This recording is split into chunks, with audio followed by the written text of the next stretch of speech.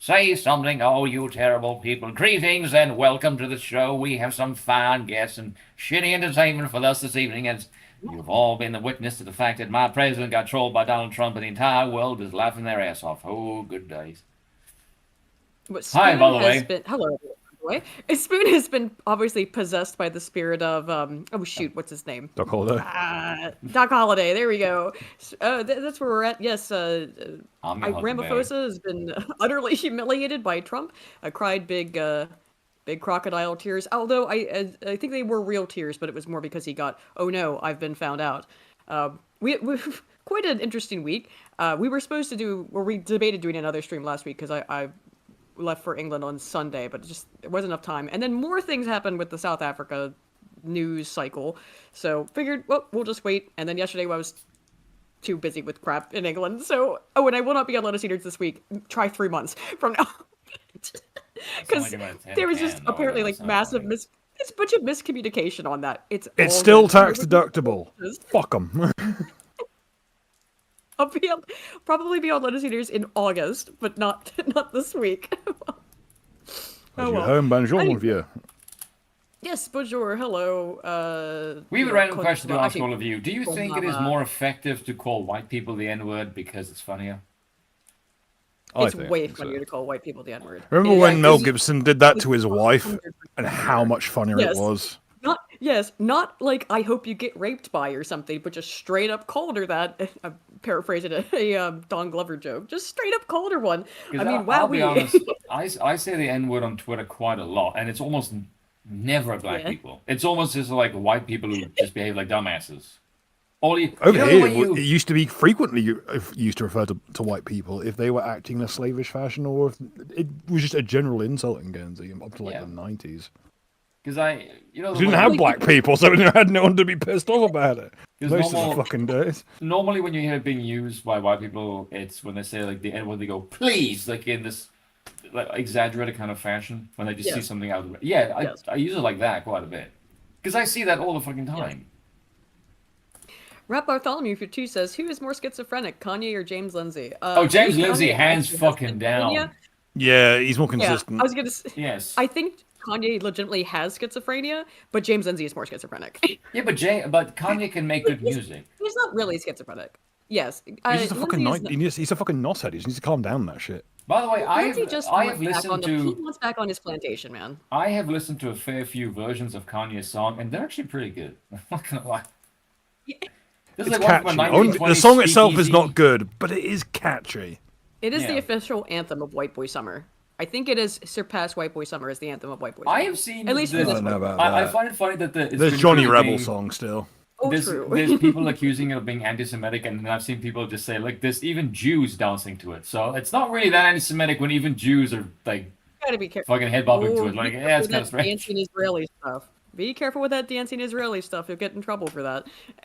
Anywho, I'm saying it's they been a even find it strange. funny. Oh god, I'm just reminded of a very old joke. Bob the building, he's a Oh, building. Bob the building, oh no, as a flame drives into him. Why are people saying oh my my. microphone sounds off? No one else has said anything. There's a very slight kind of, not quite echo to yours. Yeah, yeah. I That's don't a know. It's mine. not. I'm not sure. Have you had any acoustic changes to the room? I have not. Well, I'm in a hotel with my travel mic, so if I sound off, that would be why. So I'm going to have to But scream really loudly to pick up on hers like normal. eh? Well, normally they Oh, can right. hear Yes. me Yes. through yours, and I'm shrieking Right. racial slurs and whatever the fuck else Yeah, I that's do Oh. on gonna. my show, rather than actually making sense. Now it'll sound normal. Hey, There there we you go. go. There you go. By any chance, we're using the wrong microphone. Yes, because for some fucking reason, Defaulted to the headset. yes, it defaulted to the other one. I'm like, fucking why? Why That's is why this if you want even to get one on of those, here? you want that shit to be two cables, one for microphone and one for headset. You just unplug the fucking microphone one like I Yeah. do. One of the reasons we're Fuck's late tonight sakes. is because I don't know if those of you who use Twitter have noticed that Twitter's been a bit fucky wucky today. I just got It locked has, out of yes. YouTube and it just would not work for it. And then it just started working all of a sudden, but it was having like connection issues or something. I find that whenever there's a problem with Twitter, it tends to be a like universal problem across social media platforms that there's something if there's a fucky wucky somewhere, there's fucky wuckies all over the place.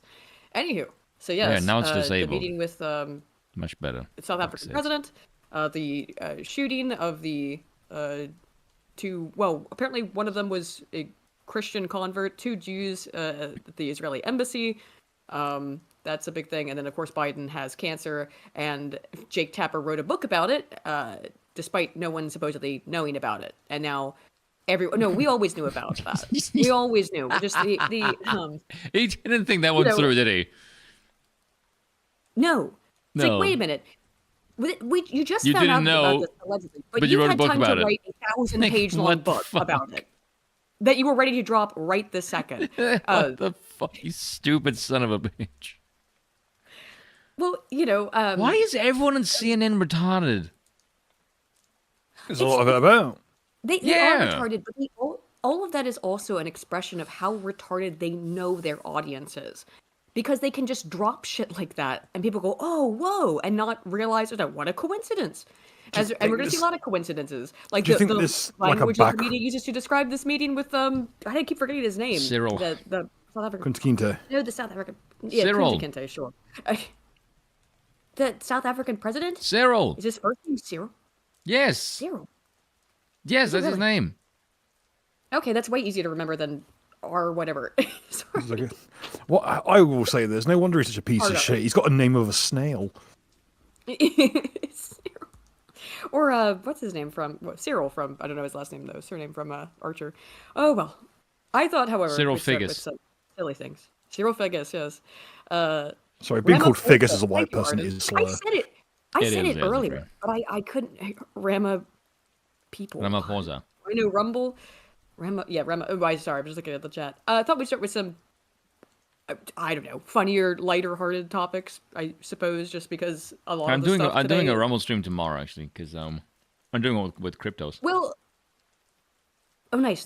Yeah. Spoon, of course, is from South Africa and lives again in South Africa. Hello. And I know does not really like talking about South African politics for. Is it bad? I thought you say Spoon here is a Sigma male. Is a Sigma. Well, Because what's on the screen. I'm just saying that He there's is, some yes. topics that are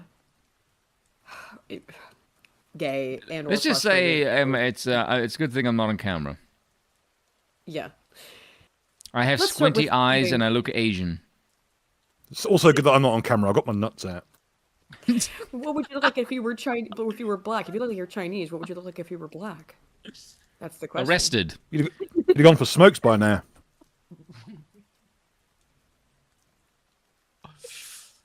God damn, this is going off the rails really quickly. Yes. Fucking Also, jeez.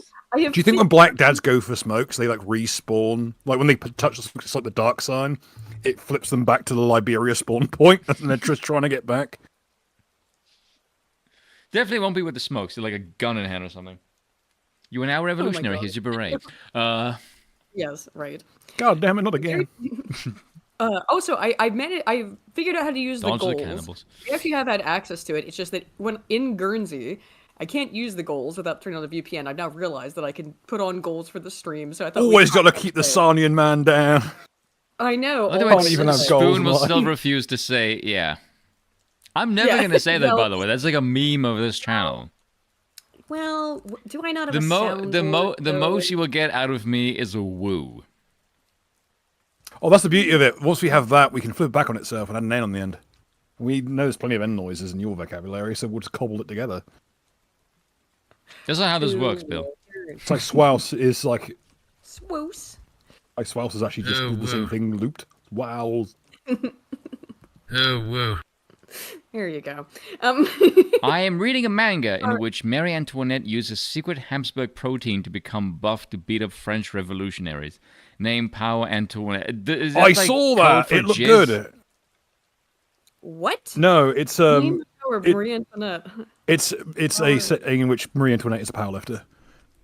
Oh, okay, that's There- interesting. it's not the strangest thing I've seen her in. The most strange thing is probably Innocent Rouge, where it's actual historical Marie Antoinette, but it's the backdrop is a warring clan of the royal headsman in France. Yeah. For a strong finish, please play the last 6 minutes of Dankula's latest video. What is it? Did you give He's us a talking about 20? Yeah, at the end of his video about the Wonkaland experience what can best be described as Oompa Loompa flow. Oh, let's go. Thank I you mean, so if much it for is, the 20. it's Very a 20, so close. we'll play it. I think it's fair enough. Yeah. Absolutely. Oh, absolutely. Horwitz Well, always. if I'd known it was only $20 to have us put on like Dracula flow, we could have made a lot more money by now. Gary Thomas for 5 says, "Hello all. If there was ever any doubt that Biden's family doesn't love him having cancer throughout his presidency proves it."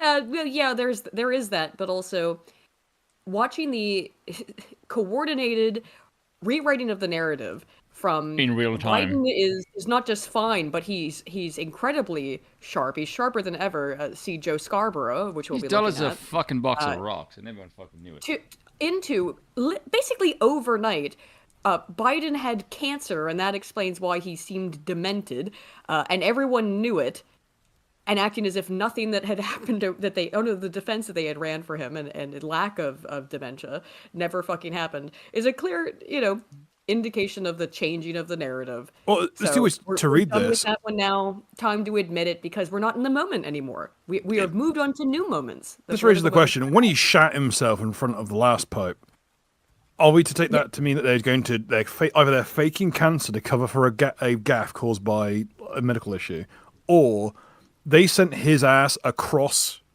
international lines multiple times whilst his fucking gooch was rotting out of his body?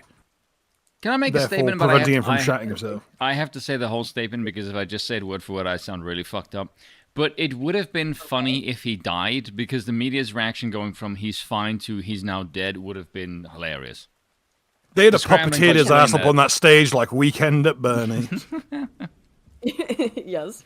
Mr. Magoo, the animated series, yeah. Yes, very much so. Let's start with this. I just saw The this White earlier. House It's very edition. bizarre. This was. What did I title this in my? I always give things in the docket little names. I Dora called this explains Sigma? Techno-dystopian hell. Techno-dystopian hell without any of the cool shit. Which is exactly. This is apparently a real thing that I guess Nickelodeon put out of Dora the Explorer explaining the word Sigma. I just spot. I have a super cool word for you. Sigma. Can you say Sigma? Muy bien! Sigma is a word for someone who's confident, independent, and does things their own way. Think So of it me. as someone who's a leader and a trendsetter. Let's say your That's not me. is doing their own That's thing, not focusing what on Sigma their is at all. goals and not worrying about what No, but it's just so bizarre that AI Dora the Explorer is explaining the word Sigma, which is Zoomer lingo, of course, but it's been adopted by you can Zoomers. say you're such a Sigma. Oh It my means God. strong and cool. Just My speak whole for face just yourself. clenched into a fist. When you see someone doing Uh-huh. something totally independent and cool, you can say, "That's so Sigma." Now it's your turn. Kill On the count me. of three, all My say, leg "I'm just a snapped Sigma." backwards at the knee. Ready? Uno, Are you ready? Are you ready? We're all gonna say that's so Sigma. Ready? dos, tres. I'm a Sigma. I'm a Sigma. Thanks. Fantastico. Thanks. Sigma nuts. Confident Sigma.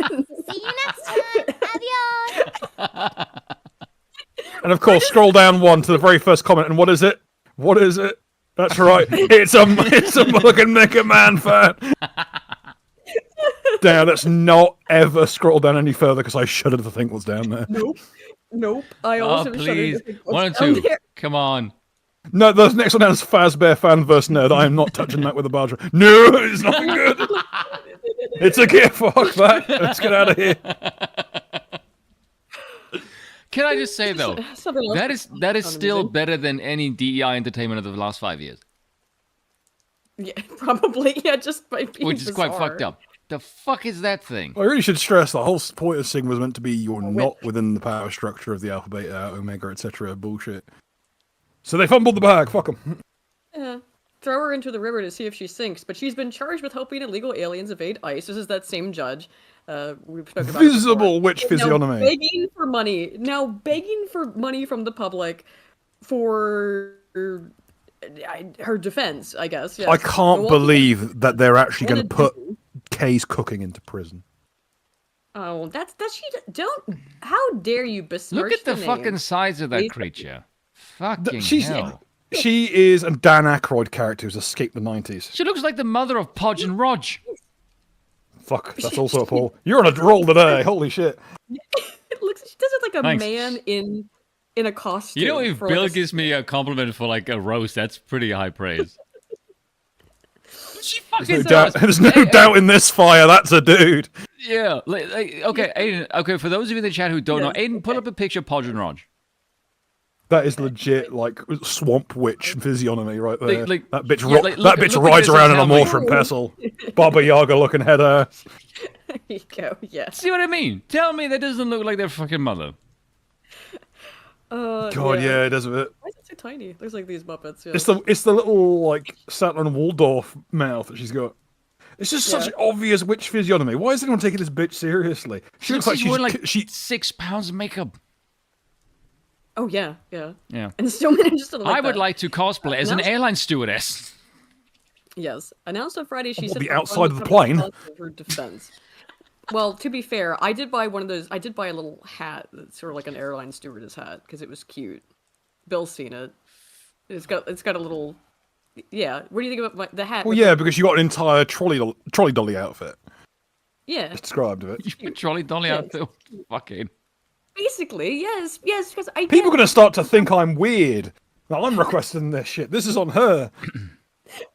People are going to start assuming things about my character just due to the shit you wear. I just like to dress like it's any era other than the current one. I mean, fair enough. I mean, wouldn't we all? Sucks.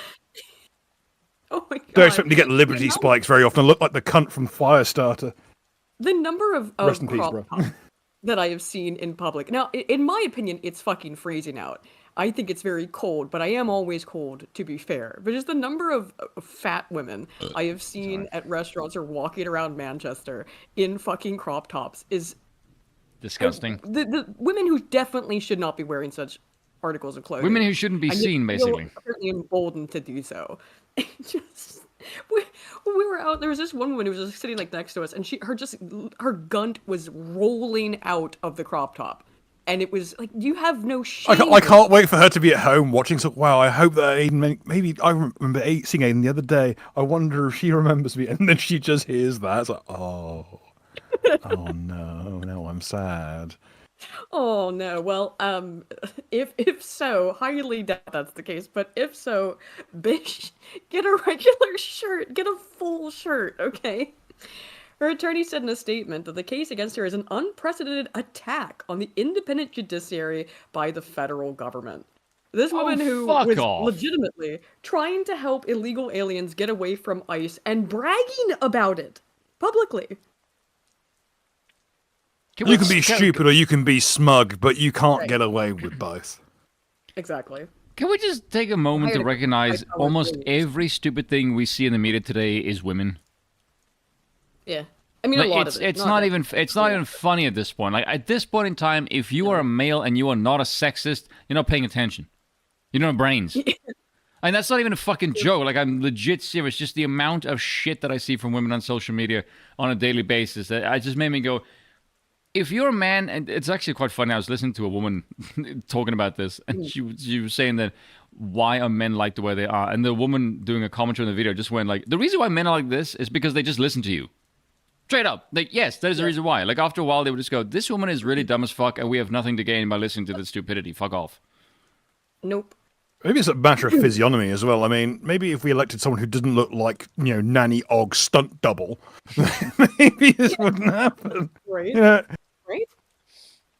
And I realise that's going to be a joke for just the fucking Terry Pratchett fans out there, but there's enough for you to get away with that, right? Prosecutors allege that Eduardo Flores Ruiz was in Dugan's courtroom on April 18th for a hearing in a domestic violence case when Dugan learned that immigration agents were in the courthouse looking to arrest him. According to court documents, Flores Ruiz illegally entered the U.S. after he was deported already once in 2013. Angry that agents were in the courthouse and calling the situation absurd, it's so absurd that federal agents are looking to deport an illegal criminal, Dugan led Flores Ruiz out the back door of her courtroom, according to an FBI affidavit. Agents eventually captured him following a foot chase out of the building. They then arrested Dugan at the county courthouse. A grand jury on Tuesday indicted her on one count of obstruction and one count of concealing a person to prevent arrest. Charges carry a maximum sentence of 6 years in federal prison. Now, one thing we've glossed over here is that the man was there for domestic violence. Yes. Which is Yes, not a and good the left- look. And the left has never talked about that once. He's just an innocent little angel, like all immigrants, I'm sure. She pleaded not guilty during her arraignment. Her attorneys have filed a motion seeking to dismiss the case, arguing that she was controlling movement in her courtroom in her official capacity as a judge, and therefore is immune from prosecution. State Supreme That's Court not how the suspended world Dean Colonial. works. Now, if they're going to try like it's qualified immunity, then I think there's a Mr. Chauvin who needs a fair square go on that too. Well, we're going to see in a minute that about the limiting of habeas corpus, and again how there's extreme hypocrisy. Oh there yeah, on- I have seen people Abraham freak Lincoln. the fuck out over that. It's been great. Yes. It's always rules for thee, but not for me. Every single fucking time. And what we need to be honest about that is, yes, we can call it out and call it the hypocrisy where it is, but the reality is that all these people are hypocrites. Just pointing out the hypocrisy alone isn't enough. Of course, they're hypocritical.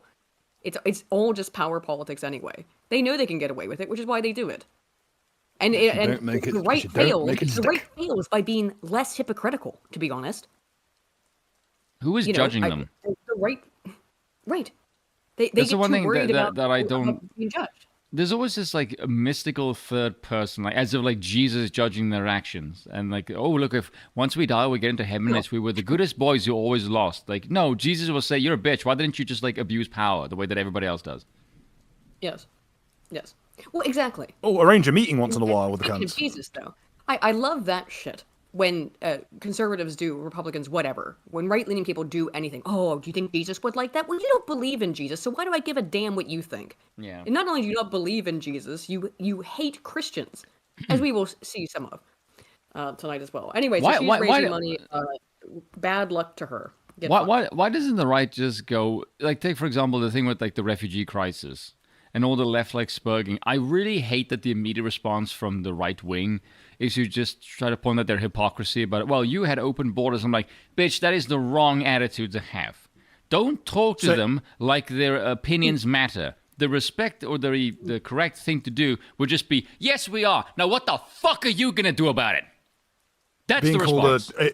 to the left, being called a hypocrite is like when we get called bigots. It means fucking nothing. Yeah, exactly. It means a fuck point of all. pride. Just say fuck you. You won't do shit. Come at me, you little pussy head little bitch. That's the correct. It's they get aggressively angry because they rely on the hypocrisy and like the constant like, woo, you must engage in our terms. No, we fucking don't. Fuck you.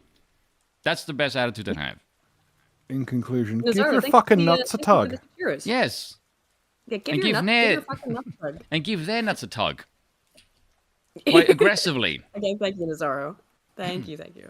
Who cares? I made a Teflon okay. anyway. I've not seen this one, but you sent this. Oh, over me this just is now. like I think this- insane.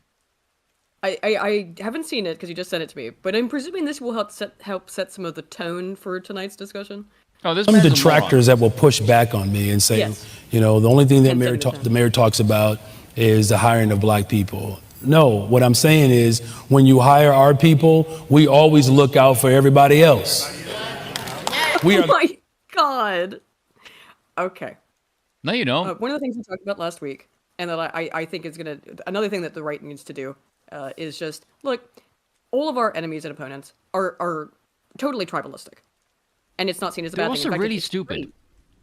So it's fucking time to stop being tribalistic then. Everyone else on Earth is. The only people who are not allowed to be tribalistic for whatever reason are whites. And I can specifically tell you white why. people are not allowed to have any kind of in-group homophily. Well, sure. I probably could too, but what's your hypothesis, Spoon? We would crush everyone. It is the fear, yes. Yes. There was actually a really excellent post by Eric something is his name. I'll tell you now. Give me Eric. one second. Did I play? Okay. No, it's a long fucking post. So I read it Oh. on somebody else's stream. It is quite. It's like a 5-minute read, but it is really really good. Okay, you want to finish playing this and then you want to tackle the post? I mean, sounds Okay. good. Or we'll finish this. It's only a minute. We'll finish this first. the most generous people on the planet. No, you're not. I don't know too many Fucking money, you cultures don't that have anything. played. Yes. Oh, as a group, Black Americans are major recipients, and by the way, you're gonna have to put your per capita hat on here because I don't know what that I'm means. sure that white fallen the I'm sure first that hurdle. white people use more in services because there's so many more of them. So I'm sure that whatever you could probably come up with that calculation. But per capita, so many Black Americans are on welfare and government benefits. But we're the most generous race on earth. Okay. And specifically, this is talking about the city of Chicago, otherwise known as Chirac, for what a peaceful... The place that basically generous place. pioneered the phrase "fuck you, I got mine." Yep. Historically, Wait, hold on a second. Could someone explain to me how the fucking hell you took someone that looked like a fish suffering from fetal alcohol syndrome, that is... what was the name of the previous one? Like the one that's hair looks like a fucking cigarette butt. The cotton bud guy? No, the previous Chicago mayor. She was a woman. Oh, Lindsay, like Lori Lightfoot. Yeah, there we go. Lori Lightfoot, Right? yes. How the No, fuck did you look at that bitch and go, "Hold my beer, I can be dumber"? Yeah, Beetlejuice, 1, 2, 3. Fucking insane. Oh my. We just make somebody a family member, right? Now, you know, This is how we are. Yeah, it's called Who trafficking. believes this? If I Again, time for that. This is not aimed at... Who is this aimed at? Because he knows what he's saying is Blacks. a lie. The audience knows what he's saying is a lie. No, that they know this is not true. Well, no, because they don't have more than a 15-second recollection either side of their perception of now. Oh, is that So it, maybe? to them, this is true. I actually know. Bill, I Right. know where you're referencing that from because I read it recently. Well, yeah. I mean, but that is the thing. It's he God. didn't do nothing because in that exact It's not second the that he same was person, arrested by yeah. police officers. Yeah, and that's why they say I didn't do nothing. I never because thought of in the that, but moment- up until I read it, I you're went not like, doing "Holy fine. crap, this does make a lot of sense, actually." Yeah. And so, business and economic neighborhood development, the deputy mayor is a black woman. Department of Planning and Development is a black woman. Infrastructure deputy mayor is a black woman. Chief- And how's and- Chicago going? And this man will be catching Me Too allegations in 2 years or less Probably. as a yeah. direct result of this, because I guarantee you, those women fucked their way to those jobs. Most likely. This is Operations something to officer. get, like, this is why Well, the yeah, concept that's of true. meritocracy is bullshit, because other people Yeah. don't value meritocracy. No, and yes, they vote on and act on tribal instincts, and they probably didn't fuck their way to the top, Bill. That they just got there from white people putting them into those positions, right? Well, Possibly, yes. and Now, another don't forget, this is also Chirac a lot. Actually, where was Willie Brown? But it's not through fucking because look at the reported attractiveness of Willie Brown, I think, was people in of San Francisco. races. No, San Fran, And yeah. nobody is going for black women. They're considered the least attractive group of female racial. Maybe that's it. Maybe it was to not have to fuck them. Maybe right to avoid such. Here's a job, Is please. a black man. Stop bothering me. Budget director is a black woman. Senior advisor is a black man. And I'm laying that out because when you ask, how do we ensure that our people get a chance to grow their business? By people. employing them in the state?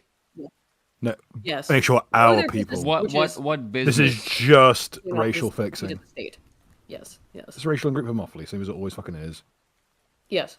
That is transparent. So the next topic is the Biden cancer announcement, which was a shock to everyone except for actually we always knew it, and if you act shocked, well, that must have been you weren't paying attention. And Jake Tapper, who denied it for years and years, just so happened to have written a 800-page book or something about it. We were at a bookstore in Manchester, and we were looking for AA's new book, just out of curiosity, see if they had AA's new book and one of Dutton's books. They did not, but they did have this book big front and center, the Jake Tapper's new thing, which was interesting. Just in that this huge book, it's like 800 pages or whatever the hell it is, that Jake Tapper comes out with, that reveals that everyone knew all along apparently that Biden had cancer. And actually, it's a good thing, and we all knew about it, and we were all very concerned, except they all fucking spent years denying it. And in fact, I'm going to be able to pull up shit from just last July, where the media was still attacking people for even questioning Biden's capacities and facilities. faculties, excuse me, not facilities. Well, facilities too. Faculties. Faculties. Excuse me. Biden has been diagnosed with aggressive prostate cancer. So that's why he's brain dead, apparently, is because of the prostate cancer. I mean, that is where his brain is, so that's not a surprise. Urinary symptoms. So doctors to discover a nodule in his prostate. He was diagnosed with prostate cancer on Friday, with the cancer cells having spread to the bone. So this is, again, being reported on May 19th. They just discovered it last week. But again, the messaging on this is schizophrenic. And the reason why it's schizophrenic is because people did know this the entire time. They knew Biden was sick. But he's out. That moment's over. So now, okay, we can be honest about it. But they haven't gotten their messaging isn't actually coordinated on this. I guess because they didn't know when they were going to release the information. So these, and the reporters are really stupid. Well, yes. And they are not as coordinated as it sometimes seems. Sometimes they are.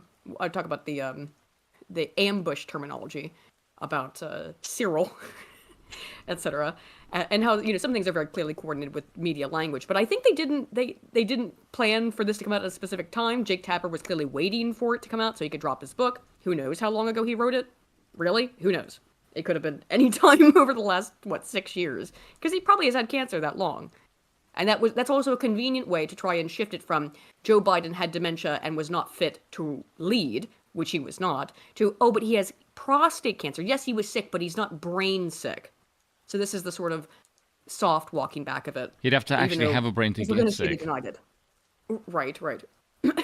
They'll use this to explain why he shat himself in front of the Pope. I think they actually are using it for that. Are they? So either this guy was rot, either this guy's fucking gooch was falling out from rot that early, and he should not have been in office anymore, or you're trying to weaponize someone's cancer diagnosis to cover for their past mistakes. Both are equally monstrous. Yes. Prostate cancers are graded for aggressiveness in what's known as a Gleason score. Scores range from 6 to 10, with 8, 9, and 10 prostate cancers behaving more aggressively. Biden's office said his score was a 9, suggesting his cancer is among the most aggressive. And prostate cancer survival rate is not brilliant. No. But again, this is just, they knew this apparently the whole time, even though they're acting like even though, according to this report from the AP, just found out, but no, we knew the whole time. And if you ever questioned that, well, then you were an evil lunatic. Of course, everyone knew he was. And if you insinuate we might have pumped old Biden full of polonium to make sure he doesn't get angry that we screwed him over and blab some information again, well, then you'd be even more trouble, wouldn't you? And you're going to see that here, as an even loyal Biden insiders are suspicious of the current cancer story. Was there an ulterior motive behind the bombshell Sunday announcement that former President Joe Biden is suffering from aggressive prostate cancer that has metastasized through his bones? Apparently, quote, even people that are loyal to Joe Biden and love Joe Biden think that may be the case. Axios reporter Alex Thompson appeared on News Nation's On the Balance with Leland Vert Tuesday to discuss his explosive book. This is, co-authored by Jake Tapper. Largely led up to its bombastic title, which is Original Sin, President Biden's Decline, Its Cover-Up, and His Disastrous Choice to Run Again co-authored by one of his most diligent ball washers, Jake Tapper, who is in large part responsible for this cover-up. Just the absolute audacity of this N-word. Also, that's way too long a title. Yes, that's it. You fucking isekai manga, get the fuck out of here. For real, yeah. From reports about just how badly Biden's health has been deteriorating to reports about how the former president couldn't recognize one of the most famous people in the world, a friend of his at that, it was clear that his book would not be painting anyone in a particularly favorable light. The book, which was released to the masses on Tuesday, came out, again, we find out Biden has cancer on Sunday. It is officially announced on Sunday. And by Tuesday, this massive tome with that title... produced, redrafted, edited, bound, and shipped. And already on bookstore shelves within that no one 3 will days. read. Unless your name is Harlan Ellison, those fucking dates don't add up. Yeah. While the announcement largely drew sympathy, even from some of Biden's fiercest critics, no. For me. Fuck off. Perish already. Yeah, there's sympathy times over. The circumstances surrounding how much Biden's team knew about the cancer, not much they claim, and what they did to cover it up unaddressed so far have drawn intense scrutiny and speculation. The speculation spilled over into Vert's conversation with Thompson, Vittert mentioned on Friday a release of an audio clip of Biden's 2023 interview with special counsel Robert Hur that clearly showed why Hur had assessed him as an elderly man with a poor memory. Then he brought up Sunday's headline-grabbing announcement. Ahead of the book, you have the cancer diagnosis released. Vittert began, gathering how to best frame his question. Vittert then bluntly asked, "Is this all coincidental?" Well, Thompson said, "Is the timing of this diagnosis coincidental?" Vittert pressed again. The diagnosis, I would say even people in my reporting with my colleague Mark Caputo say even people who work for Joe Biden and Joe Biden's White House are suspicious of whether or not it is coincidental and are suspicious of the idea that the diagnosis only came last Friday. And even people that are loyal to Joe Biden, who love Joe Biden, they have doubts about it because the timing just seems odd. Yeah! But this is, again, the moment's passed, so now we can admit that Joe Biden was mentally and physically infirm. Ladies and gents, let's say it together. I believe in coincidences, but I don't trust coincidences. Nope. There is no such thing as a coincidence. Considering that he was a brain-damaged mental patient when he ran in the fucking 80s, the fact that he wouldn't be completely mentally all there several decades later is kind of... doesn't even need to be said. Yeah. First of all, Rapport... Knowing what I know now, obviously, I feel tremendous humility. Yeah, accidentally played that. I'm on my laptop a little bit. Oh, is this the thing with Mel and Kelly?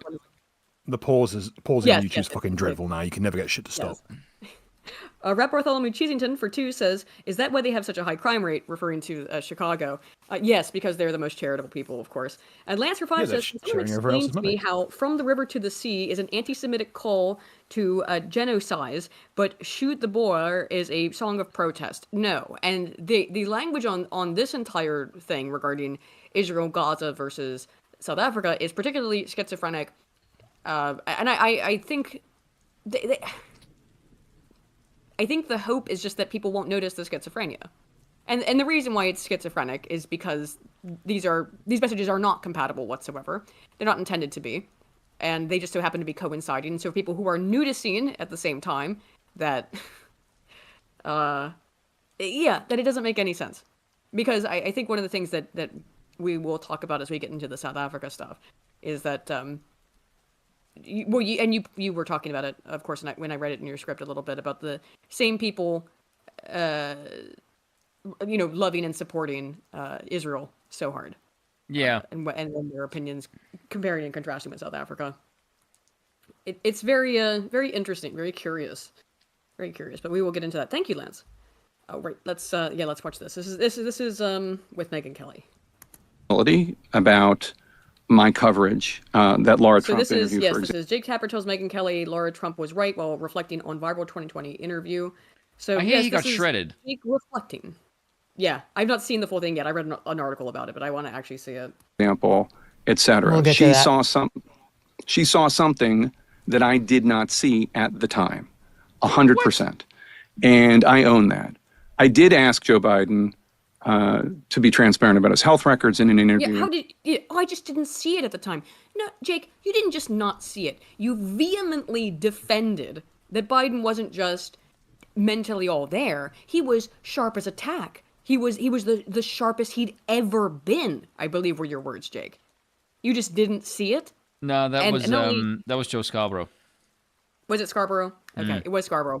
But they're aligned in their messaging, right? Yeah, they're basically the same thing. You just didn't see it. Sure thing. In 2020, I did ask him about the fact that voters but then he wasn't. Thought that he was not transparent at all. No. He promised you that he would be transparent about his health records, and then he wasn't. And when you sat with him again, including 1 month after the Jackie Walorski thing, you didn't ask him about it. You didn't follow up on the fact that he was falling up the stairs, that he was losing his train of thought regularly, that he was slurring, that he was incomprehensible, that he was getting lost on the White House lawn. You sat right across from him and you asked none of that, notwithstanding the fact that he had promised you he would be fully transparent about his health issues. So you just called the president a fucking liar. So just like to point that out, Jake Tapper. You called the former president a liar, which he is, to be fair, but he's your boy. That I detest about our environment in present-day Western civilization is that we need absolutely everyone to have, or those in power, to actually say what everyone can see clear as fucking day. That generally drives me insane. Like, oh, look, what do you know? Do you know? Like, it's the fucking dev thing with the bureaucracy. And that stream with V, where V just like freaked the fuck out of him, like, yeah. Yes. You are told, the public is told when they are allowed to have certain opinions. No, and until that point, until you're told it's allowed do not believe your lying eyes. What? No, that's just like, that's what V sounded like on that fucking clip. I could still hear V. It's like, oh God, no. Yeah. That's true. This little cup cost me £3.50. Shit. Hang on a minute. That's a nice lawn, though, I'm not going to lie. Like, my only response is, that actually looks quite nice. But I did ask him about his age and the fact that the American people had concluded that even though he said, whenever anybody brought up the subject of his age, watch me. And I said, yes, they're watching you and they are concerned that you were too old for this job. But you know as well as I do that there's a way of, you can say, hey, there's this poll on your age, or you could say, you just forgot that Jackie Walorski was dead. You asked where she was moments after watching a videotape tribute to her. Yeah, that was so overt, the situation she's talking about, where they were there to pay tribute to that woman, and then he just was talking about her as if she was still alive, and was asking where she was in the audience, as if people were chuckling about it because it seemed like a joke. By the way, because of how incomprehensible it was. Here's the thing, though. I can understand Megyn Kelly's perspective from Joe Biden and the state of the nation, but I can guarantee you there is no fucking reporter alive that would do that to a sitting president. Like this kind of conduct that she's describing is not real. No, it's not. Because, of course, it was all fake and bullshit, and they were running defense for him very, very obviously. Yeah, but I don't think they would do that with any president. At the White House. Oh, sorry, say again? But I don't think anyone would do this. Like, this type of conduct that she's describing is just not real. Oh, no, I don't think so. No. After she died. This happened 13 days before you sat with him. There is a way of pressing a man like that on the actual infirmities to bring it home to him and to the audience, and you didn't do it. That's correct. I didn't. And like I said, I feel humility about my coverage. I mean, it's not like I was asking humility. Did you mean to say humiliation? Because that's what you should have said. Him his favorite movie or his favorite color. We were talking about Putin. We were talking about other issues. We were talking about his favorite movie or his favorite color. We were talking about Putin. What? Dude, what the fuck do you actually mean by that? That's how you would have figured out if he was demented, if you were talking about his favorite color and not about serious political issues in which he couldn't answer questions because he was. Were you expecting him to like motion his disability by playing with a train set on live television or something? Presumably. Was he to attend matters in the presidential short bus? Here's what it comes down to. They're lying. We know they're lying. They know that we know they're lying, and they don't give a fuck. It's quite cringe. Of national importance. But yeah, I mean, of course, I've said, I look back at my coverage with humility, and I wish I did cover the issues of age and acuity, but I wish I had covered them much more. And I wish, I mean, of course, it's May 2025. Do I wish that in that 10, 15-minute interview I had with Biden in October 2022, that this had been the only subject? Because I had then. Well, it wasn't just that, though, Jake. It wasn't just that. I mean, you sat with him a couple of times. It was just this one 10-minute interview. You sat with him all the fucking time. You knew, just the audacity of this bitch. Lance for two says, to quote Megatron, "You're either lying or stupid." They are lying. They are stupid. Don't get that. Fuck that. Here's one from Galvatron. This is bad comedy. Yes. Course of his presidency, and these issues were not pressed. Well, there was at least that time, and then there was the time at the beginning. And but separate and apart from that, you covered the Biden's presidency. No. Let me just finish my point. You covered the Biden presidency.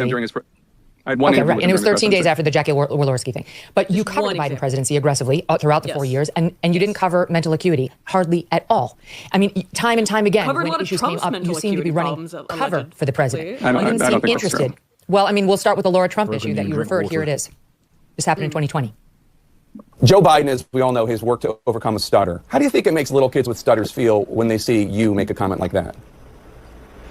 First and foremost, I had no idea that Joe Biden ever suffered from a stutter. I think what we see on stage with Joe Biden, Jake. The thing is, Joe Biden never had a stutter. And again, this was them lying directly to your face. Do not believe your lying eyes. All of the extensive video footage and audio recordings of Joe Biden over his very long political career where he never had a stutter. Don't believe it, because this is the new narrative. Everything that the fucking media does, of course, is narrative crafting. So at this point in time, the stutter was in his fucking brainstem. And now we're in the period where we're allowed to accept this shit. Or yeah, right, yeah, we didn't know, but we did know, and that's again, the temerity that it takes to go and have this interview with Megyn Kelly, saying you didn't know, and yet you have a book written and ready to publish 2.5 days after the official announcement. Don't even flying fuck with me like that, Jake. It's so absurd. Just the way in which they lie so brazenly. It's sickening. Also, can it's we very just take a clearly moment a cognitive... to appreciate the absurdity of his framing? Of what he just said to her. How do you think little kids will feel? Like, what fucking little kids are watching Laura Trump? Yeah. Like, what are you kids talking about? Probably how the kids will feel. How about the kids at home thinking, well, I'm glad I'm not being sniffed right now. Sure, right? Decline. Okay. That's what I'm referring to. It makes me uncomfortable. When was this? That was 2020. Look at that was Jake Tapper just 5 years ago. And now he looks like a skeleton. He needs more adrenochrome, man. They must have cut him off. That's so amazing. You're trying to tell me that what I was suggesting was I think that you were stuttering. mocking his stutter.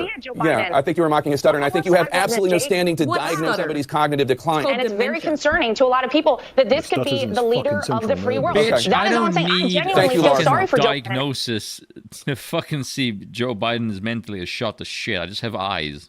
Mm-hmm. Don't believe your lying eyes. I appreciate it. I'm sure it was from a place of concern. We all believe that. Laura Trump, thank you so much. Do you want to apologize to Laura Trump now? Yeah, Jake. I've already apologized to her. I called her months ago. Oh, okay. So you've known about it for months. And didn't feel the need to share. You've known about this for months. So you've been withholding key critical evidence from the American public for your own gain. Well, how many months is months ago, Jake? By months, do you mean years? If we're to believe that this is a known thing, then you were colluding to hide this information for political and financial gain. Apparently, it wasn't known until this week. So how did you know months ago, however many months it was, how did you know months ago to apologize and to write your fucking book? Dude, this was so sloppily handed on their parts, but it really exposes compared to Kabul, the theater for what it is. Yeah. And what did she say? I mean, they constantly expose the theater, to be fair. I'm just saying that this particular instance seems to be particularly mishandled. I mean, I don't want to disclose the contents of a private conversation, but I thought the conversation went well. And she has said this publicly, so I feel fine sharing it. She said that she would never mock anybody's stutter. But I mean, after we did the research for this book, and I realized how bad his acuity issues were, research for this book. They had this written probably like 6 years ago and just updated it with stuff over time because they were always planning on putting this out at some point. And again, you knew this for months. How many months? And you just sat there and backed his second run for president? How many months ago was it? I called Laura Trump and I said you were right. It's unbelievable. She was totally right. That's the thing, because when I watched that clip, and I'm giving voice to what a lot of people watching this show are feeling, Jake, I feel angry because she was right. And not only did you not allow her to make her comments, but you seemed to try to humiliate her. You had a hostility toward the position, but she was totally right. And then you lectured her on how she was in no position to diagnose cognitive decline, which you guys do at length, including on page 4 of your book. You describe at length his cognitive decline, which is all she tried to do with you. But you had such a visceral reaction to her. And my feeling is that's because you didn't want to hear it. No, dude, Megan's mainstream news, so she can't be honest about what it is. You didn't want to hear it. No, he knew completely and was just lying. I'm happy to talk about this. I didn't come here thinking that you weren't going to ask me about this. I'm happy to talk to you about it. And if it did, so you could profiteer off it. Yep. They are. I saw the coverage of. Now Trump's in power. Biden's politically useless. They'll gorge themselves on his carcass and leave his bones by the roadside. Yeah, Biden's done. Biden's cooked. Kamala's done. She's cooked. They're divesting themselves of these now useless toys, Laura Trump's comments, which were interpreted as her mocking Joe Biden. Interpreted by whom? Exactly. You, dingus. Was in January 2020. I read it in conservative media. I read it in the Daily Mail. And that's where I saw that her comments were being interpreted that way. After those comments were publicized, it got a lot of coverage. And Sully Sullenberger wrote an op-ed in the New York Times criticizing her about this. So that's...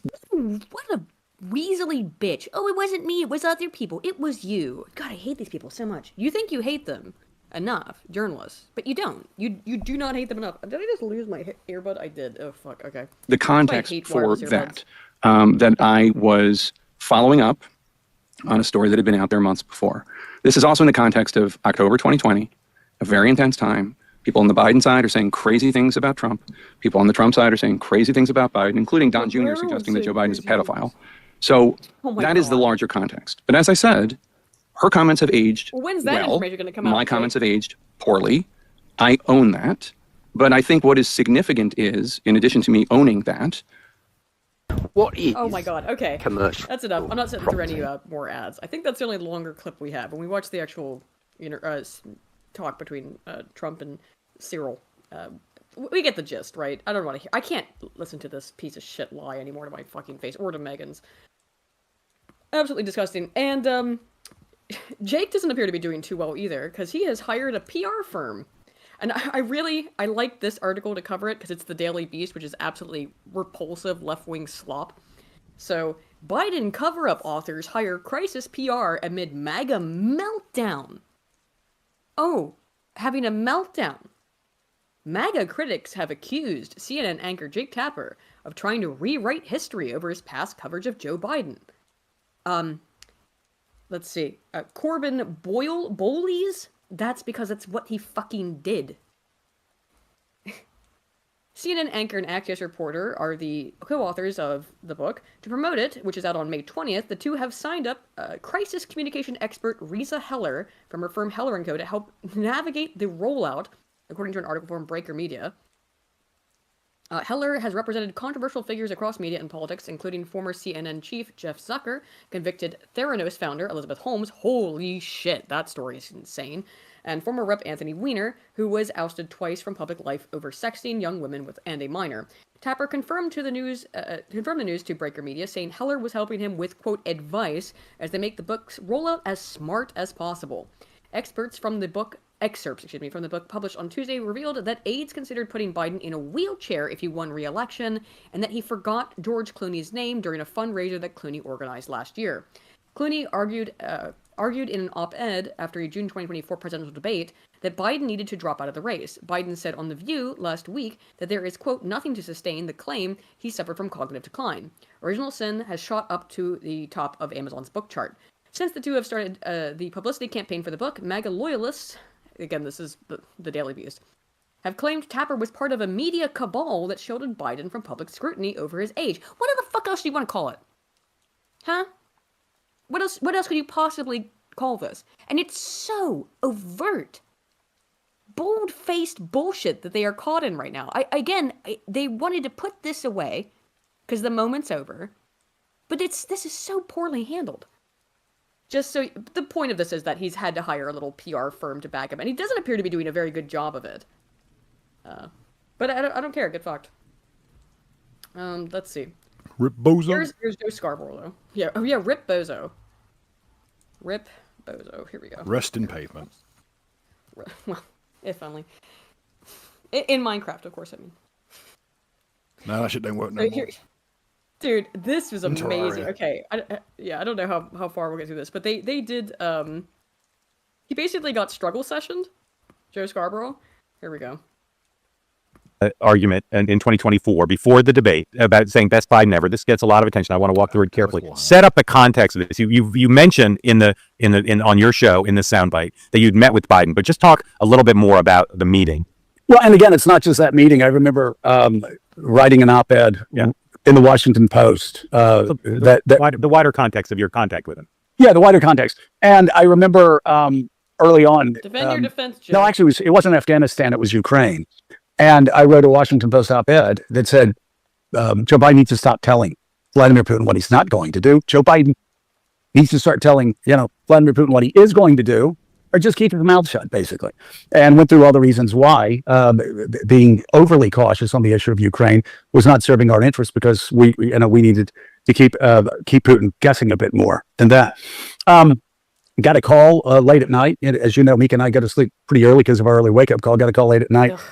And there's been a 30, 45-minute, pretty one-sided discussion from the President of the United States, being critical, but more importantly, going in depth as to why he was doing what he was doing and taking me through it. And, Mark, you and I have talked to politicians, and I think this is a very important point for people that are listening and maybe skeptical, but maybe open-minded about this.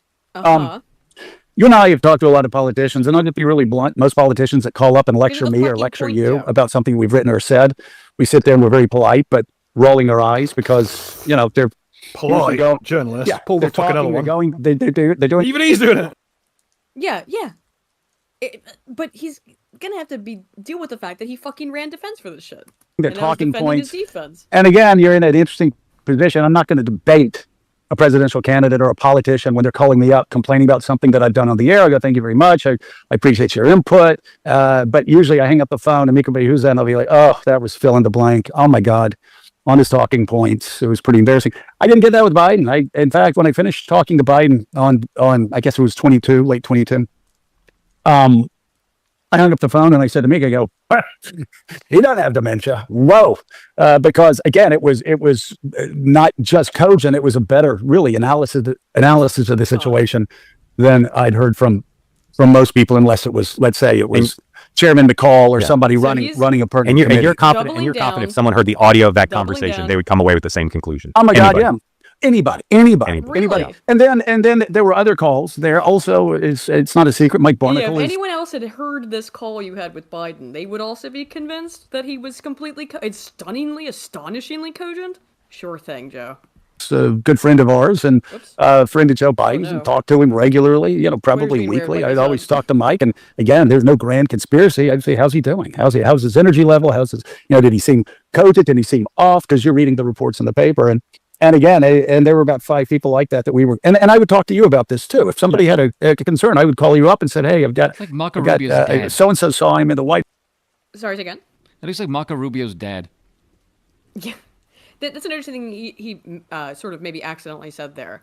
If concerns about Biden's mental acuity were being raised, he would call up this guy, Mark Halperin, and what? Get their stories straight from the sound of it. Get their stories probably. Straight. Yeah, sounds like it. White House was concerned. So that there were a lot of those meetings. There was, again, this 2.5, 3 hour meeting that I had with him. I think it was March, maybe in March of 2024. Yeah. And we went in, it was supposed to be like an hour lunch, which is not unusual. I done it with Donald Trump and then with Barack Obama. We rambling go so much. Pretty regularly. But when I had him there, I was asking him, I wasn't asking him smells like human Xanax. About Ukraine, I was asking about Israel, I was asking about India, which I think was in the news recently. Basically took him around the world. I asked him about, our flex in Asia, what was going on in Guam, what was going on in the Philippines, what was going on with Australia, what was going on in South Korea and Japan talking. And he took me, he really took me around the world. Who knows?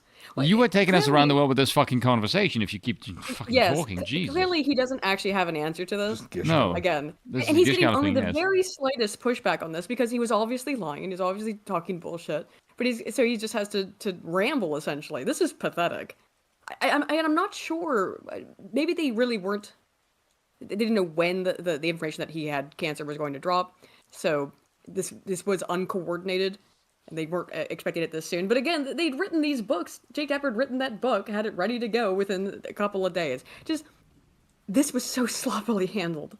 Oh, and I will say, if you and I lined up 100 Washington politicians, he handled those answers better than 99% of them. Ironically, this will be a surprise to people. Ironically, the one person that I talked to in the 2024 cycle who had, my God, he's just yapping. As impressive a grasp was Ron DeSantis, who for some reason didn't want to show that during the campaign, but talked to Ron DeSantis several times on foreign policy, and he was one of these guys that I talked to. I go, wow, okay. So I went away from a 3 hour meeting with Biden talking about everything from Bill Burns negotiating, in Russia. Is he going to negotiate in Russia?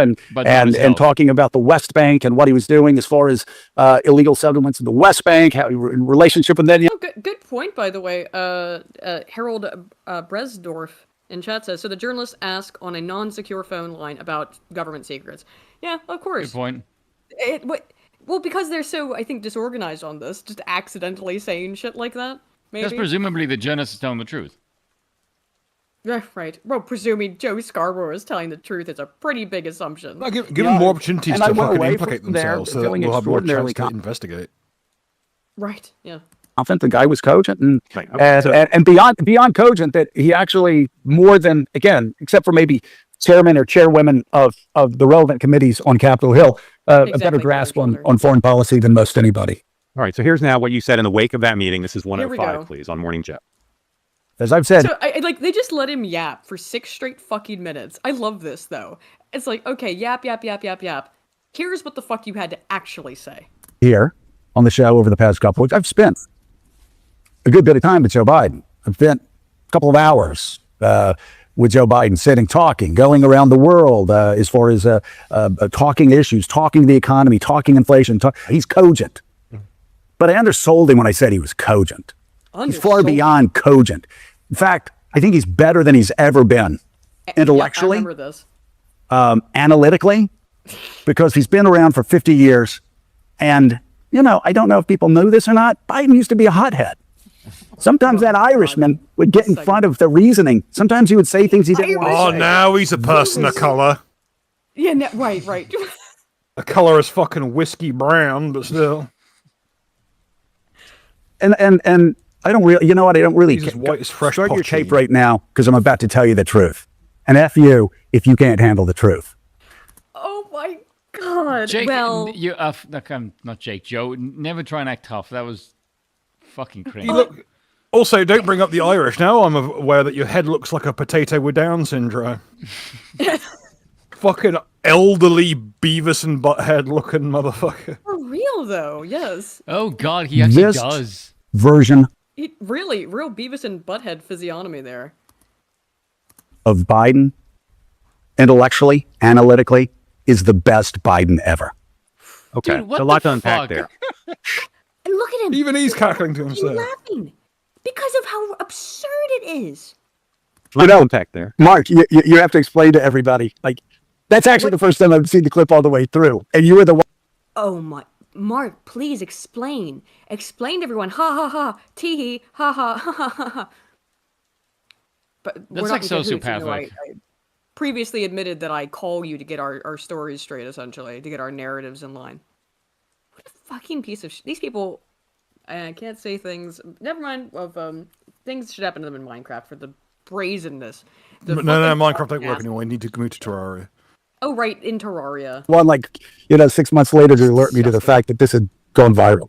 Yeah, well, I told I you, only and found out it people, went viral 6 months later. I'm so may above not this. realize you don't pay much attention to social media anymore. You don't pay much attention to criticism. But I told you for several months, I said, Joe, Biden ever has become the symbol for the right of the media and MSNBC having so much Trump derangement syndrome that you're claiming that a guy who's clearly lost mental acuity is the best Biden ever. Now, I say to people, go watch the State of the Union address. Talk to people who talk to Joe Biden. He had good days and bad days. You were with him on a good day and had conversations with him on a good day. On good days. On good days.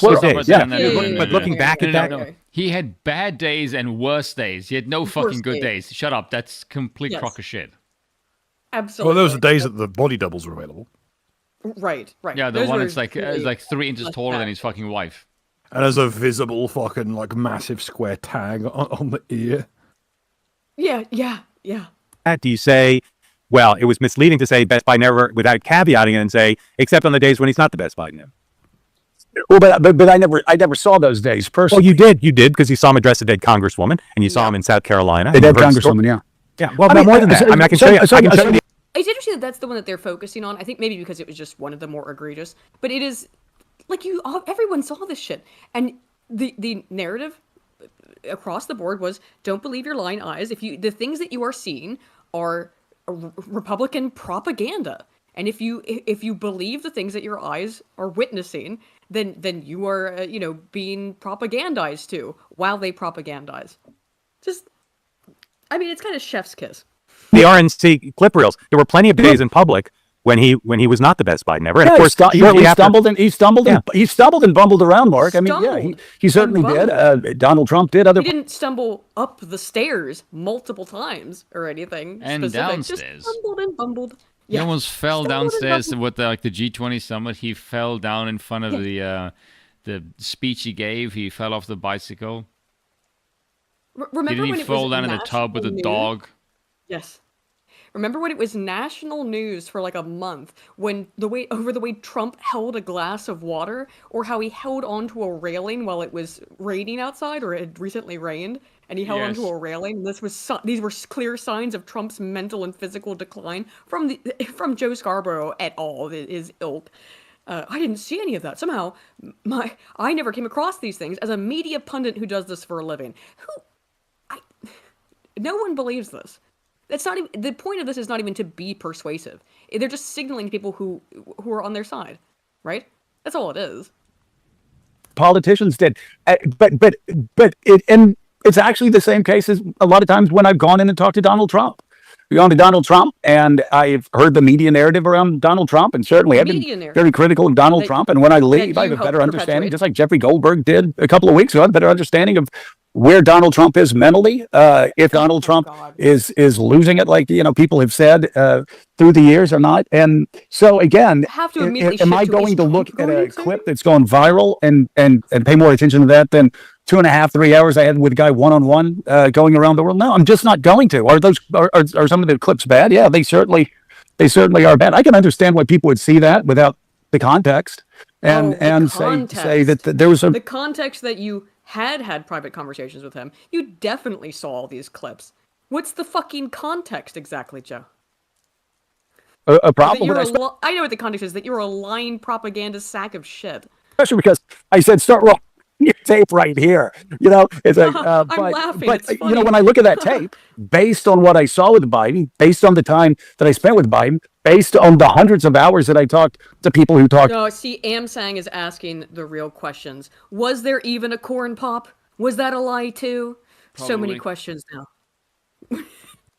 Look, corn pop was a bad dude. I have it on good authority. To Biden and people that worked with Biden.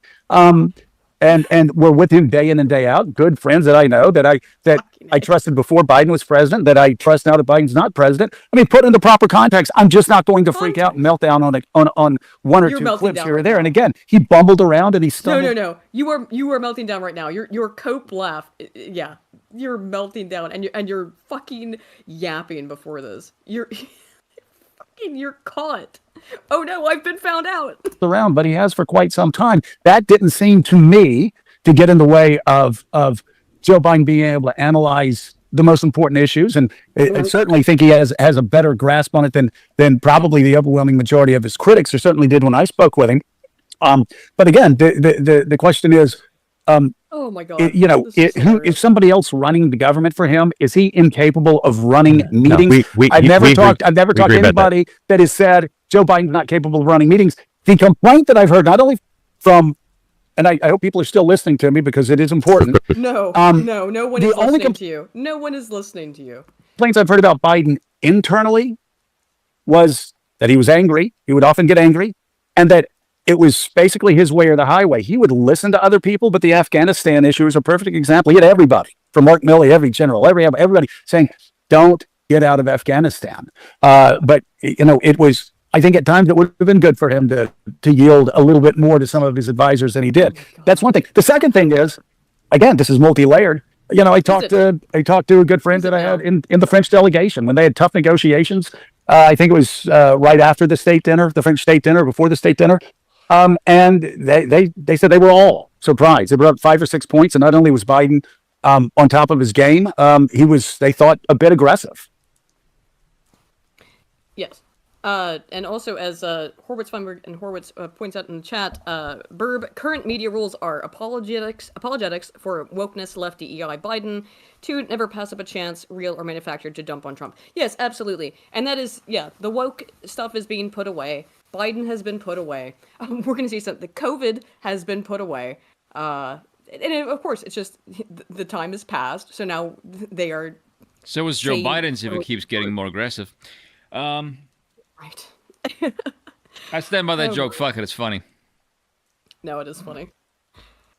Let's see. There's this one. Yes, of course we all knew. So this is again the schizophrenic nature of this. They don't really know how to respond to this for whatever reason. So this is Dr. Zeke Emanuel on MSNBC. Jesus Christ, the physiognomy of that fucker. He looks straight out of like a fucking Hollywood villain cartoon. Bro, it looks like he heads Heaven's Gate. Yes. You're an oncologist, obviously incredibly respected. You believe that it is likely, just for those just tuning in, you believe it is likely if this prostate cancer has spread to the bone that he could have had it for up to a decade, but certainly it's likely, would it be fair to say, it's likely to have had this for at least several years? Oh, more than several years. You don't get prostate cancer. Oh my! Oh, more than several years. Yeah, we all do. I like the way that like Joe is like correcting as soon as the man fucking talks. Like, oh my god, please stop. This is too much. No. Yes. Slow your roll. I know we're admitting it now, but you don't admit it. That's the face it really does just say shit. Shit, but also fug. Yeah. So I just want to stop you. So this is not speculation. If you have prostate cancer that is spread to the bone, then he's most certainly, you are saying, had it when he was president of the United States. Oh yeah. He did not develop it in the last all that required yearly physicals. Days. He had it while he was president. He probably had it at the start of his presidency. Yes, it required yearly physicals. I mean, they were very adamant about Trump getting because they were claiming he was insane and infirm the entire time. Oh yeah, at least like probably 10 years. In 2021, yes, that I don't think there's any disagreement about that. So all those yearly physicals where he is absolutely aces was bullshit. And no one caught he had cancer. I mean, everyone kind of knew that. Unbelievable. Just, again, you think you hate them enough, you don't. You don't hate journalists enough. Joel Star for 5 says, ugh, they're still lying to us. I know, right? For another 5 says, you 3 deserve justice for listening to these liars in suits. Man, thank you. And for another 5 says, yes, I do. We deserve less. We're influencers. Don't you ever call me that ever again, Bill. Fuck you, bitch. Bill, influencers is like the gayest thing. Like, if anyone asks me, like, are you an influencer? Like, no, I'm a content creator. Influencer sounds fucking cringe. I do prefer content creator because influencer is a slur.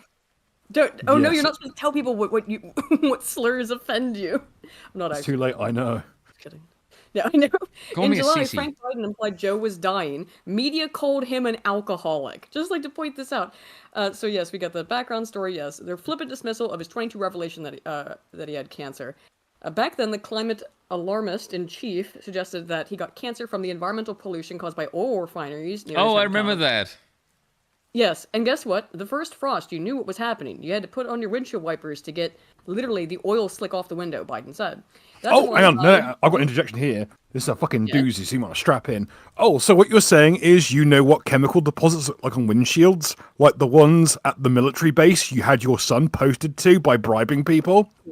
Oh, curious. So you would have known from perhaps his letters home that he was in an area with a massive chemical buildup that led to the cancer that killed him? Yeah. Curious on that. That's his son died of like horrible chemically induced cancer. So I would have thought he'd have been quite careful about this shit. That's why I and so damn many other people I grew up with have cancer, and why for the longest time Delaware had the highest cancer rate in the nation, he noted. At the time, the White House and their media minions immediately insisted Biden was referring to a minor skin cancer that he had removed before he became president. I remember this distinctly. Which would have required a full body, like scans and biopsies, the works. It would have shown up, like on blood work, that he had other cancers. Yes. In 2023, Biden was mocked on social media for claiming his administration had ended cancer as we know it. Yeah, we'll just watch it for I cure cancer. They looked at me like, why cancer? Because no one thinks we can. That's why, and we can. We ended cancer as we know it. Okay. Yeah. Yeah, totally. And like that, the monkey's paw just crank shut just a little bit more. Yes. In 2024, Frank Biden suggested his brother had dropped out of the presidential race because he may be dying. Quote, "Selfishly, I will have him back to enjoy whatever time we have left in our lives," Frank told CBS News. CBS News had a brief conversation with Frank Biden, one of President Biden's two younger brothers, and here's what he told us. He said, "I'm incredibly proud of my brother. Selfishly, I will have him back to enjoy whatever time we have left. My wife will not be at home for this, just in case." Country over self. It sounds corny in our cynical political environment, but he nor I are cynical. The goal remains the same: defeat Trump and continue the work that Joe has done. My hope is that our party rallies around this heroic act. We asked him whether he feels that his brother's overall health and vitality played a major role in this decision. And he says, in my humble opinion, absolutely. So that was what his own brother said. At the time, a source pushed back, suggesting Frank has no credibility because he is a raving drunk. Frank Biden suffers from alcoholism and hasn't spoken to his brother, the president, in weeks, the source told CBS News. What he said about President Biden's health being a factor in his decision... Just because he can't remember because he was pissed. Yes, because, well, yeah. I mean, he might be a drunk, but... He saw the high on Biden's face, and he's been chasing the high his brother was living.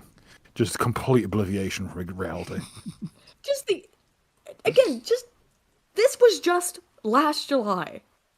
Well, he's just a drunk. Yeah. He doesn't know shit. Speaking as a drunk, occasionally we do know some things. I mean... Sometimes. Yeah, I have had... Occasionally. I'm trying to be a former drunk, for the most part, but... See, at least if you're a drunk, you can get over that. You can't get over being a perfidious, disgusting, repulsive liar like all these...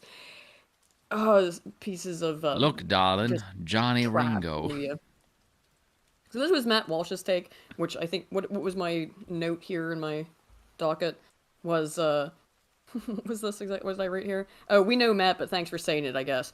So, their plan to engineer the first female president was to push through a cancer-riddled dementia patient, get him reelected by whatever means necessary, let him die, and then have her take over. Hey, Spoon, remember when we called that? Yeah, but I don't think that was ever going to be the case. Anyone with a brain called it? Well, yeah. it was clearly, yeah. I think that may have been the attempted case near the end when Biden was maybe a bit too shot. But looking back at it now, I'm not really sure what the fuck Nancy Pelosi and Chuck Schumer were thinking about trying to get Biden to step down when Kamala Harris was historically unpopular and also a cackling fucking retard.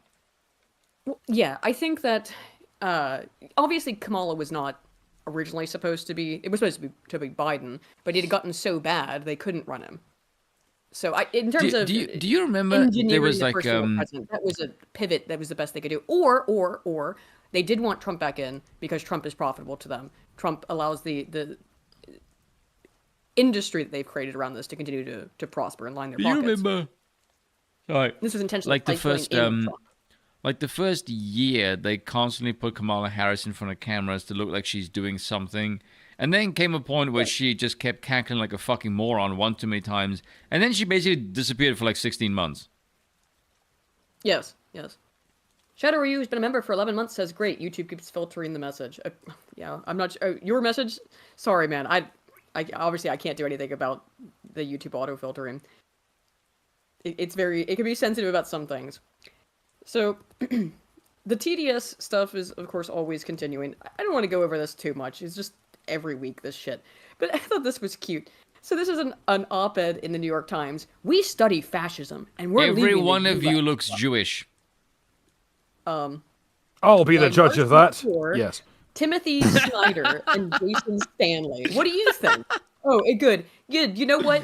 I'm not going to pay for this. It's a behind a paywall. But I read another article about this. These people did all say that they were going to leave the U.S. and Canada because it's a fascist. They're fascist states. Oh, shut up! Nations in which they feel so fucking comfortable with the opinion of that these nations are fascist states, they can write op-eds in the New York Times about it. That's not what happens in a fascist state. No. Let them go. If they want Canadian healthcare, let them. Well, yeah. I'm not going to bother with this then. That's the TLDR of it. Just, that's what happens in a authoritarian dictatorship, is that you're allowed to... In conclusion, what are journalists, kids? That's right. Subhuman, mewling piles of fetid, writhing flesh. There you go. They're yeast infections that walk as men. Yes. So this was news, I guess. The FBI director, James Comey, called for the assassination of Donald Trump by posting this on Instagram, 8647, made out of seashells. It has been pointed out that a lot of people have said 86 Biden. People have said 86, all kinds of people. 86 can mean to kill. It can mean to get rid of, right? You're a former director of a federal institution. You should not be making political posts whatsoever. Yes. Yeah, if a regular person is saying this, it's like, whatever. It's because it's James Comey that this is egregious. Trump, of course, responded to it, which is here. The thing that I'm noticing is that the shell on the right-hand side by the 4 is not under it, and it's pissing me off. Yeah, he should really apologize for his seashell art. If you're the FBI director and you don't know what that meant assassination. And it says it loud and clear. Now, he wasn't very competent, but he was competent enough to know what that meant. And he did it for a reason, and he was hit so hard. Because people like me, and they like what's happening with our country. Our country has become respected again, and all this. And he's calling for the assassination of the president. Obviously, he apologized and said he doesn't. Well, he wasn't apologized calling because for violence. But look, he's a very bad. What do you want to see? What do you want to see? Oh my God! This just that. Oh, he apologized. Who cares? Can we talk about the physiognomy on display on the right here? Oh, what's his name? Guy looks like Robert Zadar. I know his name. I can't remember it. He Right looks now. like the guy from the Ator movies. It's Brett. Do you remember his name? Brett. Is it Brett? It's not Brett Cooper, is it? No, Brett Cooper's a chick from Dead of Wire. It's just a chick. What? Yeah. What? I forget this guy's name. Brett something. Yeah. That's why this guy's so flippant. Look how his head's built. He's immune to bullets. To Pam and all of the great people. But I will say this: I think it's a terrible bulletproof thing. skull. And when you add his history to that, Something like, yeah. It's somewhere in the back of my brain, but it doesn't matter. if he had a clean history, he doesn't. He's a dirty cop. He's a dirty cop. Brett Baer, is it? And if he had a clean history, I could understand if there was a leniency. Yeah, that's the thing. But I'm going to let them make that Yeah, that's the decision. thing. If it were someone other than James Comey, you could just say, like, whatever. But it just, they feel comfortable being able to make threats like that. I'm going to pull up a They get away with quotation, which I've been itching to use all evening for a good moment. I think this is a good one. We gotta say in Terraria and Minecraft, but go ahead, Bill, sorry. Politics is supposed to be the second oldest profession, but I have come to realize that it bears a very close resemblance to the first. It sure does, doesn't it? Yeah. It's hoary. Someone at home will get with that reference as well. And will be Oh, cackling yeah. to themselves. Oh, we did not reach the goal, so I will start another goal of Spoon will still refuse to say "ooh will," but I will play it on the soundboard. No. Was there a Y in that no I'd heard just then? Was it a no? It sounded like one. Yes. No. There we go. I'll But I have the yell sound- woo if someone drops 20. Ooh woo. No. Will you yell Just no, woo? just a loud woo. We can then doppel that back. No, we can't. Yeah, but dude, if you're gonna Woo? yell woo, you have to do it like when Bender got turned into a human. Woo. You know what I'm referring to. You love. Yes, I Futurama. do, yes. My brain went to fucking crushing it at the fucking farm. You-hoo. Oh, God, yeah. It's good at getting all these references How because I dare know you what all touch these things mean. My three beautiful robot daughters. Yeah. Okay, so Kristi Noem, who I do generally like, this was pretty interesting about the suspension of habeas corpus. Listen to this. This woman, this Democrat who she's talking to, who's this bitch again? I don't care. To a lawmaker's question about the definition of habeas corpus during a Senate committee hearing on the department's budget. Let me zoom out. God damn, it's fucking Eddie Izzard. Dude, yeah. Passing more than Bitch looks like Steptoe. So, Secretary Noem, what is habeas corpus? Sorry. This is why I hate earbuds. They always fall out constantly. See, I can't stand earbuds. the best way to answer this in the habeas current corpus. American political sort of spectrum, really, I would say, is to say that thing that is currently in the way from presenting or preventing the executive from doing his job. Oh, Scurvy Rum for 5 says spoon. You have to say it how Kersha says spoo woo. Otherwise, it's not a real one. How What does if you Kersha just say it I have like no Kersha idea. said? Well, you know Kersha. I haven't So spoken you to should Kersha since... No, okay. We are not on speaking terms because I think I scared the shit out of her by being on stream with her. Are you spooking the VTubers again? You spooking When the that happens, all my friends whinge at me. I spoke to another one recently because someone mentioned this one is very based and is more based than I am. And I went, who is this? Let me speak. And I saw they were already following me. And I actually spoke to them on DMs and Twitter. And they've been following me since like Sargon's days, since I was like on Lotus Eaters. I'm like, holy shit, Yeah. you've been following me for fucking years. Like, okay, didn't know Oh, that. wait, on Lotus Eaters, you mean when they played your sound clip? Yes. Yeah, like that's how long this particular lady's been following me. I'm like, holy shit, I okay. didn't know what you meant by that at first, and I was like, wait, what? When was that? Yeah. I do remember that, though. I do remember that. Yeah. Alright, here we go. And name's called Amalgamate, by the way. Noam, what is habeas corpus? Can you guys hear this at all? It's really Yes. low on my end. Okay. Yeah. Alright. Well, habeas It corpus was, yes. is a constitutional right that the president has to be able to remove people from this country and suspend their right let me stop you, ma'am. suspend their right Habeas to- corpus, excuse me, that's Maggie that's incorrect. Hassan. President Habeas Lincoln corpus, used it. Excuse me. Habeas corpus is the legal principle that requires that the government provide a public reason. Chrissy's got a good for comeback on detaining and imprisoning people. If not for that protection, the government could simply arrest people, including American citizens, and hold them indefinitely for no reason. Habeas corpus is Yeah, the government's never done foundational that. right that separates free societies like America from police states like North Korea.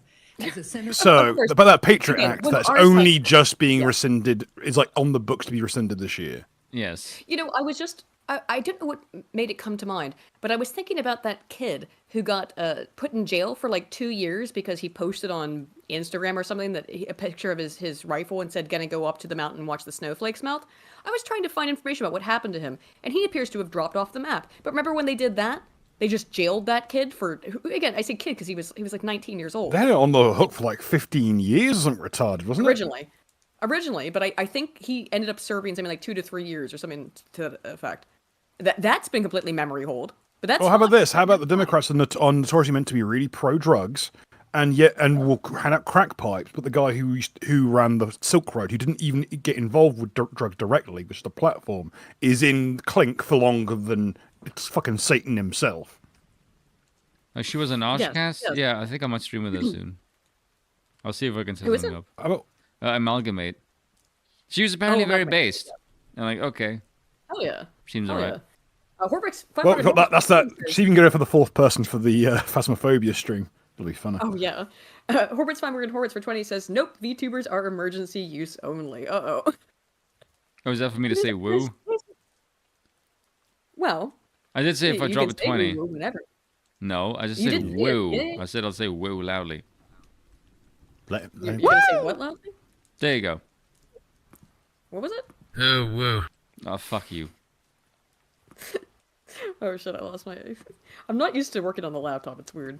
Yeah. From the live free or die state, this matters a lot to me and my constituents and to all Americans. So, Secretary Noam, do you support... Most Americans don't even know what habeas corpus fucking is. So is that something that happens to other people? Yes, it's a thing that happens to other people. Habeas corpus provides that the government must provide a public reason in order to detain and imprison someone. Uh-huh.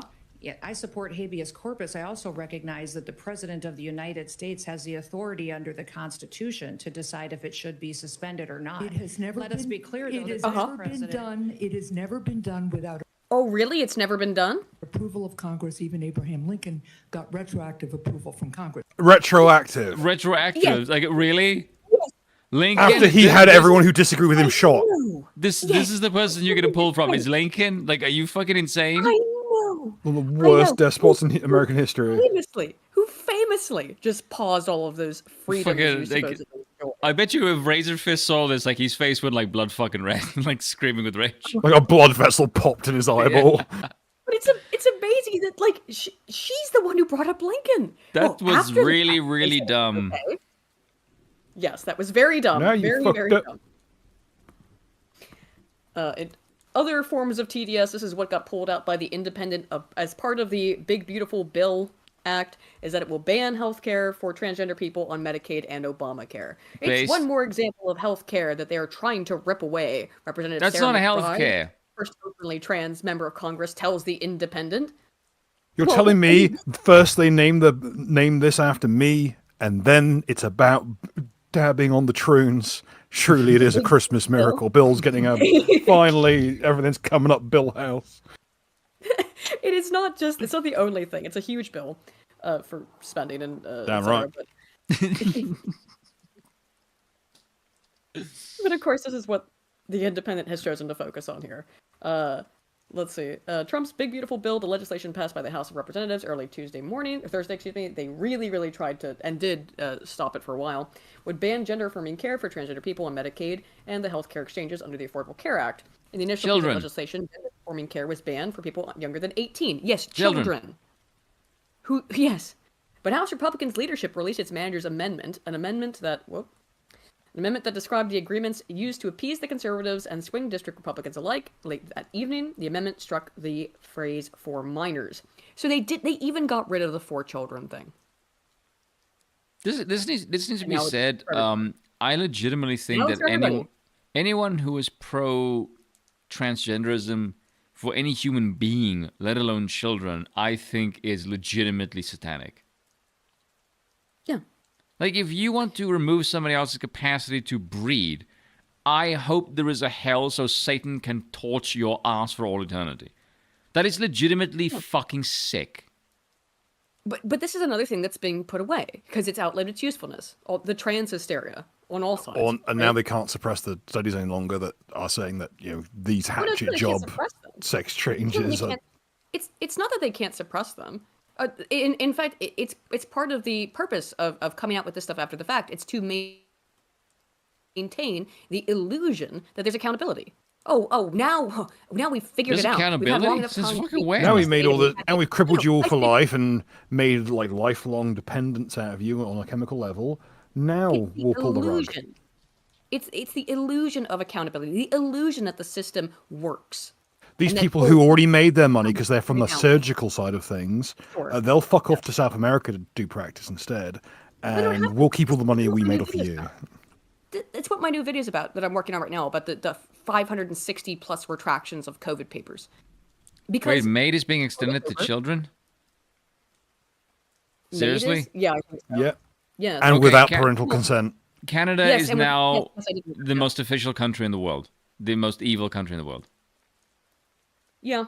And that is a difficult spot to Can we just invade Canada? Your nation, but why? Do you want it? No offense, Arden. Sorry, but no, I would like to save children. Yes, true.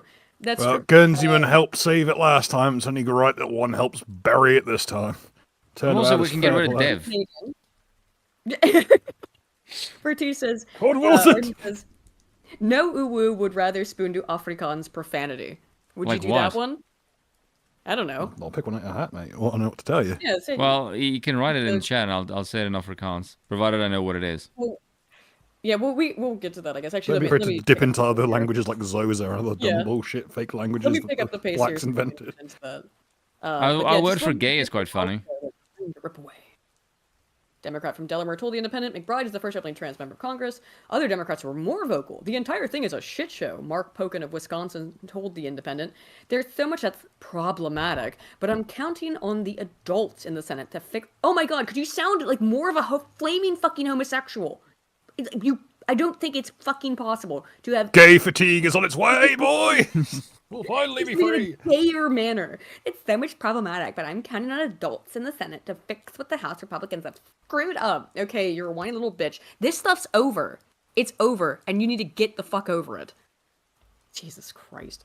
Okay, here's a challenge for people in political power. Here's the challenge. It's not be zestier than a Margaritaville piss trough. Fucking difficulty level 100 billion%. Yeah. Impossible. Oh my god. Difficulty level Kotaku journalist. Eric Swalwell, Democrat, California. I have a 7-year-old, a 6-year-old, and a 3-year-old. I have a... Well, let them out of the fucking basement then, cunt. Let's just... This is another Christy Gnome clip. How many of them came from Fang Fang?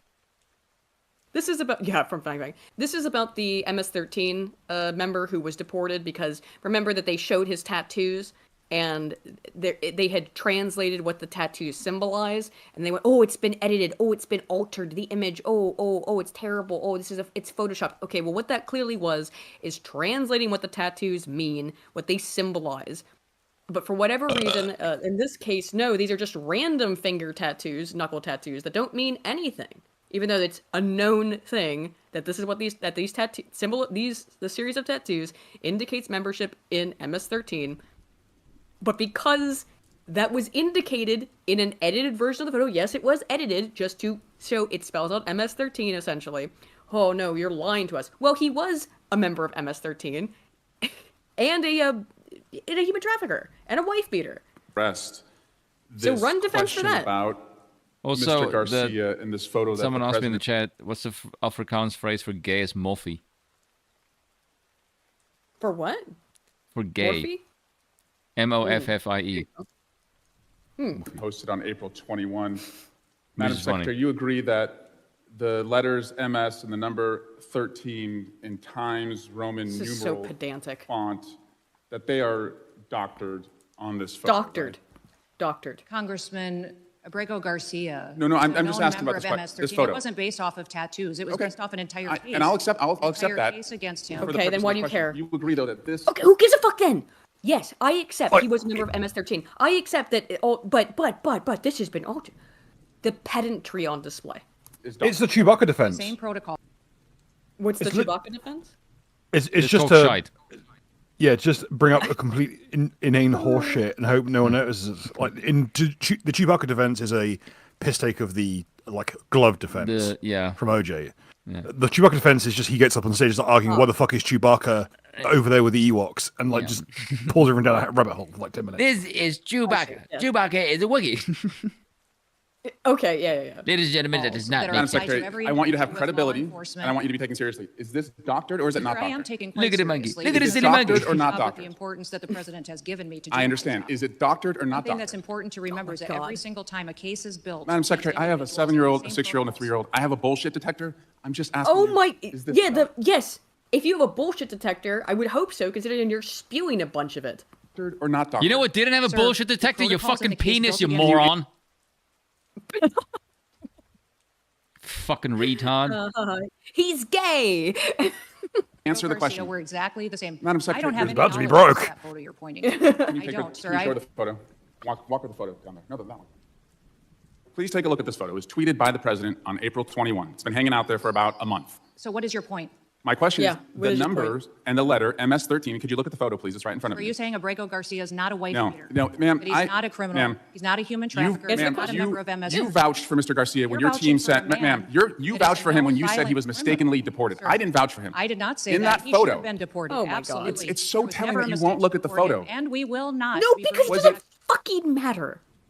Again, By the way, pure pedantry. this is one of the things that I hate about this kind of shit. Like, you Americans, are you okay with your tax dollars being wasted on this shit show? Like, how does this in any way help with the running of your nation state? It's not. It's fucking embarrassing. Yes, exactly. The image wasn't altered. Something was... technically, that is a form of altering. Something was written on top of it in order to translate it. That's what it means. Is that what it means? Yes. Was he a member of MS-13? Yes. Was he a wife beater? Yes. Was he a criminal? Yes. Then why the fuck does it matter? It's so... just interminably frustrating. Clinton got owned. As usual. Opened her fucking stupid face. Immediately got wrecked. Clinton posts about Qatar jet backfires. Blocking comments did nothing to save her. So, Hillary Clinton attempted to chime in via social media platform X on Trump's recent visit to Qatar, only to be rebuffed by several users familiar with her past. This is, the audacity of this bitch. White House put out a news release on Wednesday stating Trump made an agreement with the Qatari government valued at over $1 trillion. White House made it known early in its release the exchanges via aircraft manufacturing, aerospace engineering as Boeing, and General Electric Aerospace secured a customer in Qatar Airways. The U.S. also mentioned, whoops, what the heck? Security partnership between the two countries, enhancing regional deterrence, blah, blah, blah. In light of the deal, Qatari royal family gifted Trump a $400 million Boeing 747-8, which Fox News he reports he plans to accept. And Clinton, she must have been drunk, right, to tweet this? With her very clearly AI and Photoshopped together fucking profile picture, she has never had that much hair in her whole fucking career. Had the temerity to say, no one gives someone a $4 million jet for free without expecting Bitch, you have something called the Clinton serious. Foundation. That to you is fucking pocket change. Shut the fuck up, bitch. And as I've stated before, But also, I can tell you what they got in exchange, which was the fucking trade deal. Yeah. Duh. In some cultures, you are expected to bring a gift someone you have successfully sealed a deal in with. Arabic culture. And especially when that person is a prince. No, the person that, in this case, Trump, is a qualified descendant of Muhammad. They owe him a tithe by their own law. Higher up the chain, the more money they rake in. But he could claim a fifth of any of their fucking income. Let's see. Clinton's post, like her other ex-posts, had comments turned off, but that could not save her from the backlash as users were quick to bring up Clinton Foundation's acceptance of generous donations in the millions, using her own words against her. Be serious. Nobody gives millions of dollars to the Clinton Foundation without expecting anything in return. Be serious. Yep. President Bill Clinton released a list of donors to his charity, the William J. Clinton Foundation. The database includes more than 146,000 individuals, organizations, and governments. Donations larger than 25 million by Unite Aid and the Children's Investment Fund Foundation. Donations from 10 million to 25. Was this million? Yes. Aus Aid, Bill and Melinda Gates Foundation, Stephen Bing, co-president Fred I. I'm not suicidal, by the way. Huh? I said I'm not suicidal, by the way. Yes, right. The Kingdom of Saudi Arabia, the Elma Foundation, So wait, just here. Saudi Arabia gave somewhere between 10 and 25 million. I wonder why. What were you expected to give in return for that? Head. Hillary? Yeah. No one wants that. Not even Bill. Well, apparently Bill Clinton wanted it enough that he went to war with Serbia over it. Yeah, I guess. I didn't mean sex. I mean like on a platter, considering there's like 50 people fucking dead formerly associated with her. True. It can be both. So, I like this. So this is this Minnesota? Where is this? What state is this? Minnesota, Office yes. of Reviser of Statutes. Has put forward a bill for an act relating to the mental health, modifying the definition of mental illness, adding a definition for Trump derangement syndrome, amending Minnesota statutes 2024, blah, blah. Let's see. Mental illness means Trump derangement syndrome or an organic disorder of the brain or a clinically significant disorder of thought, mood, perception, orientation, memory, or behavior that is detailed in a diagnostic code list published by the commissioner that seriously limits a person's capacity to function in primary aspects of daily living, such as personal relations, living arrangements, work, and recreation. B. An adult with acute mental illness means an adult who has a mental illness that is serious enough to require prompt investigation. This is just definitions of mental illness. Trump derangement syndrome means the acute onset of paranoia in otherwise normal persons that is in reaction to the policies and presidencies of Donald J. Trump. Symptoms may include... hold on a second, stop. The otherwise normal persons. I don't believe these people were fucking normal up until Donald Trump showed up. Like, no. You make him sound like he's the catalyst that made them fucked up. Like, no, that's bullshit. I think they mean people that are otherwise able to somewhat function in society and are debilitated. Because for something to be classified as a mental illness that is fully pathologized, it has to cause disruptions in daily life. And by that, I mean disturbances that affect people's ability to function. So, I guarantee you, the main thing that makes people crazy when it comes to Donald Trump is not Donald Trump, it's a phone. Yes, very much so. Plus being locked indoors for 4 years. General hysteria, which produces an inability to distinguish between legitimate policy, differences, and signs of psychic pathology in Trump's behavior. This may be expressed by verbal expressions of intense hostility towards Trump and overt acts of aggression and violence against anyone supporting Trump, or anything that symbolizes Trump. And subdivision 40A, Trump derangement syndrome, means acute onset... No, it's the same thing. Okay, same thing. All right. So, look, I think this is funny. It's not serious. I don't think. These people are suffering from a mental disorder, many mental disorders. You can just look at the research on that. Particularly white liberal women experience psychiatric, I should say, diagnoses. It's something like twice the rate at a minimum of every other group. White liberal women need to get fucked. Like, Yes. literally, they need to get sense fucked into them, because without dick, women go insane. Men without a vagina get depressed, but women without dick are completely fucking mentally loopy. It's like, yeah, what's that joke? It's like, they keep saying what zero pussy does to a motherfucker, but I've seen what it does to a motherfucker, and it's worse. Daniel Butchers for 2 pounds says, how dare you insult Nanny Ogg like that? No. I'm sorry. I will not talk shit about the woman who threatened the Fey King with a horseshoe. Hats Up for 5 says, doctored means changed in order to deceive. The photo wasn't doctored, it was clarified. Doctored, yeah, is doing a lot of heavy lifting here in terms of how far that can be stretched to apply. But yes, it wasn't doctored, it was clarified, yes. Horwitz, Feinberg, and Horwitz for another 20. Thank you so much, man. Says, going by that logic, Bill, does that make the U.S. a caliphate? As I've outlined previously, all he needs to do is back Gaza's play, and during the struggle, declare himself Caliph of Gaza. Here you go. And then even re-establish the Holy Land and re-establish the Kingdom of Jerusalem if he gets enough land. Oh, very based. That would be... yeah. There, look, peace in the Middle East, re-establish the Kingdom of Jerusalem. All we need is a dude with a real bad case of psoriasis to have the throne for a while. Yeah. Well, you've got RFK. He's got some shit going on with him. Oh my. So this is the similar thing. Of course, COVID's been put away, and now far after the fact, we're allowed to talk about it, essentially, and it's being quietly talked about. That's again the research that I've been conducting in terms of reading about 560. Well, I'm not reading all of them in full, to be clear. I'm reading through the abstracts, and if there's anything interesting about them, I'm going further. The reality is that a whole bunch of these papers do not have to... Well, what happened is, once they started to come under scrutiny, because the COVID moment has passed, a lot of them just started to withdraw their papers. If academics request that their own paper is withdrawn from a publication, they don't have to state why. They don't have to go into the specifics. So if they think, my paper's going to be retracted, which is a big blemish on the reputation of the individual authors and the journal... Instead, the preferable thing is they talk behind the scenes, say, we're getting rid of this COVID bullshit you published, so why don't you just withdraw it now so we don't have to be honest about it. So out of those 560 papers that have been retracted over the last, really, 2 years, a lot of them have been withdrawn, so we have no idea why. Not really. At least the specifics.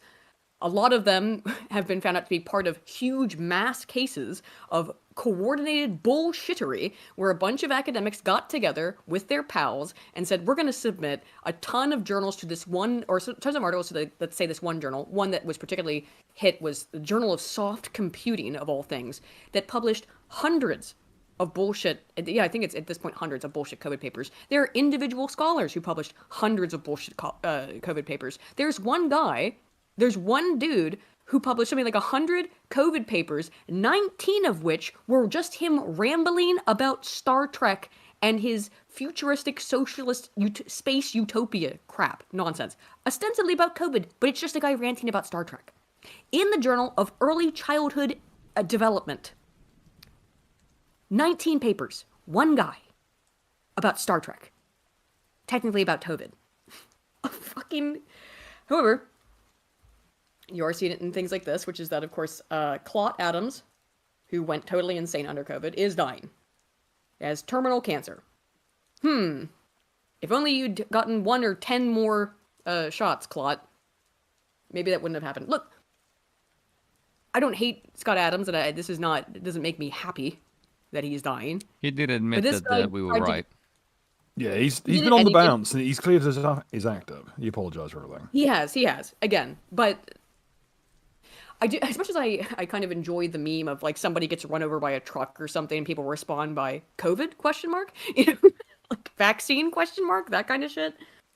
He probably did some demonstrable harm in this shit. I do like how that was flipped on people, is that when they died, the media response from the people who are pro-vaccine asked that, and then the moment they die after it, everyone asking it is now suddenly we're the problematic ones. Like, suspicious much? Right. Yes, right. So, yeah, Claude Adams has apparently terminal cancer. That's, I mean, I don't know. Could it be COVID related and it's really COVID vaccine related? I don't know. And that kind of question probably you're still not allowed to ask. I just asked it anyway. But there's not. I think maybe we are allowed to ask it because the FDA has now said that it's going to limit access to COVID-19 boosters for Americans under the age of 65. And part really? of this, No I don't know if shit. it's in this article, but it is in other announcements about it, is that because of the cancer risk. That is part of it. I think that's the most like unbelievable thing about the whole cancer diagnosis for Biden, because that would insinuate that he actually took the fucking vaccine, which none of us believe for a second. He definitely didn't. So top officials at the FDA outlined a new framework for approving COVID-19 vaccines, saying that the U.S. would make the boosters available for Americans over the age of 65 for adults and children above the age of 6 months with at least one medical condition that increases the risk of severe COVID. So, yeah. Because there are still some people left. When the narratives change, in terms of, well, we're done with this thing now, we're moving on to next thing, not everyone is on board with the moving forward of the narratives. And that's why you still occasionally will get people who are out in public wearing masks and using hand sanitizer like crazy because they've been driven mad by this shit. They took it very seriously. And they didn't understand that, no, we're done with that now. The usefulness of COVID is over. And I guess for some people, this is still a serious thing. No, I need to get my monthly COVID booster. I need my 50th jab. Morons. But yeah, now the FDA has said nope. If you are someone who has a medical condition, you can't get these shots anymore, unless you're over the age of 65. In which case, why do you think they're still allowing that? I have an answer. I think I know the answer. But why do you guys think that they? Yep. Yeah. Get rid of the elderly. Don't allow them to collect on their pensions. Don't allow them to collect their Social Security. Same reason the Chinese designed it to begin with. Because they had an aging population. They were fucked. Yes. That is a hypothesis that makes a lot of sense, was to kill the elderly, because that's who was affected by COVID, which is a flu. Yeah, so keep letting the elderly get the vaccines that are now linked with cancer. Which we knew. We could have probably guessed was at least not great for you, considering there was absolutely zero testing done on these vaccines, because it was a novel virus, in which case no one had and with novel treatments.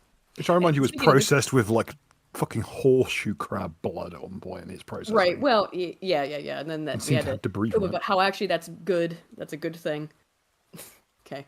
So yeah, that's gone now, and no more COVID vaccines. They're actually going to put a stop to it. I guess they don't want young people to die as much anymore. So, speaking of things, are probably not. Moving on to away from things that you are allowed to talk about now, into things that a little bit more not so much allowed to talk about, is the shooting of 2 Israel embassy, people at the Israeli embassy. Stand aside, Luigi Mangione. It's me, Mario. If his name was Mario, that would. No, it's Elias, apparently. I know. If only his name were Mario, then it would have been real. If his name was Mario, it's like, oh, this is 1,000,000,000% a psyop, and Nintendo's going to start suing people. Yes.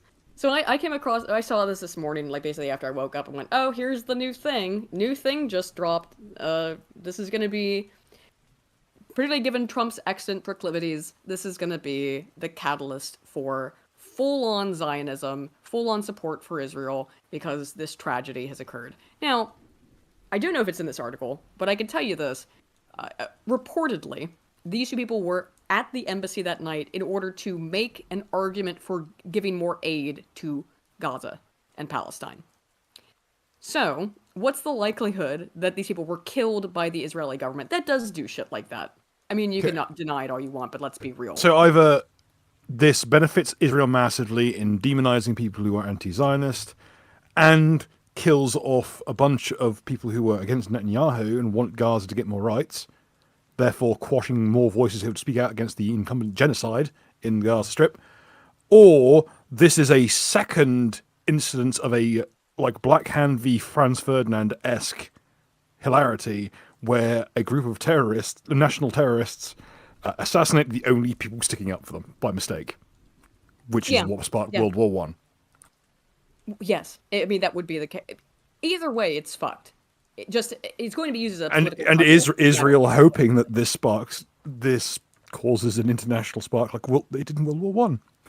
Yeah, like they're maybe trying to bait World War Three because they want the destruction to be done.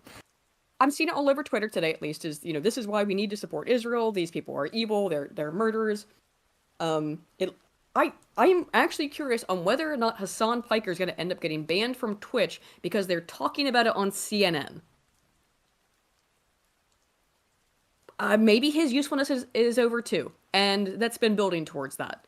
That these Palestine, these people who are super pro-Palestine, they just got shafted. We are all on board with the Zionist pro-Israel narrative now, because now we can point to this. And I mean, these people were murdered. Don't get it twisted; they were shot, but it is a political tool as well.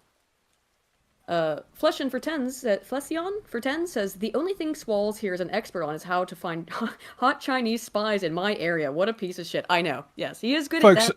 He can folks at home. What was her name again? Fang or something? Yeah, Fong or some shit. Ching. Wait. I think it's literally Fong, which is like Fang twice. Something like It's spelled Fang, but it's pronounced like Fong. Yeah. Folks at home, if you want to pick up, if you're really got down bad with yellow fever, just put like military contractor in your bio on Tinder. Yeah. You'll be fine. Yeah. Rat Bartholomew Cheesington for 5 says, Bill, my friends said I would make a good politician. Teach me all the gamer words you know next time you guys are on Rumble, please. Bill knows secret slurs, the forgotten slurs. Slurs from strange places. Yes. If you have an Indian person or a gypsy who annoys you, call them a Zianare. Oh, you said that apparently drives Indian people insane. Yeah, because it means untouchable. Oh, okay. Yes. I believe it's the Swedish slur for gypsies.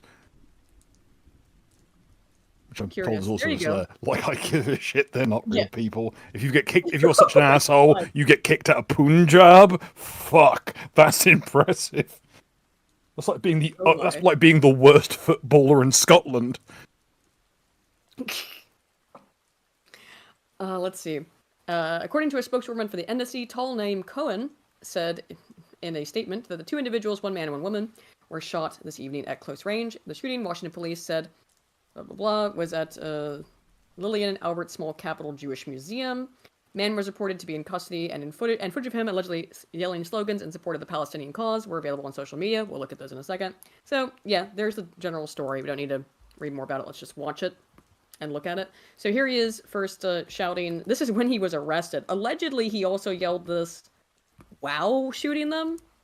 And what I've been told, he shot the 2 people, and then just put the gun down, sat down, surrendered, and asked them to call the police to hand himself in. That's another thing that's super bizarre about it, is that, yes, he shot them, sat down. He's wearing a suit, too. Sat down and waited for the police to come and get him.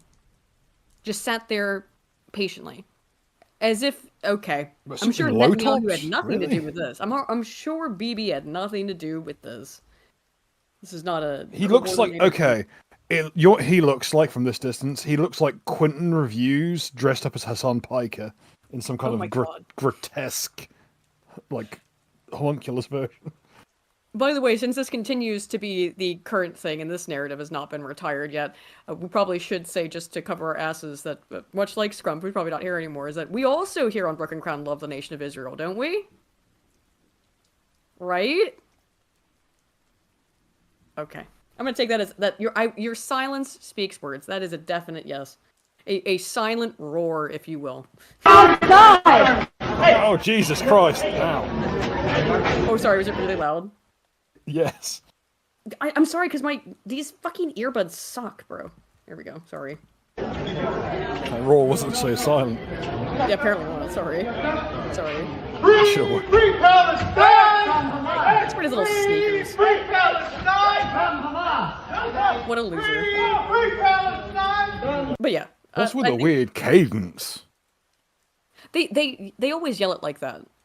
They always go free Palestine or free Palestine. It always has to be 2 frees for some reason. I'm not really sure what that's about.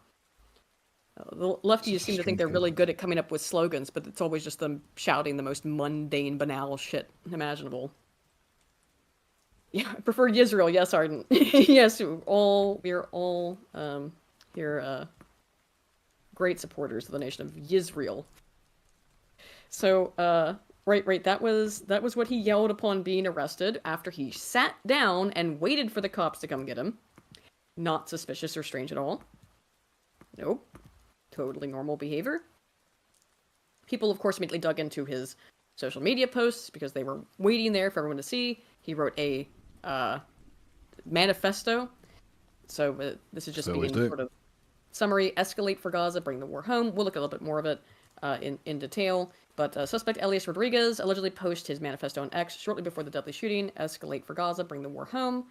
Let's see. Does he not have it here? I do have a clip of it, or a segment from it. Did I not? Unless I forgot to. I might. Hang on. I thought I had a whole segment of it here. A section, excuse me, of the thingy. Maybe I don't. Oh, maybe I don't then. Oh well. Yeah, he wrote a whole fucking manifesto, of course, which, hates Israel, free Palestine. You get it. Folks at home, if you find yourself writing a manifesto, consider the fact that you might have too much fucking time on your hands. But of course, curious how we had this immediately, right? Oh, here it is. Here's the part. Yeah. Oh, this guy was served up on a silver platter. He might as well put his neck on the block. Yes. But again, compare and contrast to the tranny who shot up the school, where it took 3 years to get that one. He really does look like someone cosplaying as Hassan Piker. Oh my god, he looks like a no. He looks like a mixture. Go back to that picture. That looks like Hassan mixed with Ezra Klein. Yeah, let me look up who oh no, Hassan's worst nightmare, I'm sure. Of course, but he's Hispanic. Rodriguez said Amazon's whitening of Seattle is structurally racist and a direct danger to all workers who live in the city. So do we in Chicago and all across the country. What the fuck does that mean? Dominated. Who knows? He's like, who the fuck he knows? He's like, okay. Here's the thing. He's a patsy, dude. And a patsy in that they got him to do this shit. I don't even fucking know, man. Not a patsy in that the government did it themselves, or maybe they did. Well, essentially, black people seem to be under the indication that if white people were actually majority around them, we would hunt them for sport. Which seems to me to indicate that's precisely what they would do to white people in their areas. Oh, of course. All of the pure projection fears that these kind of people lay out. It's because that's what they would do to you. And let's face it, in the past to be able to. And to them, that's why white people scare black people so much, because they have this idea in their head put into their skulls just through the indoctrination of how much white fucked them up, despite they were such an advanced civilization until Whitey showed up. Yeah, we're going to get into that. Yeah. And they're just kind of like multiplying that danger in their heads because they know how vicious they are. So there's some kind of implication that we are way worse. Because they know what they would do to you. Yes, they know what they would do to you. But the thing about it is, we are. They do petty theft. Do you know what we steal when we get together? Fucking nation states, motherfucker. Yes, we are much, much worse than you. We're significantly better. When we do theft, we actually create things. When you do theft, all you do is make fucking laws. Well, destroy nations. Yeah. EC90 for £2 says Radio Free Palestine. Yeah, there you go. Where was I? Oh, right. Yes. Live in Chicago, blah, blah, blah. City is dominated and occupied by massive corporations where only the rich and white can live, and the vast majority of us must live on the edges of the city and society, living in deeper and deeper poverty. I don't know, don't live in Seattle. That's why you're poor, because you live in a Democrat shithole. You live in the Democrat shithole that's the only one on the entire coast that's horribly wet and miserable at all the times of Jesus, year. look at this physiognomy. I know, look at this physiognomy. So we're gonna he really. This guy. How can I just describe it? What is this, like, soft boy Hassan variant? Pretty much. Again, he's Hispanic. Elias Rodriguez in the digital repository for the Black experience. Here he is. Yep. Very, very cool. Feeling so much joy this Sunday morning to be in a community with you all here, and to have left you behind For good, that racist, misogynistic cesspool where Elon bans your account just for DMing Will Stancil screenshots of other tweets telling him to kill himself and saying you agree with the tweets. Someone should shoot someone else. Violence is an acceptable part of reality, says Matthew Golden. And this person says, agreed, Rodriguez. Violence does not have to happen, but if it does, then it should. What the fuck does that mean? What the fuck? I was wondering the same thing. Yeah. But if it... Well, oh no, you know what that is? In a very funny way. That is, it didn't happen, or it's like it didn't happen, but if it did, it's a good thing, right? But it didn't happen, but it should have, and it was good that it did. Yes, it didn't happen, but it should have, and when it does, it's a good thing. We're all morally obligated to do whatever we're about to do next. These people are... Dude.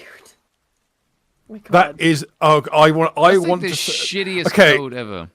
I'm going to paraphrase from Deadwood because I can't say the original version. Isn't that the purest form of gamer logic? Gamer logic, sure. The thing is, these are the people who hear dog whistles everywhere, and look at the shit they post. If I'm morally obligated to do whatever my fucking retarded monkey brain wants to do next, I'm morally required to follow just pure stream of consciousness fucking brain slime. Well, yeah, of course. They that's all they can do. It's just pure emotional stream of consciousness shit. These people can't think properly. Now, again, I think this guy's been set up to do this, given his behavior, given that his manifesto was released and not immediately hidden, all out there for everyone to see. In any other case, like in the trans shootings, those posts get deleted within seconds. Short of like hog tying himself and smashing his head into the pavement to render himself unconscious, I don't think he could have served himself up on a shinier platter. Nope. That's why and taking an assassin alive is unheard of. Yes, that too. Ignore the origin of this post, Spoon, but just that he happened to post the CNN clip. So this is about Hassan. Here we go. Hassan Piker, not the woman that Kirsty was arguing with. But all of us need to call it out. I'm thinking about the New York Times doing a gauzy profile a few weeks ago of this gamer, Hassan Piker, who regularly employs awful genocidal rhetoric. Is he a hard R gamer? I call him Hassan. He just doesn't even play video games. Is this the twat from the ADL? Yes. Ugh. What gave it away? His nasally voice. Rhetoric against Jewish people in the Jewish state. Like, extremists should not be empowered. How can you be bald People and skinny fat in the head? Should not be platformed. This is a moment when we need to look ourselves in the mirror and say, we've got to stop this because the consequences are deadly. Dude, you know how bad you have to be to make me defend Hassan Piker? Bro looks like Stilton. Hassan Piker should be banned because because it's a fair application. He's a retard, of not because he's anti-Semitic. Yes. Yeah, sure, he is a retard, but also he has flagrantly violated every single one of Twitch's rules a billion times, and is, without question, been given extreme deference from Twitch because the owner of Twitch, or the CEO, excuse me, is a fan of his, Dan Clancy. Just glazes him constantly. They called him on his birthday. He had the staff of Twitch call Hassan on the phone or on, I don't know, Zoom or whatever, so that the Twitch staff could sing him happy birthday. I mean, he is a top talent there. The time is over. What gay bullshit. If I was in charge of a platform like this, I would have monthly mandatory games where if you don't compete in weird dumb physical tests I set, you get perma-banned, no matter how big a fucking... So basically the Hunger Games. Yeah, but mainly this is just a big pipe dream so I can suggest put Hassan in fish tank. How about you just put him in a ring with Sam Hyde? No, fish tank's better because that means he has to be at the mercy of Sam Hyde for 3 months. I mean that would be amazing force him. He has put iDubbbz in there too. In order to maintain his Twitch contract, he has to be on fish tank and stick through it. I think if you have a fucking platform like this, you need to make him fucking work for it. If you're in the top zone, how many people? And you have to compete in the games, and if you lose, we're going to deprioritize you in the algorithm permanently. Dude, that's a great name, Alex Berry. Have it just be a whole socialist season of Fish Tank, or a mini season. Have it be called the Hungry Games. Oh my, put us on Fish tanky. But it's real, yes, but it's just in a shark tank. Yeah, just fish tanky! Fish tanky! Dude, there you go. There you go, Sam Hyde. Give me a shout. I've got some ideas. Yeah, Sam, hire Bill. Let's see how Lysenkoism gets them this time, boys. Oh my god. Release the wasps. Look, real Lysenkoism has never been tried. Okay? I'm just saying, if we just make sure that the building has like a wasp's nest somewhere in it, and we don't tell people, They should have them have a bunch of sparrows just live in the house. Well, no, because they'll eat the wasps. Right. Oh no! I mean, they can be at different times. You have the wasps, and then you can have the sparrows. You know what I mean? Different. Yeah, no, you have to set up ahead of time. Have some fucking craftsmanship. You need to have the wasp's nest in the loft, where they'll only discover it like 3 weeks in or so, and then when that happens, and then remove it, and then the sparrows will start attacking them because they the sparrows will. You're cutting too much down on the numbers. If you at the sparrows can be brought in, released later. Look, I want the sparrows to get their fucking revenge on the commies. Okay? They already killed them once. Well, God, this conversation is getting really autistic. Jesus. Dude, where do you think we are right now? I'm not sure. Somewhere we took a wrong fucking turn. Jesus. Does Spoon not know about the sparrows? He doesn't know about the sparrows. He doesn't know how to use the He three doesn't know. seashells. So Ilhan Omar didn't have anything to say about this, interestingly. Was pressed about it, though. I said, I think it's some kind of political message. Congresswoman Omar, can I get your reaction to the shooting that happened in D.C. last night? I'm gonna go for now. I'm gonna go for now. Dude, she seems dejected. She knows her time's over. You are being removed now. Your usefulness has ended. She sounds like a call center staff member trying to evade back into their break. She's about to cry. She sounds like she's about to cry. Well, and she's been one of the people who has, heavily pushed, pro-Palestinian messaging, and of course that's on the out now. Of course it is because Trump's in office.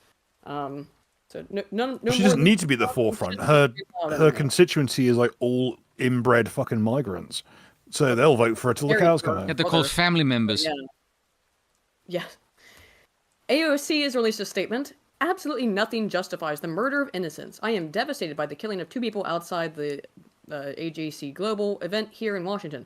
Our prayers are with the victims, families, and loved ones of all impacted. As we await more details, we must be clear that hatred has no home here. Anti-Semitism is a threat to all we hold dear as a society. It must be confronted and rooted off everywhere. I actually agree with Dave Rubin's opinion. Fuck off. Dave Rubin. What a universally acceptable thing. That's the perfect retort. So I'm forced to decide between a Hispanic woman with an ass and a gay guy. Fuck me. That ass left the building years ago. Oh, yeah. Oh, my. Wait. I keep accidentally going to the wrong thing. There we go. Ladies and gentlemen, please. You're just both so awful. Yeah. We're gonna show 2 sides of Scott Jennings tonight, in terms of one in which I do not agree with him and one in which I do agree. Generally speaking, I like Jennings, but obviously, when it comes to Israel and Zionism, we know where the conservatives' bread is buttered. Of course, they're all fucking neocons. Yeah. So even someone like Jennings, that I enjoy watching him embarrass people on CNN. Here's what he had to say about it. Speech can and will be preserved, and I'm optimistic about the future of Western civilization. I'm not. I think people are finally waking up to the barbarians who are at the gate all over this world. We are right back to post 9/11, return to freedom fries. This is it. Well, yeah, because they are. Guess what's on the docket this year? Guess what's on the docket? The Patriot Act. They're trying to repeal it this year. You better. If you're in any place that's a secure location, even semi-secure location, you need to have a fucking eye on the goddamn sky because you don't know what's coming out of the fucking deep blue. Mm-hmm. Someone's gonna get the business end of this soon. We haven't had a Homeland domestic incident in a while. Deep State's gonna try some bullshit. Yep. Especially now that we're in full afuera where everything's getting the fucking chop. Yeah. How long ago did Scrump call this the return to freedom fries shit? Here it is. Here it fucking is. I mean, I figured this was coming for a while. Obviously, we're done with Ukraine. We're done with the trans stuff. We're done with COVID. What's next? What are we doing now? And what's the universally galvanizing thing to get everyone unified behind the president? War. Yeah, Women well, love war. kill two, yes, and have two, Jews who were there arguing in favor of Palestine, allegedly. That's at least what I've seen the reporting being. I've not seen any confirmation of that, but that's what I've heard. They're, being compassionate towards Palestine. Have them be killed by a Hassan Piker wannabe. There you go. Here's the new thing, guys. Welcome to the new thing, same as the old thing. It's all fucking bullshit, but yeah. Anyway, I don't agree with Jennings here. Let's let him continue. We must have absolute clarity in the fight between good and evil going on in this world today. On October the 7th, we saw, the world saw, the barbarism at its worst when Hamas terrorists launched their savage assault on Israel. Let me be clear. I don't know about you, but there is no moral it's not Hamas currently that's globally suffering the call of being called genocidal. He couldn't even rattle out this fucking spiel without his neck, like, instinctively craning into a fucking lizard hunch. Dude. I know, it's just his, like, neocon proclivities are out there. Because, of course, this is the new like thing. Fucking Crispin Glover character. Yeah. Well, you think we get the idea. Here we go. Lizard noises, lizard noises, lizard noises. There is no moral equivalence here. No Israel was attacked. Israel has the right to defend itself. It's as simple as that. And it shocks. I mean, like, yeah, people were obviously killed on October 7th.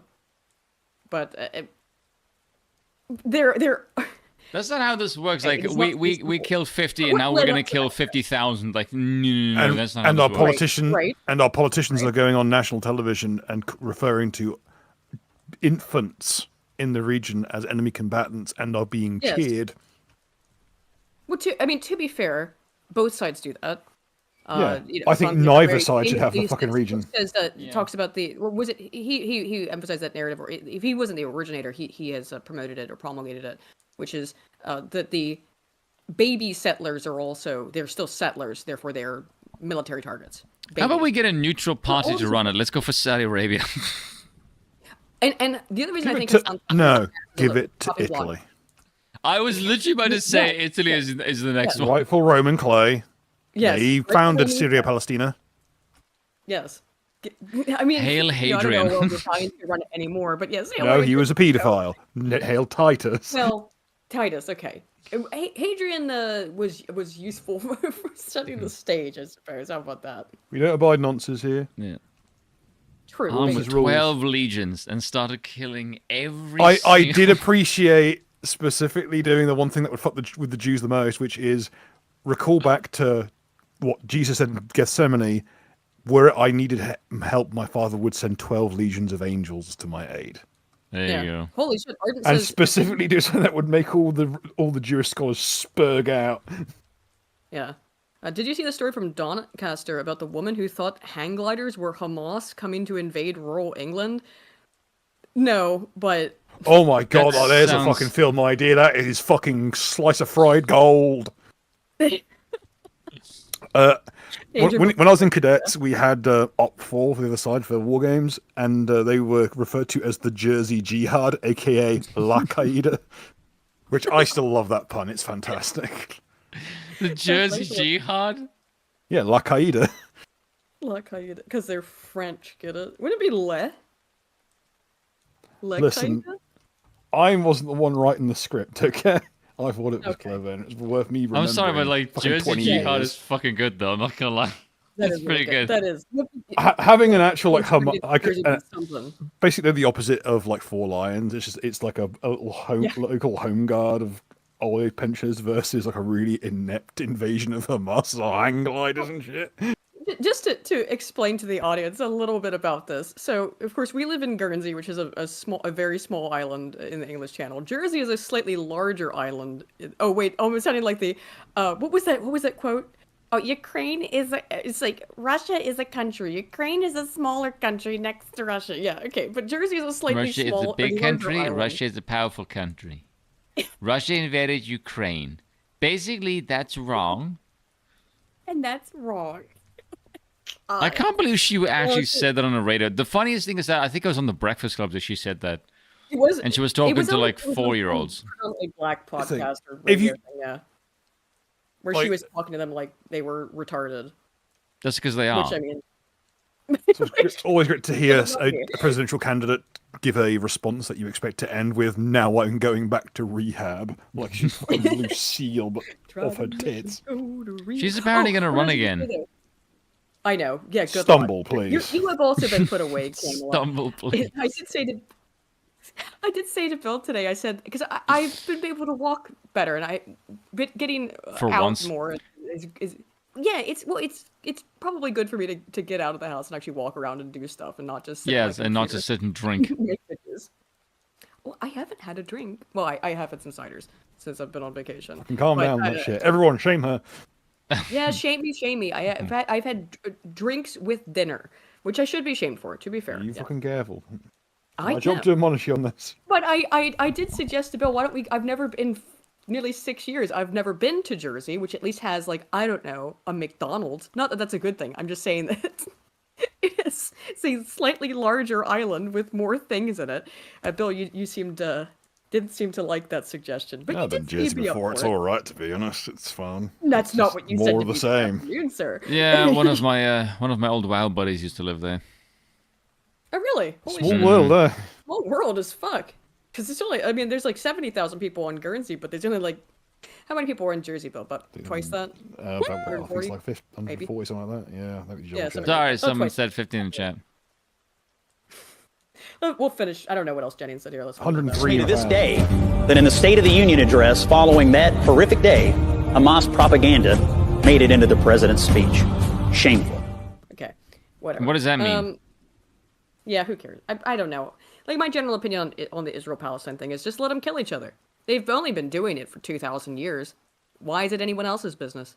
I don't care. At least make it more entertaining. They do this fucking gay bullshit genocide, I wanna clip genocide what you one just way and then said, that dumb it's- insurgency the other. That 4 seconds, what you just said, is the most base thing you've ever said. I don't care. Kill each other. Die. I don't give a fuck. Like, damn. Aiden, like, full mask off. He's like, Shinzo Abe addressing the women of Japan. Shine. Shine. God, that's such a good Oh, advert. holy shit. Foggrass for 50. Canadian says, thanks for the content, guys. Get sheckled. Oh, whoa. Spoon for 50. Why do you think I just said, like, yelled woo a couple of seconds ago? But he didn't. Whoa. Say it again. Say, oh, whoa. Oh, whoa. Spoon. Can you do a little ooh in front of the woo? Please. Spoon, please. Brianna Woo! Brianna Woo! I have been watching Frerin and Phenomenon, to be fair. The San Jose Savage for 5 says, give it to Greece. The Levant was governed best under Byzantium. What do you think, Bill? There's Byzantium and then there's Byzantium. Like, what kind of Byzantium?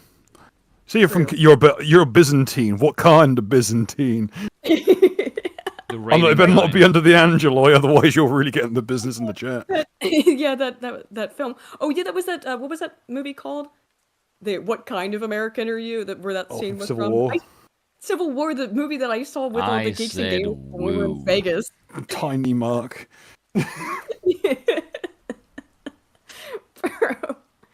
Oh my. But this is where it's gonna go. This is clearly where it's gonna go. This is Fox News. So here we are. We are solidly into current thing now. Full bore. America's greatest ally, Israel. Full bore Zionism. Here it is. The fact of the matter is the Palestinian cause is an evil one. Yeah, and Congressman, there is a ceasefire deal on the table right now. You are way too fat to talk like that. I know you gonna put your ass, Like, your bitch, fat ass you on are the like front line. greasy as fuck. You look like a ham sandwich's asshole. He doesn't. Well, he does. It's like he's rather fucking bacon gay, isn't he? sweat, yeah. He's got like the full like biblical Judas physiognomy, just being a fat, greasy pile of shit. Visibly untrustworthy. He's visibly greasy. Yes. Didn't greasy. Hamas will sign on to. Does this shooting change anything when it comes to the course of the war or the negotiations to end it? Well, I think it speaks to the importance of the only end of the conflict is complete and total surrender by those who support Muslim terror. In World War II, we did not negotiate a surrender with the Nazis. We did not negotiate a surrender with the Japanese. We nuked the Japanese twice in order to get unconditional surrender. That needs to be the same here. There is something nuke Gaza. Are we getting for nuking Gaza? With this culture. Yes. That's certainly what I mean. I don't think there's much ambiguity there. No, folks, hear him out. Hear him out. It would render the area completely unlivable. The whole area? You want to turn the whole area into a glass car park? I mean, wait, let him cook. Let him cook. Let him cook. Let him cook. No, I'm just saying. No. Letting him cook is his fucking plan. I'm not going to go with that. Yeah. Well, he's been doing a little bit too much cooking, to be fair. Who let bro cook? He smoked. Bro is sous videing inside that suit. A sous vide suit. Suit vide. There you go. Suit vide, there we go. What a horrible mental image. I know. This also came up. Harvard is doubling down during all of this. Oh my God! Look at Fox News, the Israel network. Okay, Harvard University president takes 25% pay cut amid Trump administration's funding freeze. So Alan Garber's voluntary salary reduction comes as university faces $2.2 billion in federal funding cuts. Now, I don't know who they are. What Harvard fucking university needs $2.2 billion for fucking what? Apparently Harvard. But they're already facing the 2.2 billion cuts, and this guy's like, well, I'll just take a reduction in pay, which 25% isn't that much, but he's trying to act. Oh, look how. They won't count bonuses and shit like that. Oh, of course not. This guy probably still makes $1 million something a year as president of Harvard at a minimum. I mean, Jesus Christ. Yeah, that Eric Stewart guy. Didn't we get info on was it Harvard? We found out the previous bitches. Yes, it was. Yes. Found out she was earning like nearly $1 million a year. She was making it was near $1 million. I think it was 800,000 a year, which was her salary was as president of Harvard. Yeah, Claudine Gay, the one who had to resign in disgrace because of her. And we found out. Yeah, we did find out that it was nearly $1 million, the better part of $1 million. I think it was 800,000, but it's been a couple months. I did do that massive video where I read all of her fucking this blatant bullshit. So a Harvard University spokesperson told Fox News about the pay cut, adding that other leaders across the institution are making their own voluntary contributions, given significant changes the school faces. The university announced a hiring pause in March, asking schools and administrative units to scrutinize discretionary and non-salary spending, reassess the. I mean, Jesus Christ! I think they were getting $2.2 billion anyway. Is insane. In cuts, I mean, it was more than that. Yes. Well, no, it's his. He's taking a personal pay cut of 25%. Oh, Harvard Crimson reported that past presidents have made up to $1 million annually. I'm pretty sure. Yeah, with Gay, it was I ate something around that. Yeah. I'm a target of Trump's border crackdown. Blah blah blah. Yeah, of course they've had people there that were. What was it? One case too? Yeah, where there's a guy who'd been there for, still on a student visa, was just hanging out for like a year and a half after he had finished college. Was still just hanging out and going out and doing pro-Palestine propaganda on campus. And they finally kicked him out, and then they kvetched about it. Well, is it kvetching then in that case? Sort of. Not splitting hairs here. Who the fuck cares? But like, let the desert dwellers have their wee shtick. Yes. Fuck. So, whatever. I don't know who they think they're sticking it to, but they're sticking it somewhere. Oh my! Get fucked, Harvard. Completely disgraced institution. I'm not surprised. Let's see what's next. Okay, so this is actually good timing. We've come to like the hour-long mark, or we've got about an hour left, I think, at most. Let's talk about South Africa. Sorry, Spoon. I did say this for last because I know it's not something you actually want to talk about much, and which I can understand as well. Do you want to give a reason to explain to people why you don't really like talking about this shit? I live here. Yeah. Next question. Yeah. So this was an interesting way to bridge the gap between these conversations or these topics. So this is the New Republic reports that one of Trump's Afrikaner refugees is quite the anti-Semite. Oh no! Of course he is. Why do you fucking care? Fuck! Why shouldn't he be? On the game immediately. But why? But this is the schizophrenia. The left is this super pro-Palestine. This guy is like an extreme leftist who just shot these two Jews at their embassy, and but one of the Afrikaner refugees is an anti-Semite. They constantly fucking struggle with this shit because they love to call everyone Nazis, but then the current state of the left, for at least Charles since October 7th, Kleinhauser. Kleinhauser, yeah. That's his name? History of complaining about...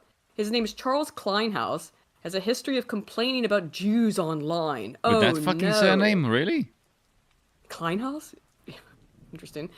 German. One of the Afrikaner refugees who's taken up President Trump's... Oh, apparently you all need to go home to Germany. I don't think I could really fit in, given the fact that I don't fucking speak German. Yeah, but that black lady on... We'll watch. I'll pull it up in a minute. Yeah, I think she could take her black ass back to fucking Africa. Let's see her try and fit in. That's what happens. You go out for a pack of smokes or a carton of milk. As soon as you touch that, it's like the dark sign for black people. You get teleported back to the bonfire over in Liberia. Bruh. The way to make your own way home. One of the Afrikaner refugees who's taken up President Trump's offer for white South Africans to immigrate to the U.S. to flee the non-existent genocide, says the New Republic, has a history of posting anti-Semitic content on social media. Charles Kleinhaus claims to be a former farmer, called Jewish people untrustworthy and dangerous. Well, I think if you look at Israel, I think that's fairly accurate. Yeah, I mean, it's like that's it. persona. That's his anti-Semitism, saying untrustworthy and dangerous. Kanye West. Kleinhaus also responded to a post on X about clashes in Jerusalem between Palestinians and Israelis, with a link to a video with the caption "Jews spitting on Christians." Well, were they spitting on Christians? They were. I mean, It's a well-documented Jewish tradition in Israel. Are you denying this? Are you looking down upon a proud tradition of the Jewish people? Please He specify. said God would save Israel. How the fuck is he anti-Semitic? Yeah. Well. What did he say? Anyone who believes the Bible must back Israel 100%, and the How the Bible fucking is hell? here. Yeah. How is he? How is he anti-Semitic? He highlights this bit from the Bible. It says, "The Lord says, Gaza has sinned again and again, and I will not forget it. I will not leave her unpunished anymore, for she sent my people into exile, selling them as slaves in Edom. So I will set fire to the walls of Gaza, and her forts shall be destroyed. I will kill the people of Ashdod and destroy Ekron, the king of Ashkelon. Still Philistines left will perish. The Philistines left will perish. The Lord has spoken." Sounds like he's... How is he anti-Semitic then? Yeah, how is this anti-Semitic again? Exactly? The New Republic, you're also sounding quite schizophrenic. Yes. It's just pathetic. Yeah, 'cause this is absolutely fucking pathetic. Because their fucking entire fucking frame of reference for the world is just tearing at itself. Yeah, they don't. I think they don't know what to do with this stuff. Because again, Nazi is their favorite thing to call people. It's kind of hard to call people Nazis. If you think this is fucking bad, you should see my X account. Yeah. The anti-Semitic posts, including the ones where he's anti-Gaza. Well, I guess in that case, it's Gaza referring to what is now Israel, right? I don't know. That's how I think they're trying to twist that. No, very good at Show it. a contradiction in the White House's new policy, as outlined by Secretary Marco Rubio, of denying immigrants with anti-Semitic views into the U.S. because their presence would undermine U.S. policy to combat anti-Semitism around the world. How? But what? Oh, well, I'm fucked then. I guess, yeah. The policy was used to detain Columbia undergrad student Mahmoud Khalil, strip him of his permanent residency and status in March. Well, that was that guy who did not have permanent residency status, if it's the same guy I'm thinking of, who was hanging out at Harvard after he had graduated, by claiming he was still a student even though he had graduated. Which is why he got kicked out, because he was lying to the U.S. government about being a permanent resident. He wasn't. He was, if it's the same guy, which I think it is, was a fucking student who'd overstayed his visa. And then was promulgating terrorist rhetoric. Gee. Again, I'm not on board with Israel here. Just the fucking insanity of this is whatever. So Musk has been accused of changing Grok to quote unquote tell lies about South Africa. That's at least the claim. People were posting like, "Oh, I talked to the AI and it said this thing. It said this, pro-white farmer stuff." So Musk must have changed it to be pro-propaganda. These people, of course, all claim that there's no genocide at all in South Africa. There's no discrimination against white farmers. In fact, when white farmers are evil, it's just... another just incomprehensible schizophrenia in terms of these people. They want to talk about Gaza. They want to talk about Israel. And but let's not pay attention to what's happening in South Africa because it's happening to white people. They are unabashed in this. They care about what's happening in Gaza because they're brown. Well, they claim to care about what's happening in Gaza because they are brown and they hate white people. It is unabashed. It is bold-faced. These leftists, often, usually white people themselves, hate other white people. And whites are the only group that has significant levels, of in-group animus. They hate their own people. And it's mostly white women, white liberal women in particular, who have this out-group preference, in-group hatred. And I don't think they know what to do with it in terms of covering it in the news. But the claim here is that an employee at X made a change that, quote, directed Grok to provide specific response on a political topic which violated XAI's internal policies and core values, the company said in an explanation post late last Thursday that promised reforms. A day earlier, Grok kept posting publicly that about a white genocide in South Africa, in response to users of Musk's social media platform, X, who asked it a variety of questions, most having nothing to do with South Africa. The thing is also, people are attributing all of this fucking intent to these AIs, or language learning models. These things are the language learning models will respond to whatever prompts you give them. They are extremely easy to manipulate. If you just fuck with it for long enough, you can get to say whatever the hell you want. Which is why this is all ridiculous. So who knows how long these people were talking to it to spit out these responses. And the thing is, too, that the LLMs will remember earlier conversations and will just start rambling into them because they are advanced, but they're nowhere near, able to fully replicate talking to a human. So it'll just go back to something you said a while ago. So if this person was talking on and on and on and on about how there is no white genocide in South Africa, and then they switch to some other topic, and it goes back to that. Well, it's because you've prompted it. And I don't trust the people reporting on this that, oh, look what happened when I talked to Grok about, I don't know, some mundane topic unrelated. Well, maybe you were talking to it about this before, just presumably. And even so, whatever. We were constantly told, well, it's a private company. They can do what they want. We were told that for years. Okay, if we're going with that, it's Elon's fucking platform. He can do whatever he wants. That's what the left said for years to justify the banning of conservatives. For saying if he wants to make Grok mandatory, like it's Bonzi Buddy at the bottom of your screen, and just keep shelling you with just a flack of pro-South African propaganda, that's his fucking right to do so. And those who don't like it will fuck off. If that's what we're going with, which is what we were told to accept, okay. If that's what we're told, if it's a private platform, he can do what he wants, which I have long since accepted. That's why why everyone tailors their speech online, because these are private companies and they can do what they want. Now, there's an argument to be made as to when something becomes not a private, yes, it's a private company, but the speech is the public square. But the way that this was all litigated, because the left demanded it, is that, well, it's a private company, so we can ban whatever we want. Okay, you made the rules. Now you got to play by them. Elon Musk can do whatever the fuck he wants with Grok and Grok's AI. Provided that, again, this actually happened naturalistically and wasn't a product of these people talking constantly about this shit to it and then getting responses slightly outside of the initial conversation, which I highly doubt. So I don't really know or care, and there's no real information about this yet to confirm or deny any of it, so I'm just going to mention it.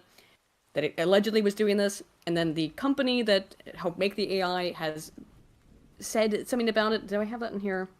Maybe I don't. But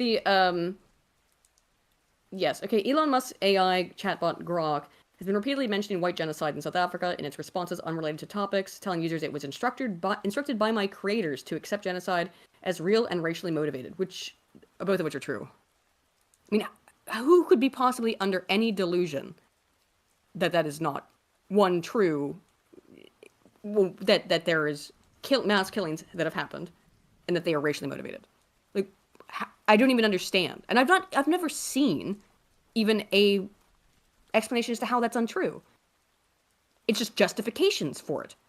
We just had a secret. It's wrong. How is it wrong? Well, it's justified. I was under the impression that you can get in very hot water for denying a ongoing genocide that's racially motivated. Not for anything else, unless it's white people. And then it's not happening, but it's a good thing. don't think you can make this cancel culture bullshit work for you folks. It needs to be ripped out root and stem. Yeah. Well, regardless, apparently, I guess this wasn't the article. I was looking at it earlier, though. The some of the creators of AI, of the AI of Grok, have said that they didn't tell it to do this. They're passing the buck to Musk. But they could also just be covering their asses, too. Again, who fucking cares? I'm so tired already, and it's going to get so much worse. I talked about it in my last video, of people just relying on AI and treating it as if it's word of God. I'm concerned about how much worse, how much dumber people are going to get if they adopt. And I have the preliminary research on it is actively making people dumber to rely on AI for answers, to rely on computers in general for answers instead of just, acquitting knowledge to your memory. Is that, who fucking knows? It's so easy to manipulate these things. It doesn't really fucking matter. No one just wants to take responsibility for what's happening because it may very likely be no one's fucking responsibility. If you've been sitting there playing with the thing all fucking day, instead of playing with their dicks as they usually do, to try and talk to it about this shit and then getting it to come up in a different conversation, well, you fucking did that. I don't know if that's the case, but as part of the research I was doing in my last video, I did buy a couple of these AI services to test them out. And yeah, that's how they all work. That's how Grok works. That's how ChatGPT works. At least those are the two that I used predominantly. You can get them to say fucking anything if you fuck with them enough. So who cares? Let's see. Yeah, and I know this is obviously not, Spoon's favorite topic, but dude, this shit, yeah. Saying kill the border is, and I'm sorry, I can't pronounce that, Spoon, I know, is just an anti-apartheid slogan. This dude, whoa, okay. Here we go. This is on CNN. There, Larry, has been debate over visibly that bad opinions song, on this man. That anti-apartheid chant, right? And for people who don't have a historical context, it does... saying kill a group of people is just an anti-apartheid chant. Potentially appear more literal. Talk to us about the debate that has happened inside of South Africa with the recognition of how it appears to people when they hear those words. Yeah, how does that appear? Like you're saying... It is an inflammatory song, without a doubt. And many in South Africa, even black South Africans, don't think it should be sung in a post-apartheid world, 30 years plus after apartheid.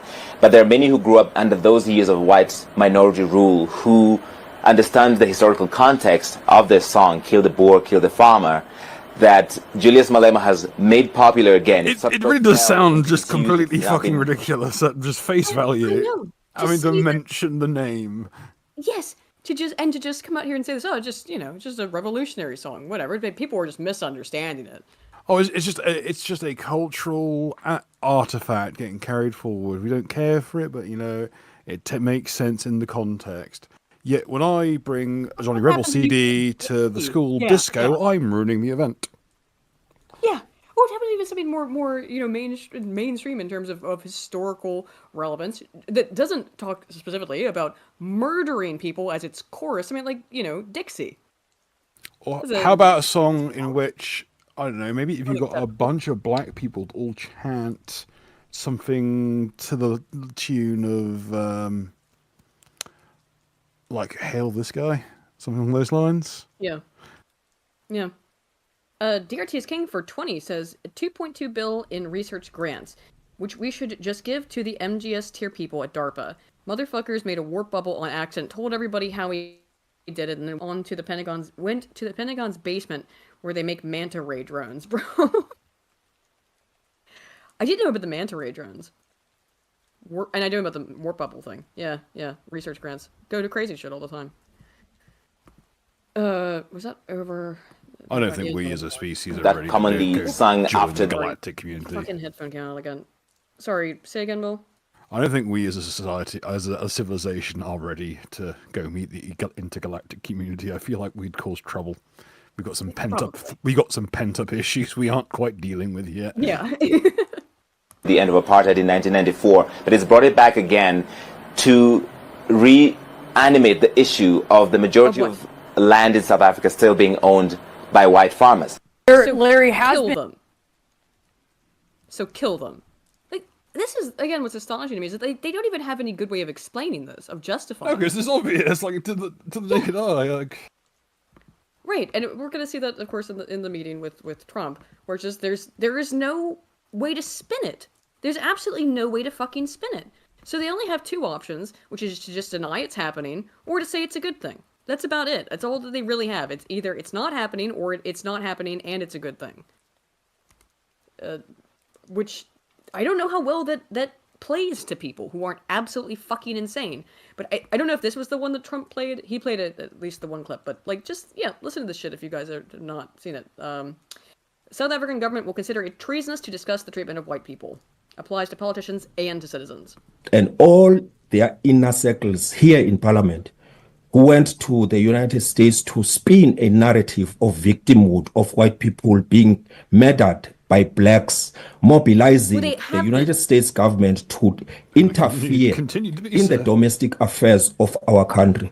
And it's not just murdered even. Murdered in the most fucking horrific ways imaginable. I have recommended this before, is read that book by Ilana Mercer, Into the Cannibal's Pot. If you want to get a really harrowing fucking look into the shit that has... I mean, I know, again, Spoon doesn't want to probably talk too much about this because it's literally close to home. But I mean, to call it inhuman does not even begin to scratch the surface of the shit that has happened to white people in South Africa. And did they do that? Did they set burning tires around people's necks and set them ablaze to the blacks when they, first of all, we'll get to this, showed up in the Cape of South Africa and there was nobody fucking there? No, they sure fucking didn't. But apparently, you know, this is justified return of force. What measures, if any, have you used to scrutinize these treasonous acts of white right-wing racist extremist movements, especially in relations to how... And this is an important part of why the narrative exists that, and we'll see some of this, that only white people are capable of racism. Because every single group on planet Earth, no matter what fucking group it is, whether it's a hobbyist group, whether it's ethnicity, whether it's sex, gender, race, whatever, has in-group preference. So again, fine when we do it, but not okay. This group should not be allowed to exist, essentially. So it's racism. There is no reverse racism, is what the crux of this sort of argument relies upon, right? That white people, that you cannot be racist against white people. They are funded so as to protect the imminent threat of civil war in South Africa. Thank you very much. Yeah. Thank you very much. At a stage now where black people can literally genocide white people in streets and not be racist, but someone pointing that out would be considered racist. Yes. You're committing an ethnic cleansing. Yeah, that is the insane, mental gymnastics that are required to make this make sense. And part of that's the reason why they've promulgated ideas like white people, you can't be racist against white people, so that they can get away with literally fucking killing them. Because it's okay, because they're not of the same category as human. So it's all right. Anything that you can do to white people is fine, no matter what the extremity and just disgusting levels of violence. It's okay, because at least it's not racist. Jesus Christ. Honorable Minister, your response, please. Thank you, Honorable Deputy Chair. As indicated earlier, the law enforcement agencies are investigating the treasonous act of misinformation and also that which is provided for in the, I forgot the right naming of the act that talks about treason in the country. Yeah, so if you talk about what's happening, it's treason. Again, maybe White Spoon is a little bit quiet. I'm not trying to speak for you, Spoon. I just know how you feel a little bit. I don't know. I can sympathize. I can't empathize. Because obviously, it's not me. I have not lived. I don't have that lived experience. We got some shipping you broke influencer hose down here to Guernsey where it's safe and stuff for actual Not white only people. is it treasonous to even mention the things that have happened, they think it's fucking funny. Look, this is from The Guardian, right? White South African refugees, the jokes write themselves. Why Trump's decision to grant asylum to Afrikaners is a slap in the face for black people, says Nesreen Malik. Hello and welcome to The Long Wave. On Wednesday, the South African president, Cyril Ramaphosa, will visit Trump in the White House. I spoke with Jonathan Jansen, a professor of education in Stellenbosch, about the tense backdrop to the trip and the reaction to South Africa, to Trump granting white farmers refugee rights in the U.S. This is the early days, blah, blah, blah. Okay. In March, Trump expelled the South African ambassador to the U.S., cut off aid, and extended an invitation for political asylum to white farmers, even as the U.S. all but halts the refugee admissions to the country. Yeah. Because the other people who claim to be refugees are people seeking Gibbs. And in fact, I'm going to show you that's exactly what they are seeking. They say it openly. Thinking about the video you're going to be onto soon. Do you know the video I'm talking about? Mm-hmm. Yep. The first of those refugees arrived 2 weeks ago. Source of the odd fixation is those around Trump who, quote, don't have a sense of the world outside of the United States. Oh, please. Now you're going to pull this American. Look, America is full of Americentrism. But really, let's just be honest. This is racism. You hate whites. You hate them. You don't like the word genocide used to describe it because that's your word. You don't like racism being used to describe it because that's your word. Disgusting. Jensen suspects that one of those is the South African-born Elon Musk, affecting Trump, who has a grievance against the country. Jensen believes South Africa's hardlining against Israel has fueled animosity in Washington. Really? I mean, it is possible. And I know, Spring, you talked about this a little bit or we talked about this a little bit earlier. In that, yeah, there is a contradiction there, I would say. And it probably is what's motivating Trump, because he clearly is being led by his, at least in part, due to his affiliations with and sympathies, which are not limitless, to be fair, to Israel. Where was I? Okay. Let's see.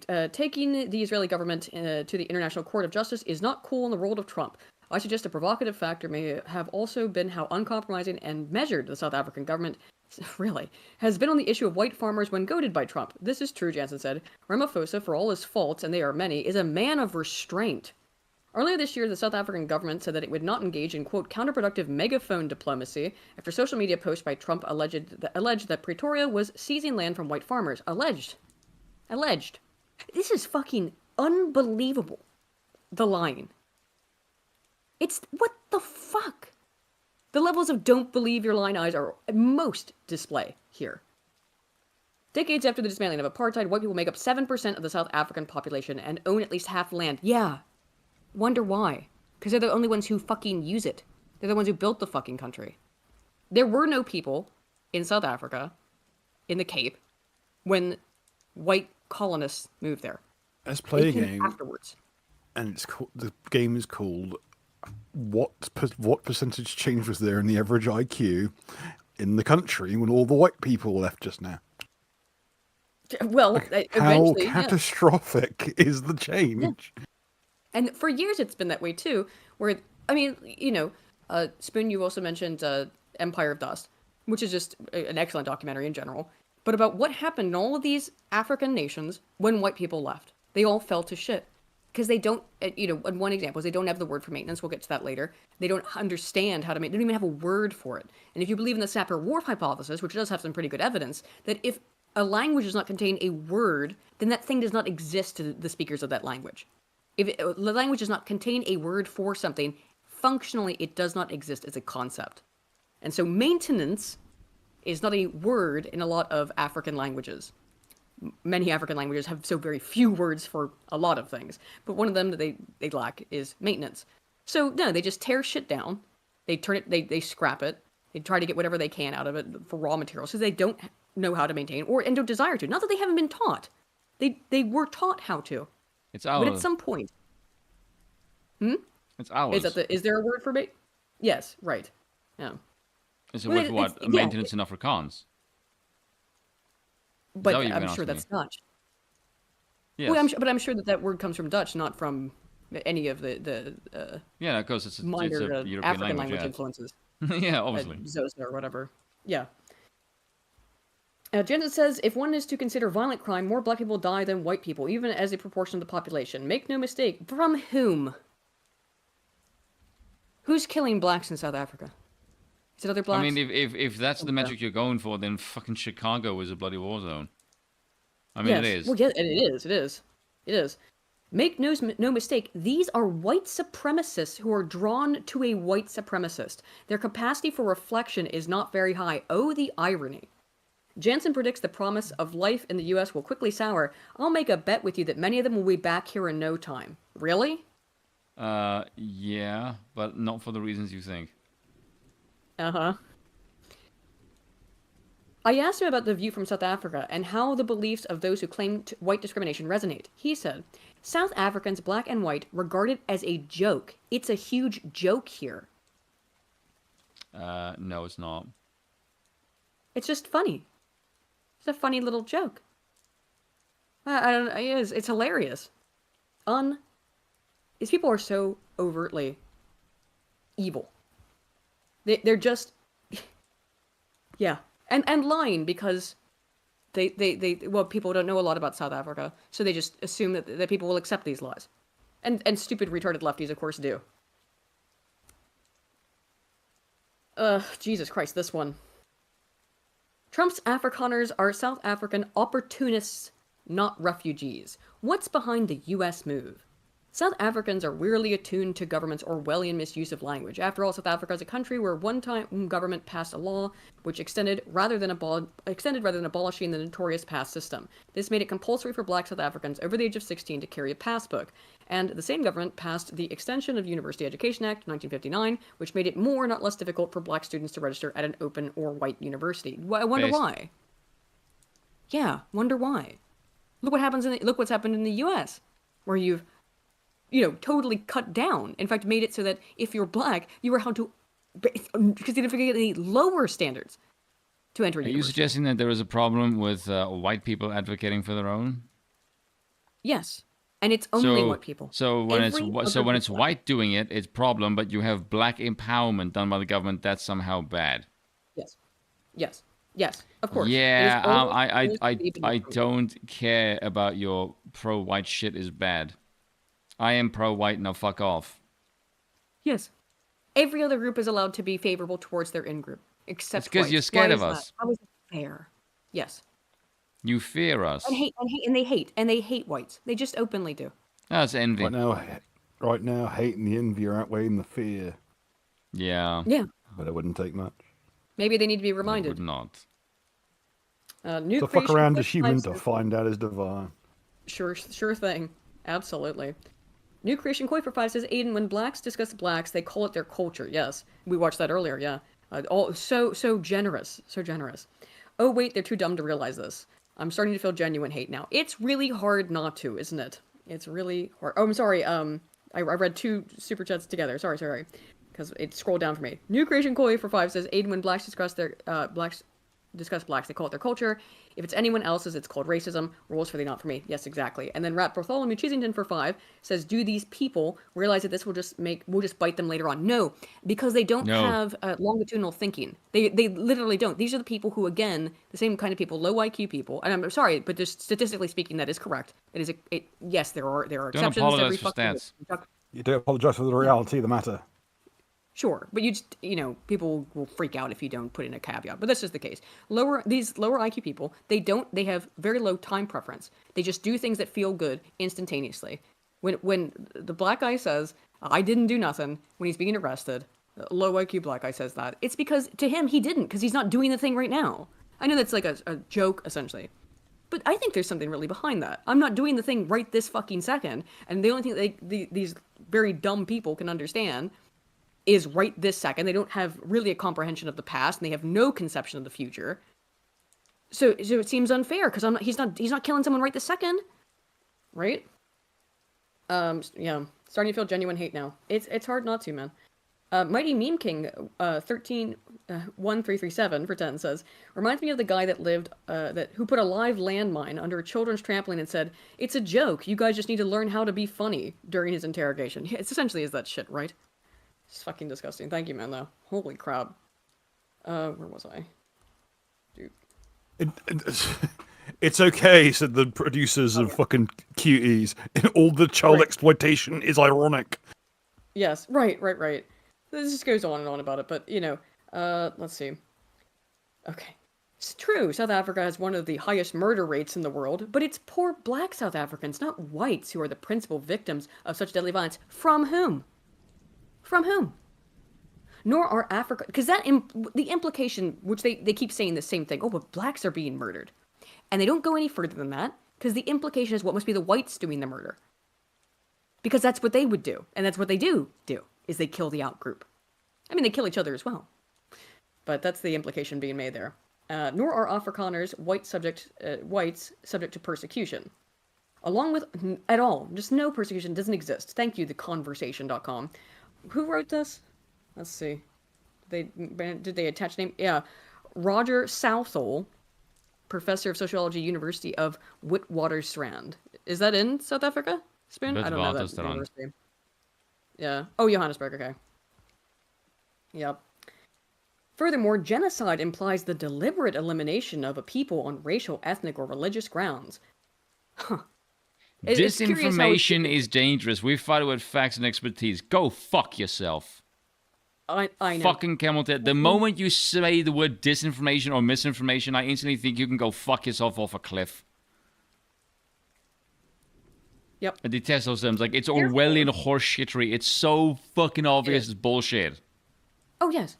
Oh, yes, overtly. Therefore, if a genocide of whites and Afrikaners was taking place, we might assume that their numbers would be falling. In fact, the reverse is true. What? The white population has continued to grow, albeit slowly, in absolute numbers since 1994. So because they're not being completely fucking wiped out. Although, again, in large part, a lot of whites have left South Africa. I mean, your family did at one point. Yeah. Parts of your family did. So, I will at some point as well. Yeah.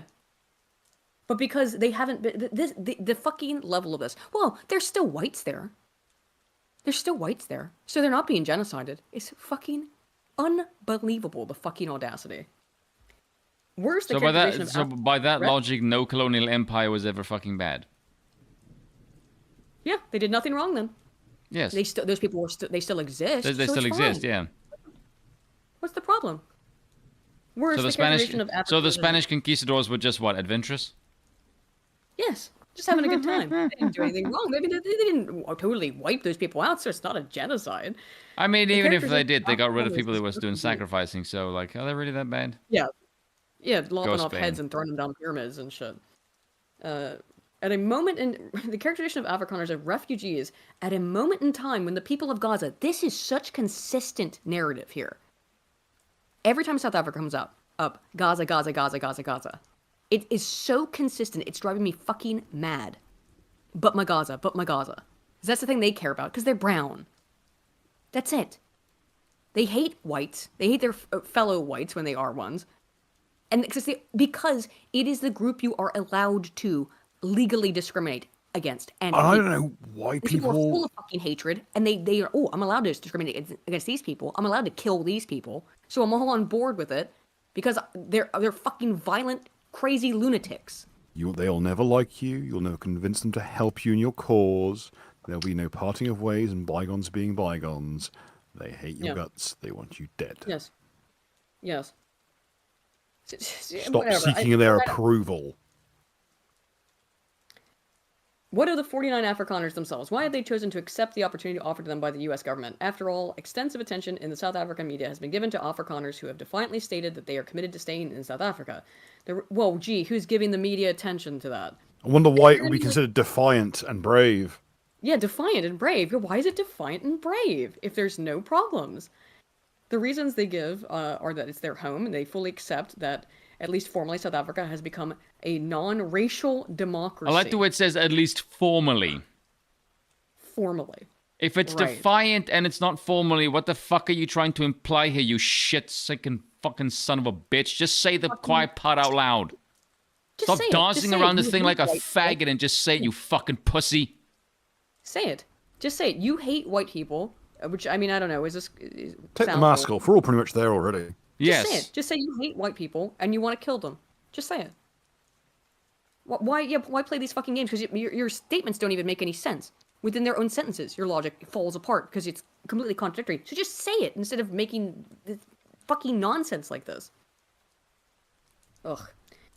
Let's see. Launched an attack on what it terms as tyranny and diversity, equity, inclusion policies. Otherwise known as sanity. Christian nationalist. Yes. Critics argue that this is driven by an appeal to Trump's white Christian nationalist political base, because post-apartheid South Africa, rightly or wrongly, has become the poster country of diversity, equity, and inclusion policies internationally. Hey, no, it fucking has not. It has not, because our Springbok rugby team is not driven by that shit, and we won 4 fucking World Cup trophies without that shit, so fuck off. No, we're not. Yeah. Bullshit. Yeah. What a ridiculous thing to say. That's been the funniest thing lately, is with the decline of everyone's, like, pretty much globally, everyone's economy going down the shitter, and with white people being discriminated against, it means that more white people are getting into sports, and it's just white basketball players and shit just stomping the black opposition. Let's actually be clear about what this guy just said here. Rightly or wrongly, become the poster country of diversity, equity, and inclusion policies internationally. So to this guy, what diversity, equity, and inclusion means is fuck killing white whites. people. Yeah. Is killing, murdering whites. That's what diversity, equity. It's just that's what it means. It is extermination. Yes. Is that what DEI stands for is killing whites. Labeling Afrikaners as refugees plays to the insecurities of Trump's political base.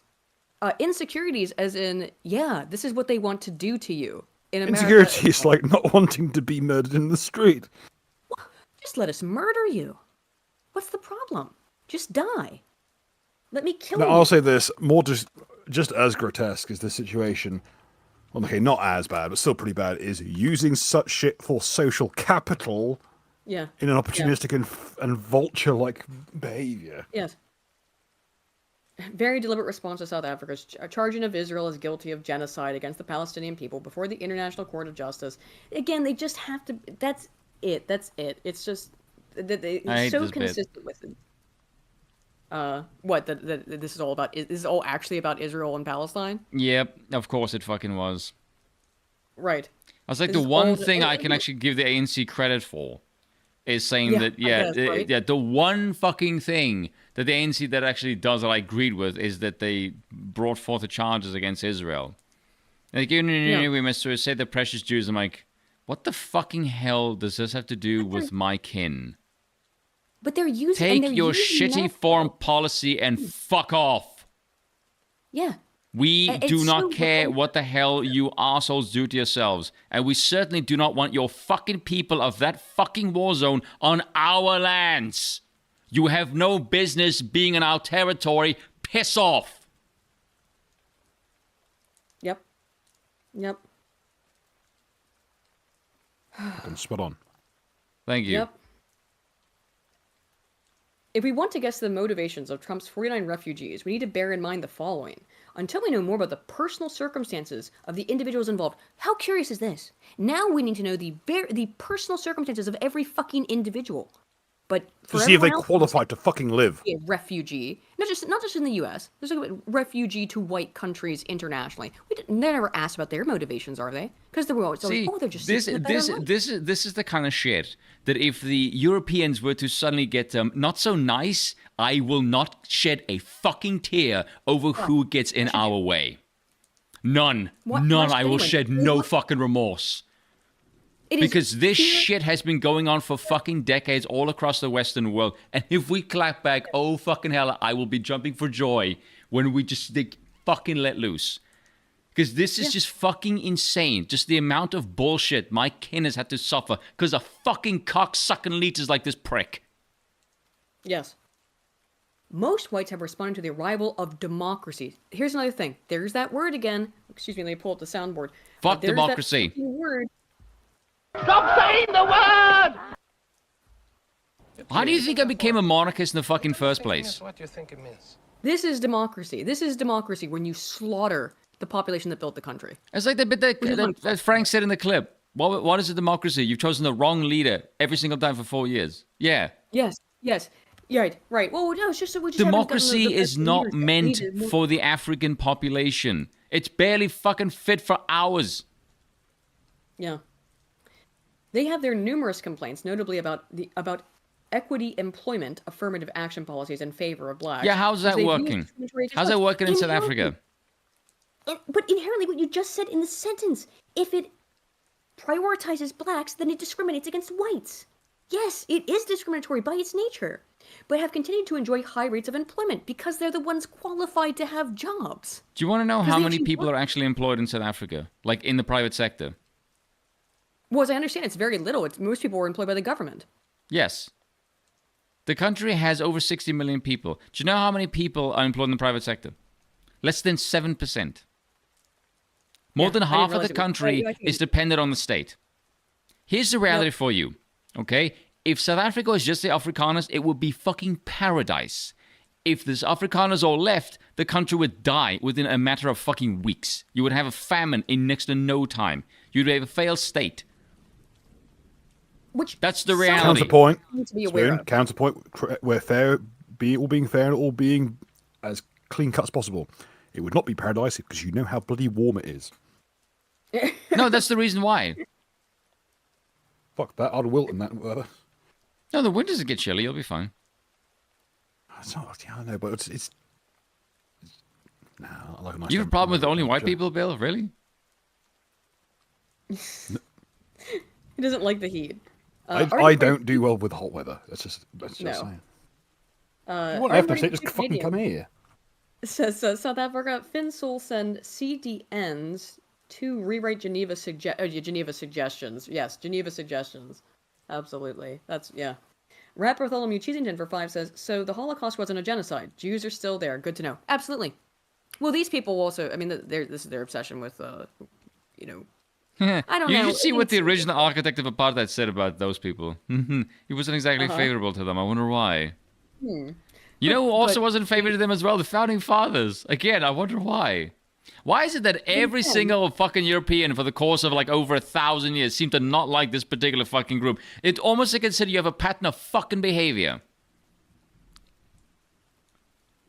Up until like a year ago, 2 years ago or so, if you'd said anything like that, Nazi behavior, you're a Nazi, and you'd be unpersoned, deplatformed, debanked, all of that because you're a Nazi. But now, that's the same people who have been doing that for well over a decade to people. Well, no, it's perfectly fine for us to say this, to talk about how much we want to kill the Jews, how Israel is a which, look, in terms of Israel being a fucked up state that commits its own atrocities, yes. But if I had said that 2 years ago, that would have been the most incomprehensibly evil. I'm a Nazi. But they've should cancel you over a way less than that. But this is their current thing. Rolgar for 5 says, so we are moving to Rumble when Trump starts walking the monkey. Are we moving to Rumble? I mean, he already is. I mean, like again, the current thing is going to be current thing. Obviously, Trump is extremely pro. I'm not going to lie. It took me a few moments to realize what you mean by that. Yeah. Yeah. Where was I? Oh, yeah. It's disgusting.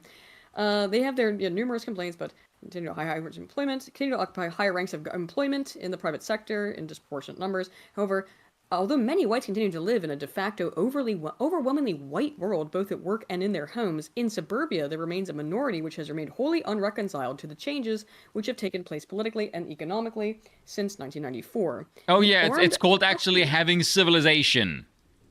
Yeah. They moved out of the shitholes, urban centers that are extremely dangerous. So, how dare they? But now they're leaving. If black people have all of this extra boon from the government, but there's still massively high unemployment with them, what does that tell you? Yep. Why? Could it possibly be people would rather hire white people because they're, I don't know, better employers maybe? Or employees rather? Yeah. The armed oppressors linked to the far right have long been defeated, but we may presume the 49 belong to a broader category of... Oh, God, Aiden, you can't read any more of this. I want to Fed post so fucking badly. I know. No, I need to... No, take the... Bill wants you to Fed post. No Fed posting. Don't Fed post, we'll get shit canned. Okay. Yeah, okay, whatever. Take your inner kizzer and shove it back into the hole whence it came. Piece of shit. The evidence suggests that the heads of the household among Afrikaners, 49, are drawn not from the minority of Afrikaners who are totally unreconciled to democracy. Democracy is when you allow yourself to be fucking slaughtered. But who, quite simply, are opportunists who have availed themselves of a shortcut to emigrate. I thought Why is America that bad? was a nation of immigrants. We were supposed to accept everybody. Why is that bad, though? Because they're white. That's why. That's why it's bad. This is the kind of shit that makes me want to move to America just so I know I'm spiting these fucking gremlins. Yeah, right? Fucking disgusting. This guy, I already mentioned, this guy's been all over fucking Twitter. This is this lie about how, South Africa, the whites displaced the native population. Just this little Oh, not this little sniveling fucking Jew. No. I'm not. Look at him! The physiognomy! The physiognomy at work! I don't even need to hear his words. Understandable. South Africa was not discovered. It was invaded. This guy, he just lies. No, Okay. I don't want to hear him. It looks like someone made Jake Paul with Play-Doh. Oh God, yeah, that's fucking true. It's like it's a bit wonky in lots of different places. You could just look at the physiognomy and go like, no. Everything's uneven. The eyebrows aren't even. The lips are all fucked up. I agree. You already know what this fucking Yes. lying little bag is gonna say. So we get it. We already know what he's gonna lie. He's gonna say, the white people came here and came to South Africa and just destroyed the extant populations that were so. He does like he. Wow, we picked a version who didn't convert to Christianity and we had the chance. Wow. Now we're stuck waiting for the fall of Edom to save our spirits from Sheol. He says that there were like glorious, massive civilizations in South Africa before the whites. No, came they there and weren't. destroyed Shut it, up. And then hid the evidence. Of termites, hid the perhaps. evidence. This is Cleopatra was black type revisionist history, and this guy's being promoted on TikTok because of course he is. On the Yeah, Chinese he's app. Jewish. Yeah, that's who. So this is CNN. This was Scott Jennings again. I agree more with Scott Jennings here. This woman, holy shit. See, So if you think about the history I of can't get mad at this woman because like this is a level of stupid that just makes me go, yeah, you ought to be ignored. Just like when you say something that is objectively that dumb, I just go, yeah, you're just a script. Yeah, like that Keel person who was just on the screen. He's a monkey. Lying so deliberately and disgustingly. This woman is too stupid. I think that probably is correct. She's just a fucking I heard like moron. 2 words from her and a shiver immediately shot down my spine because I knew I was speaking to something that wasn't even a person anymore. She, to be fair, she does get wrecked here by Jennings. So yeah, of course. Some come up of South Africa, it being under an apartheid system, where I think it is 80% of the population that are Black Africans only own 4% of the land. That is because they were put in shanty towns and moved. No, it's because the people who made the very concept of houses in the bloody first place were the Europeans. Yes. Infrastructure, electricity, roads, transportation networks, basic infrastructure of the Western kind was made by, I don't know, Western people. Shocking. The infrastructure is fucking dissolving, as it has in many other places, like in Zimbabwe, in the Congo. Here's a question, and it's quite an expensive question, is what about the Chinese-owned farms? Which are massive swathes of South Africa now. Also, out of all the arable land, in terms of untapped arable land, South Africa is the largest concentration of arable unfarmed land on the fucking planet. Yes. And also, thank you, Kevin. I did call it Zimbabwe. I should have called it Rhodesia. Flessian for 5 says, Soviets got rid of all the people who knew how to run the farms and ended up causing the Holodomor. Though I'm sure this time it shall be different. Like I said, the sparrows, yes. See how that works. Get rid of all the people who know how to run things and see what happens. And they will be begging the white Afrikaners to come back. No, they won't. They'll be dead. Well, true. Never mind. The ones of them that are. Nah, they've always got enough energy in the tank for a good whinge. And also, who are they going to be whinging to? There won't be any electricity. True. How are you gonna use their phone? How are they gonna use their phone? Some without fucking bleeding heart or without any airdrop in a fucking solar panel. Yeah, probably, right. Yeah, that gives them some green energy. That'll help. Into you know what they do with the green energy? They did drop them a fucking solar panel, just dismantle it. They strip out the copper. The coppers out of it and electrocute themselves to death, as they often do in a lot of these countries when the whites leave, and they just start to literally cannibalize the infrastructure, cannibalize the electric grid, to rip copper out to sell, and then electrocute themselves to death in doing so. I've seen that shit on Live Leak. Oh my god.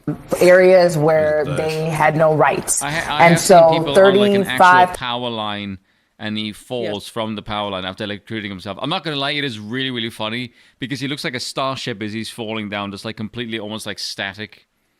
And he just walks at the end. It's really like, it's insane, but it's funny as shit. He just gets T-posed by the fucking St. Elmo's fire. Yeah.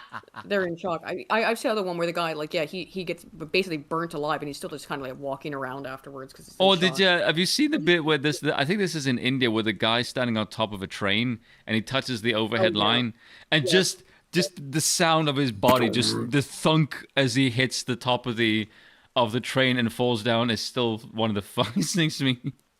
This is taking a dark turn. I'm sorry, but there's certain noises that I hear that I just find hilarious. For example, Stone Cold Steve Austin whacking Vince McMahon over the head with a bedpan is fucking hilarious. Oh god, there's a fucking core memory unlocked. Yeah, anyone who's watched wrestling knows that fucking moment. It's quality. Yeah. It's the my one like that is the your mom's house thing where it's the Chinaman in the someone drives a car. He's in a car. Someone actually reverses like a car into him. Like a Jeep and someone or some reversed. Well, no, another Chinaman just drives. He's in like a repair shop for a car. Another Chinaman just drives the car right over this dude, puts his foot on the pedal, cripples his legs instantly. But the way that he yells, I'm sorry, it's so funny. I don't think I could play, but he just goes like wah wah wah. And also, because it's crushing the air out of his lungs, so he sounds like a frog. Also, this is quite disturbing and sick, but I have a video of these two people are clearly dead, by the way. They it's a good way to start a video. Yeah, I know, right? The guy drives like full force into somebody else's boot at the back of a car, but the one guy just goes straight like through the boot, and the other guy goes flying through the sky in slow motion. But he's completely dead still as he's flying through the air with his head is constantly aiming to the ground. But just the way he's ragdolling through the air and hits the ground is fucking funny as shit. Oh god, it shouldn't be, but it's so damn good. You know what it is? Okay. This is quality. Okay, you know what it specifically reminds me of? It's gonna be a hell of a pull. Holy shit! In Top Gear, when they had the ambulance race, and Hammond had like a rail gun that thunked the fucking patient in through the window at the hospital. That's specifically what it reminds me of. That is very cursed. But it's still got him funny. It's sometimes it's so hard not to. Real quick, let me get these super chats. I was in the middle of and I got lost. Oh, so Sasquatch for 5 says, if Wakanda can be toppled by Dutch peasants, was it really that great? If Spoon moves to the States, can he move to New England and run for office? Technically speaking, no, I can't. No. I can't be a monarchist and be in the democratic system. They would think like he's like planning something totalitarian, because I would be. Well, you are. Well. Yeah, there you go. You don't tell them that. Gary Thomas for 5 says, Spoon, how do the colored population view the ruining of South Africa? I imagine they're not well liked by the majority population. Well, we've watched some clips of that before. Colored people actually more closer aligned to the whites, to be honest. Because colored speak Afrikaans. Yes. Yeah. And by climb up, not fucking step down. Yes. Yeah. Yes. Do you want to maybe explain what is meant, the difference between what colored means in this context? Well, because, colored people are mixed of like basically fucking everything, whereas black people are just black. Colored's a mix of like basically all the people that came here during the spice trades to the Asias, because that's what South Africa originally was. It was a stopping off port for for sailors going to the Indies. Because obviously colored in the U.S. context means black. But in this case, colored means it's not black or white and Asian. Yeah. Yes. Certain Asians were considered white, and I believe some weren't. If I'm not mistaken. Indeed. Let's get back to this. Whoops. Here we go. Play it. 30 plus years ago, they went through a the apartheid system ended. No, bitch. Say that bit again. Say what you fucking said there. They went through a revolution. Yes. You know how revolutions turn out? Shit. Ask France. Yeah. Under the great leader of Nelson. Well, Spoon, we agree on that. But I think but she's trying to speak to an American audience who think that, revolution, even though, but she watched it back on there, which may have been because of the communist kind of implication in it, right? Mm-hmm. Mandela, and that allowed for a racial reconciliation, one that this country has yet to do, but South Africa did it, and they were clear what she's saying there. She wants a similar reconciliation to happen in the U.S. because she wants to kill you. Their constitution, and part of that is that the people who are native to that land deserve their rightful land back. Bitch, the people who are native to that land were killed by the fucking Zulus in a shit large of numbers. The Zulus massacred anything between 2.5 to 4 million people before they even met any Afrikaners. It was classic black on black fucking crime. The hell are you talking about? She's ignorant. She's completely fucking I don't know if you've noticed this, but the idea of racial solidarity among black people is like a myth in every fucking place on Earth. Yeah. I mean, again, why is the black murder rate so high in South Africa? Who's doing it? They won't say black people. They won't say who's killing black people in America in homicides. Other blacks. Dude. That is not what the Afrikaners actually want to have happen, which are the white Africans, and so who are not originally from Africa, who colonized. Oh my God! How the fuck are they not from Africa, but they're white Africans? They've been there. How many? It's been 500 years. They've been there since 1652. Yeah. So almost 400 years. When are they from there? When are they from there? If not after 400 years. Clearly. South Africa also. And so that is what they are saying is discrimination. Now, if the Constitution in South Africa is discriminatory, they have their checks and balances in that land, just like we do. And that is for them You don't have checks and balances in your land either. Yeah, don't have checks and balances here for one. And two, fuck out of here. They're complaining. Oh, they're oppressors. This is how democracy works, is when we get to fucking kill them. That's what she means. Again, what do they say what do they mean when they say democracy? They mean their political hegemony. That's what the word democracy It's ruled by the merchant class. means. Well, sure. Yes. So if the Afrikaners don't actually like the land, they can leave that country. Yeah, and then you get mad when they do. Like this massive fucking spurgout that's happening, about 49 Afrikaners taking up Trump's offer. This massive fucking public spurgout. Why are you so angry about it then if you want them to fucking leave? Make up your fucking mind. You want it both ways. It's not even enough people. They're leaving to come. No. It's not, you could fit these people into one hotel and not even not even dent the profits. Yeah, not unlike the refugee hotels in the UK where they. Just because they'll make the hotel fucking better.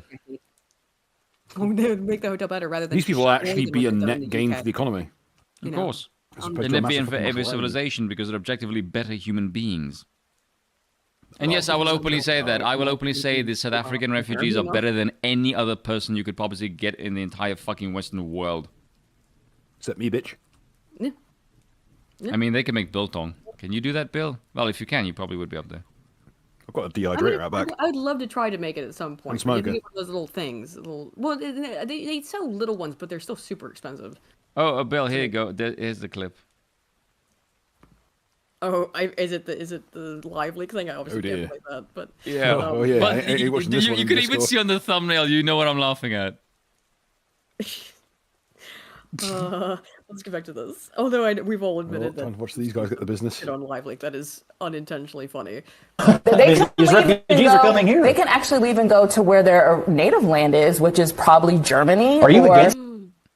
That is the most retarded fucking argument I've ever heard. So people that have been in South Africa for, 350 years, they can go back to Germany where their ancestors have not been in 400 years speaking a language that they've never heard of. Like, bitch, just shut up. You're an idiot. Well, Well, by that fucking logic, bitch, if you think that the U.S. is a racist country and you don't think... Why don't you go back to Africa? Why don't you move to fucking Liberia, then? The U.S. gave you a country, and you destroyed it to go back to Africa, specifically for people who had... That's just fucking stupid. Go back home to Germany or whatever. I don't even consider that racist. That to me is just dumb. It is dumb. It is That's just an objectively stupid thing to say. Like, what? Yes, go back to Germany or whatever. Good God. Good God. I never ever would say that about, if you don't like living in America because it's racist against blacks, then you should move to Liberia. Never. I know there are people who are in prison in some countries for saying "fuck off, we're full." Literally in the UK, that was what someone was jailed for regarding the Southport riots. So there's a guy who's been in jail for over a year for saying go home, if you don't like it here, in prison in England. How the hell did they manage this?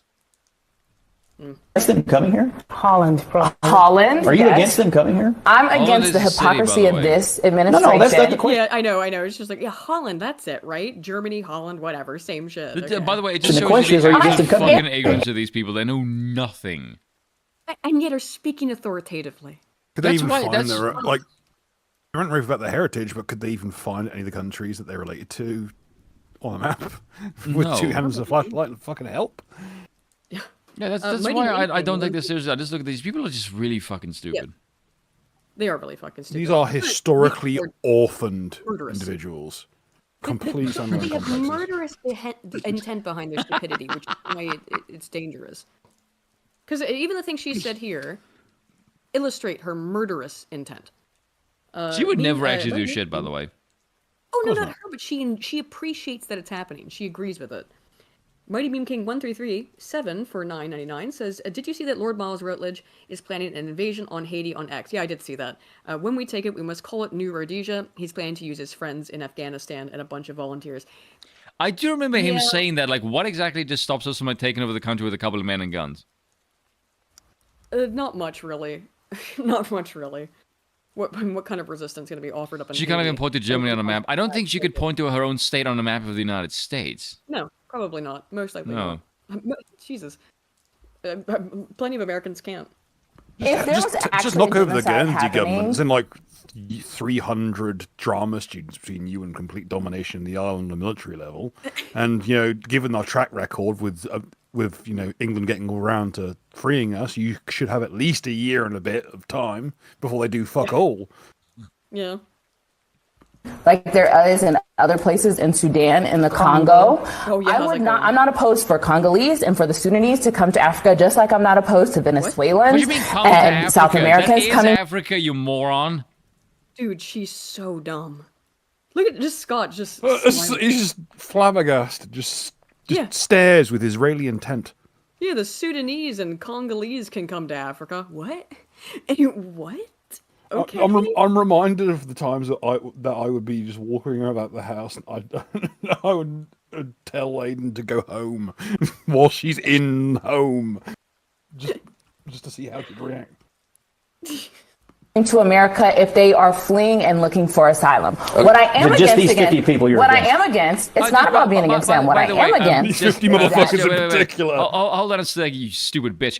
Who exactly would they be fleeing from? Yeah, exactly. It would be other black people. You fucking moron. Yeah. Oh my god, this woman is. How? You are so fucking stupid. Like, holy shit. Imagine having beef with taking on refugees from a conflict when the number of people coming over wouldn't even scrape the population density of a Walmart. No. Yeah. Like you could probably fit them all in one JCPenney's. Yeah. It's important to keep that in mind, that all of this shit is over 49 people so far. You would find more people in the queue in a drive-thru. I've seen more people in the queue in a drive-thru over here.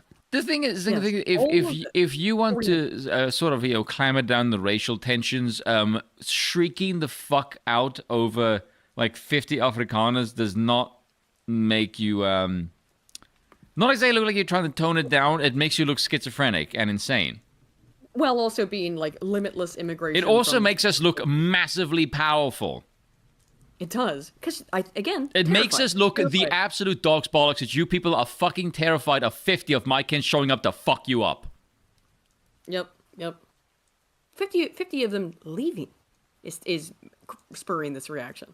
They are being given special treatment when there is not a genocide happening in South Africa, and they just don't like the law of the land. Well, so you know what they don't like the law of the land. Yeah, the law of the land that is. So let me get this straight. They don't like the law of the land. They're leaving, and somehow that affects you. How? She wants them to stay so that they can be, because she enjoys watching white people get murdered. I guarantee she lives in a white neighborhood. Oh, 100%. White husband, I'd bet. White husband lives in a white neighborhood, guaranteed. What's her fucking name? Do we have it? Do I have this woman's name? Ashley Allison. Should I look that up to see if she's... By the way, she was the one who said that she was hired by the Biden administration or by the Obama administration, and... Yeah. Let's see. Husband. No, I don't know. Doesn't look like... Is she even married? Probably not. Maybe not. Please don't reproduce. Ew. Threads. I have no idea. What is that hairline? Probably That's a hairline? I wouldn't be surprised. Yeah. That's a Maginot line. I don't know about a hairline. As a black woman, yeah, the moment I hear anyone say, as a black person, my immediate response is, I don't care. I don't care. This is, Can I say that before I do anything? As a white man, and therefore being better than you in privilege, it means that anything I say is more valid than you. So as a black man, okay, I'm about to hear 3/5 of your opinion. This is, because all of this, they're trying so hard to tie this to Israel so hard. I did find this interesting. This is 8 years ago. Avi Yemeni recorded this, or 7 years ago. But the shit these people say is so fucking disgusting. Just these people are fucking, and these are whites. He's very Jewish. He's the guy that works for he's wearing a kippah. From no, you perish the thought. You wouldn't think this man Hebrew of some kind. Yeah, but still, it's what Avi Yemeni himself aside. Watch these people. This is fucking crazy. About the white South African refugees, should we be inviting them here as well? No. Why aren't you hanging out with your Nazi mate over there? We're just not doing that at the moment. We're keeping our Nazi down. Today I got my kipper on, so I'm going to be less Nazi. South African farmers, you know, the ones that are getting raped, robbed, murdered. No, that's ridiculous. Are you denying what's happening in South Africa? Yes, I'm denying it. Why not? We want to bring in the refugees from South Africa. Are you happy? I would prefer if the Rohingya came here first. Why is that? Is that because they're brown? Will you support our... Yes, that is it, by the way. That's why, because they're brown. Petition to bring down the white South Africans? Why is that funny? Even though Eurotrash won't defend the fucking Roma. And this is unbelievable, though. No, I didn't. That wasn't Roma. And then people wonder why I don't like Australians. The Rohingya was a term for the Roma. Oh, was it? Okay. They share similar cultures. That's why racist. wouldn't? It's actually racist That's to not. Racist. It's racist. How is it racist to share similar culture to you? What the fuck? These people are culturally, generationally fucking suicidal, is what it is. Yes, retarded. They are begging for death. See, accept them because they're white. They are. It's okay, racist. I should reference the Rohingya are Myanmar's native Islamic weird Indo-Aryan ethno group. But there is something to be said for this, and this kind of goes back to my script. Is when you see these people's opinions, right? Ask yourself a simple question: does this have any function to do with like an actual civilization? No. Exactly, which means that these people get their opinion from something else. Yes. From group association and power, which means that if you are trying to get to these people on your side, your job is not to talk to them because they don't take their marching orders from other people. They take their marching orders from those in power. So if you want to flip them, recognize they're basically just iron filings, obeying the power of a magnet, which means you have to become the magnet. These people are not worth your energy. They're like foot soldiers. They're taking orders from a general. Become the general. Yes. So ignore them. Nothing that they think or do fucking matters. These people are literal fucking drones. Do not ever talk to them. Do not engage them. Become the power and just say, these are the things you're going to believe because I'm fucking telling you to. That's it. That's how they work. Simple as that. Yeah, you can't engage in diplomacy with them on equal grounds. No, These not at all. Who are just to be crushed in one way or the other with just sheer influence and charisma. They only understand power. That's all they understand. So they should be treated as By the way, this is how most people actually work. Yes. People, this stupid thing, because of democracy, people think people's opinions are changed by information and dialogue. No, it isn't. No. If people can be so insane that they will believe a cult for social credibility that says you must cull your capacity to breed, then I will never believe in free will or this bullshit crap that dialogue solves anything. No. It is raw fucking power. That is all that matters. That they would castrate themselves and their own children because it was what they were told is the right thing to do. It's popular. What we have today will be looked back on with the same reverence as the fucking Aztecs. Yes, our civilization right now is fucking insane. We the way the Janissaries were treated is better than the shit we do to people who are meant to be our loved ones. I think I can't remember if it was Orrin or Curtis who pointed this out, but if you look at what the left did when they were in power during the Biden years, they did not run on open borders or transing the kids, but that's what they did once they're in power. And what did their own side do? Absolutely fucking love it. Even though they didn't run in it, which should tell you that these people are not sentient human beings with sapiens who can think. No, they're drones who follow orders.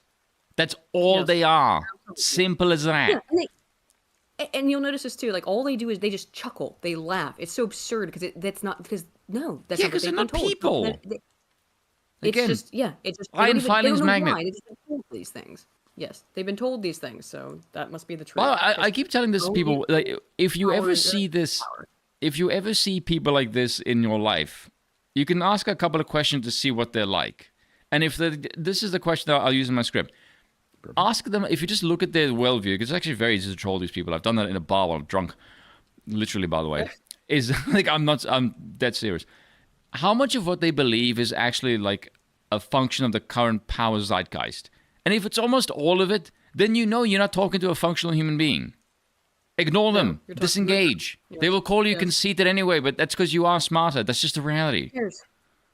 Yeah, who cares what these people think? Yes, you know they don't. In which case, I'm done with that clip as well. But you get the idea. The disgusting nature. These stupid people, yeah. But contrast. I want to contrast. So specifically asking, well, why don't we bring in more refugees of other, not whites? Whites, they deserve it. It's hilarious. The concept that they're being discriminated against, they're being murdered, is funny to them. This is who they want to import, though. I'm going to contrast who they want to import to Western white countries. Right? This guy is who they want to import. English people pay for you to have a house. Maybe they give me house, they give me anything I can need, they give me. Just give it. Give. Why? Because people in England is perfect. Oh, so you think we're all rich people, so we can give? Okay. Yeah. Can I tell you something? Okay. We are not all rich people. If I said to you, look, we don't have enough houses in England, would that stop you coming to England? Okay.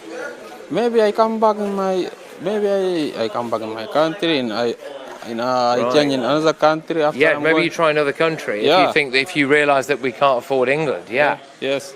Yeah. Then I'll just go try to get now, my I just want somewhere everyone else. at home to understand that every single person in this room is absolutely desperate to come to Britain. The only reason they are here is to try to come to Britain. Gibbs literally just says it. Gibbs, I want it. I think you have it, so give it to me. Why? Give it to me. Those people are literally obsolete. And like from a purely like civilizational perspective, they will never ever be like us. Like ever, they do not belong in Western civilization with our technology and our way of life. That is just a reality that no one has the balls to discuss. but they don't belong in a world with our morality. They don't have the hardware. And no one wants to fucking talk about the fact that you can't put these people in a first world nation, ever. They will never, ever fit in. They need their own culture, and it's not Western. And when they found themselves in friction with the civilization that they cannot comprehend, they will spurg out and go violent. And destroy it. Yeah. Yes, which is what they have done consistently, enough to say it's not just once or twice, it's every single fucking... They don't need Western intervention. They need to be left the fuck alone. Yes, because they can't, you can't do it. You can't change these people. It's like giving a monkey a loaded shotgun and saying farm with it. Like, that's not how it works. No, and hundreds of years now of attempts have failed every single fucking time. No, more Gibbs doesn't fix it, obviously. So it's getting quite late, so we're obviously not going to watch much of the meeting with Trump. But I thought maybe we'd play like the key aspect, which is about these 8 minutes. What does it take for you to be convinced that there's no white genocide in South Africa? Well, I can answer that for the president. Okay, I can answer that for you. By the way, that was the wrong fucking move. Sure was. That was the wrong fucking move. Don't ever put words in the Don's mouth. That tells me you did not learn anything from the Zelensky debacle, and now you are going to be the fucking clown of this administration. Well done. Yep, and he made a clown of himself. He sure fucking did. To the point he's in fucking tears after this fatal mistake. Trump's face says it all. For him, no, seriously, I'd rather have him in. Yeah, I'd rather answer that. Our president will respond to you. Yeah, Thank you, Mr. President. It will take President Trump listening to the voices of South Africans, some of whom we're gonna listen. are his good friends, like those who are here. When we have talks between us on the quiet table, it will take President Trump to listen to them. I'm not going to be repeating what I've been saying. I would say if there was Afrikaner farmer genocide, I can bet you these 3 gentlemen would not be here, including my Minister of Agriculture. He would not be with me. So it'll because take he's him... brought a couple of whites along with him, then it's not happening. The Minister of Agriculture is the white guy. Yeah. No surprises there. Yeah, so because he brought some whites along with him, that means it's not happening. Okay. All right, we'll play that game then. President Trump listening to their stories, to their perspective. Hey, we're going to listen to some stories. That is the answer to your question. But Mr. President, I must say that we have we have thousands of stories talking about it, and we have documentaries, we have news stories, and is Natalie here? Somebody here to turn that? I could show you a couple of things, and I have to. It has to be responded to. Yeah, sure. Let me see the articles, please, if you would. And now he's getting scared. His eyes just hang on. Turn the lights down and just put this on. No, the eyes went. What do you mean turn the lights down? With or without you, people are going to occupy land. We require no permission from you, from the president, from no one. We don't care. We can do whatever you want to do. Who are you to tell us whether we can occupy land or not? We are going to occupy land. South Africa occupy land. That's who we are. We're going to get violent. We're going to occupy the land. You can't tell us what to do. By the way, this is Sorry. That is an open Marxist-Leninist party. Yes.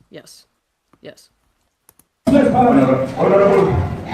Must never be scared to kill. A revolution demands that at some point there must be killing, because the killing is part of the revolutionary act. Shoot to kill. Yamaza. Kill the poor, the farmer. Kill the poor, the farmer. Let's sit there and watch this. What are you going to say? Bitch. Dude, that's fucking idiot. Walking right into this. The man of D-Day in PE is a white man. So these people, when you want to hit them hard, go after a white man. They feel a terrible pain because you have touched a white man. Not because Pajama and Suri will not be touched. They will be touched. Come on.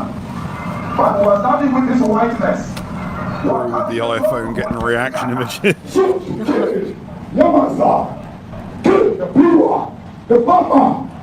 Kill the brewer. The farmer. appreciate that Trump made him sit here and watch this whole fucking thing too. I like the way that all of these people are just staring at the fucking ground. They're staring at the ground. Yes, they're looking. They can't even look at it. There is one woman who's not looking at it, but is smiling. I'll show you that in a minute. That's because she's so. I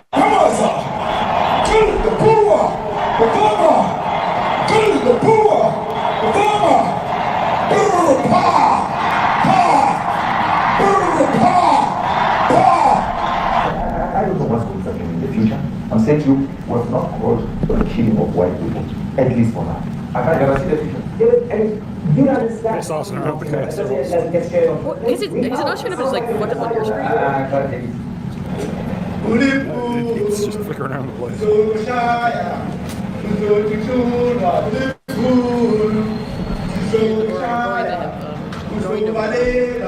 What I'm learning is that there is a desperate market gap for songwriters in South Africa. I know. Yeah. It's very musical. Couldn't screw some dude $100 to throw a beat down. Who will expropriate land without compensation, whether they like it or not. If they object, they can seek refugee in. Rose AIDS is so advanced, he's turning into Freezer. If they object to us murdering them, they can seek refuge in America. There it is, straight up. That's what. There. I mean, what else do you want them to do? There it is. Why are you mad about it then? Now this is very bad. These are burial sites right here. Burial sites. Over 1,000 of white farmers, and those cars are lined up to pay love on a Sunday morning. Each one of those white things you see is a cross, and there's approximately 1,000 of them. They're all white farmers, the family of white farmers. And those cars aren't driving, they're stopped there to pay respects to their family member who was killed. They tried it's a terrible sight. I've never seen anything like it. I know. Well, they couldn't. Saying is that, they're not burial sites, they're just like memorial markers. It's like, well, congratulations, you made yourself look like sociopaths again. Yeah, what's the fucking difference? Really, what is the fucking difference? Yeah, just like, when you see a cross on the side of the street, it's because somebody, died there. It doesn't mean their body's buried there. Yeah. I know if I get hit in some kind of... counter the reality of it, that these people have been slaughtered. Both sides of the road, you have crosses.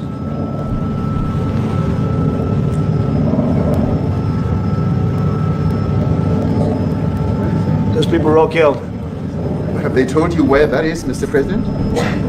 No, I'd like to know where that is, because this I've never seen. This I've never seen. Okay. I mean, it's in South Africa. Let me clarify that, because what you saw, the speeches that were being made, one, that is not government policy. We have a multi-party democracy in South Africa that allows people to express themselves, political parties. First of all, dumbass, the previous person you showed there was the former president of the ANC. Yes. Yes. I don't care. Like, it's retarded to go, it's not government policy. It is still members of the government cheering for the killing of somebody based on race. I don't care if it's government policy. If they see the people in power cheering for it, it means they can fucking get away with it. We are not stupid, you fucking moron. Our kin are significantly smarter than yours. And you can't fool us, you dumbass. And said former chairman is only former because of his age. It's progressing to the point where he couldn't do his job anymore. Yes. To adhere to various policies. And in many cases, or in some cases, those policies do not go along with government policy. Our government policy is completely against what he was saying, even in the parliament. And where's the evidence that you are against that? Has it stopped? No. Oh, no. He's never once said anything about this. Yeah. A small minority party, really? which is allowed to exist in terms of our constitution. But you do allow them to take land. No, you do allow them. See, this is the thing. This is the kind of shit that made me a monarchist. Because I do not want a multi-party fucking democracy in my country. I want a king to say, no, I am the iron fucking law, and this is the way we're going to run shit. It's funny because the previous guy there, Julius Malema, he was the one cheering the killer Burchan. He openly said that if you go down this current route, the way that the democracy is split, you will end up with a white president. Which is rather funny that he's the one who fucking said that, but he just said, like, at the current route that South Africa is going down, with the current way that the parliament is set up, you will see a white man in charge of South Africa soon, which is really, really funny coming from him. But that should tell you that the guy who's cheering for Kill the Buddha, he's the one who's saying that at the current rate, you're going to see a white president. That's how bad things are. Because the black population also is, obviously, they would like to have, they want the competent rule. They want the Gibbs from it. They liked it better when the whites were in charge. We have many examples of black South Africans saying that. If you get the choice between like racial self-governance and everyone starving to death, or being ruled by someone who's perhaps a racial minority in your country, but you go through essentially what would be considered the golden age, comparatively. I mean, you do realize like the smartest black people in South Africa all want to return to white rule. Because it's better for business. Yes. That's the fucking reason. Yes. If they want to have nice things, there was then they want white people back in power because they know that that's when they used to have white things. Or there was a clip that I played that was actually sent to me by a friend of my mother. Actually, I'm also a colored lady. I don't know if she ever hears this podcast because I know she follows me on YouTube actually, so she might actually see this. She might probably say some more shit. Oh, you poor thing. No, she's fine. She's good people. She doesn't mind the language. But she sent me the clip, and I did a video on it. And V told me not to, but I decided to ignore him and do it anyway. And she openly sits in the car talking about this, and she openly said, "Give power back to the white people because black people cannot rule, they cannot govern, and when white people were in power, the country had dignity. And now under black rule, it's a mess and there's nothing left." Yep. She's black herself. That was what I was thinking of. Yep. Can't just say nobody can take the end towers and shadow fucking shambles. Yeah. Oh yeah. It's a single successful one. Your spelling is worse than the people on the screen. You're all The white farmer, and when they kill the white farmer, nothing happens to them. No, there is quite nothing happens to them. Look at him start to sweat. People who do get killed, unfortunately through criminal activity, are not only white people. Majority of them are black people. And we have now been utilized.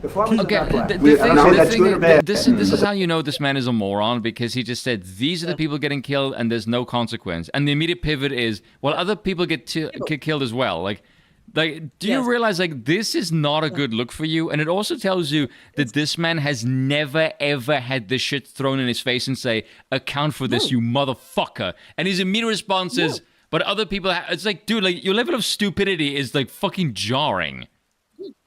It's repulsive. Now, let me just, like, defend him, not from what he's trying to say, but just from a purely political perspective.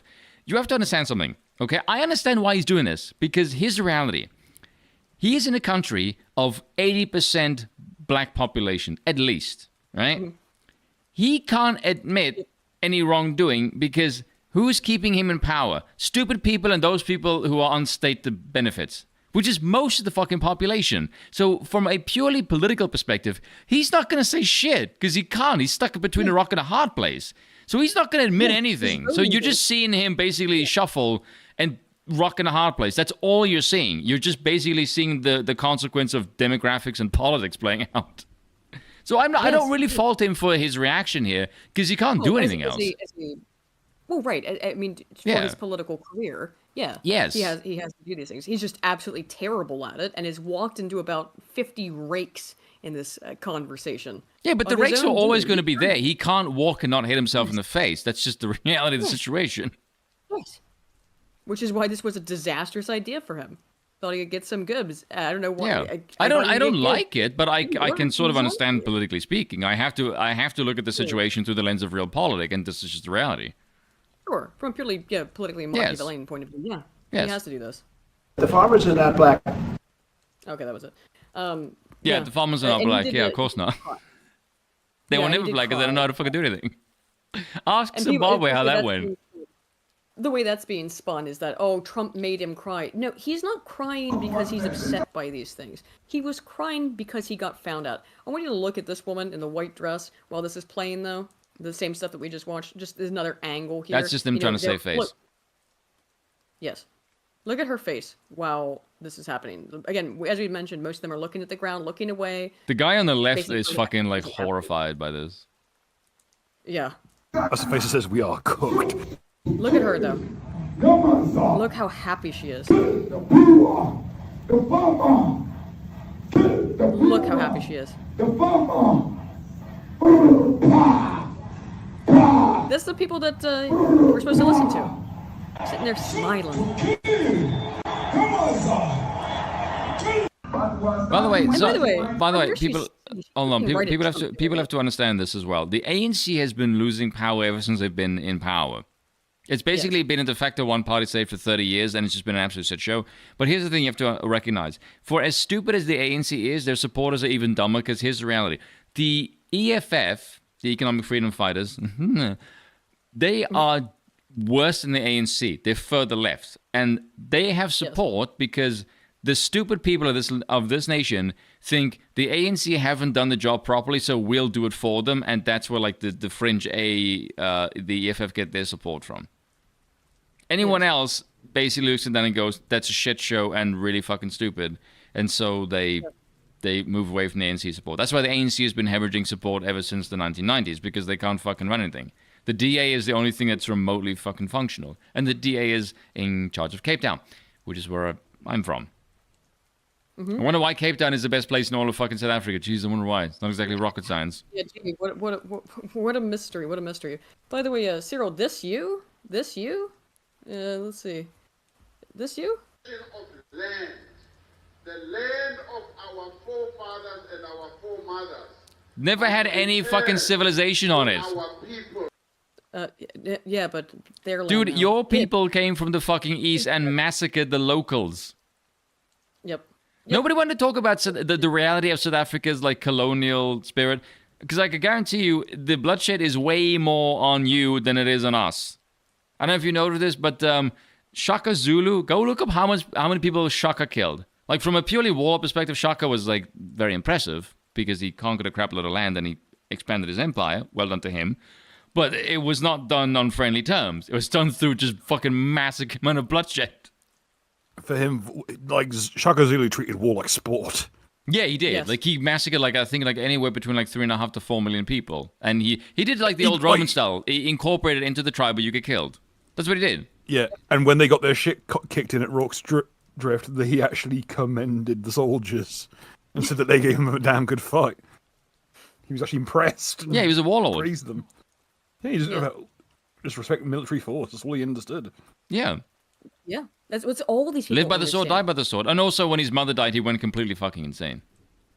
Yeah, but it's clearly all they understand, because all politics is power politics. Yeah. So all these people. Do you know how he understand died? All politics is power. No, how? So he had a bunch of brothers. Two of them conspired with one of his advisors to kill him. And then the one half-brother killed the other half-brother and all of his kin, so no one can take the reins of power. He just like killed his entire bloodline. Except one of them. One of them he fled.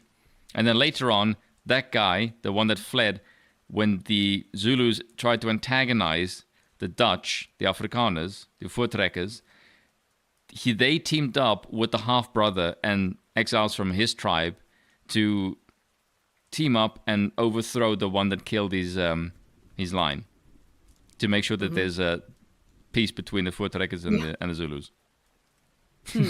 So there's an interesting history there, actually. Yeah.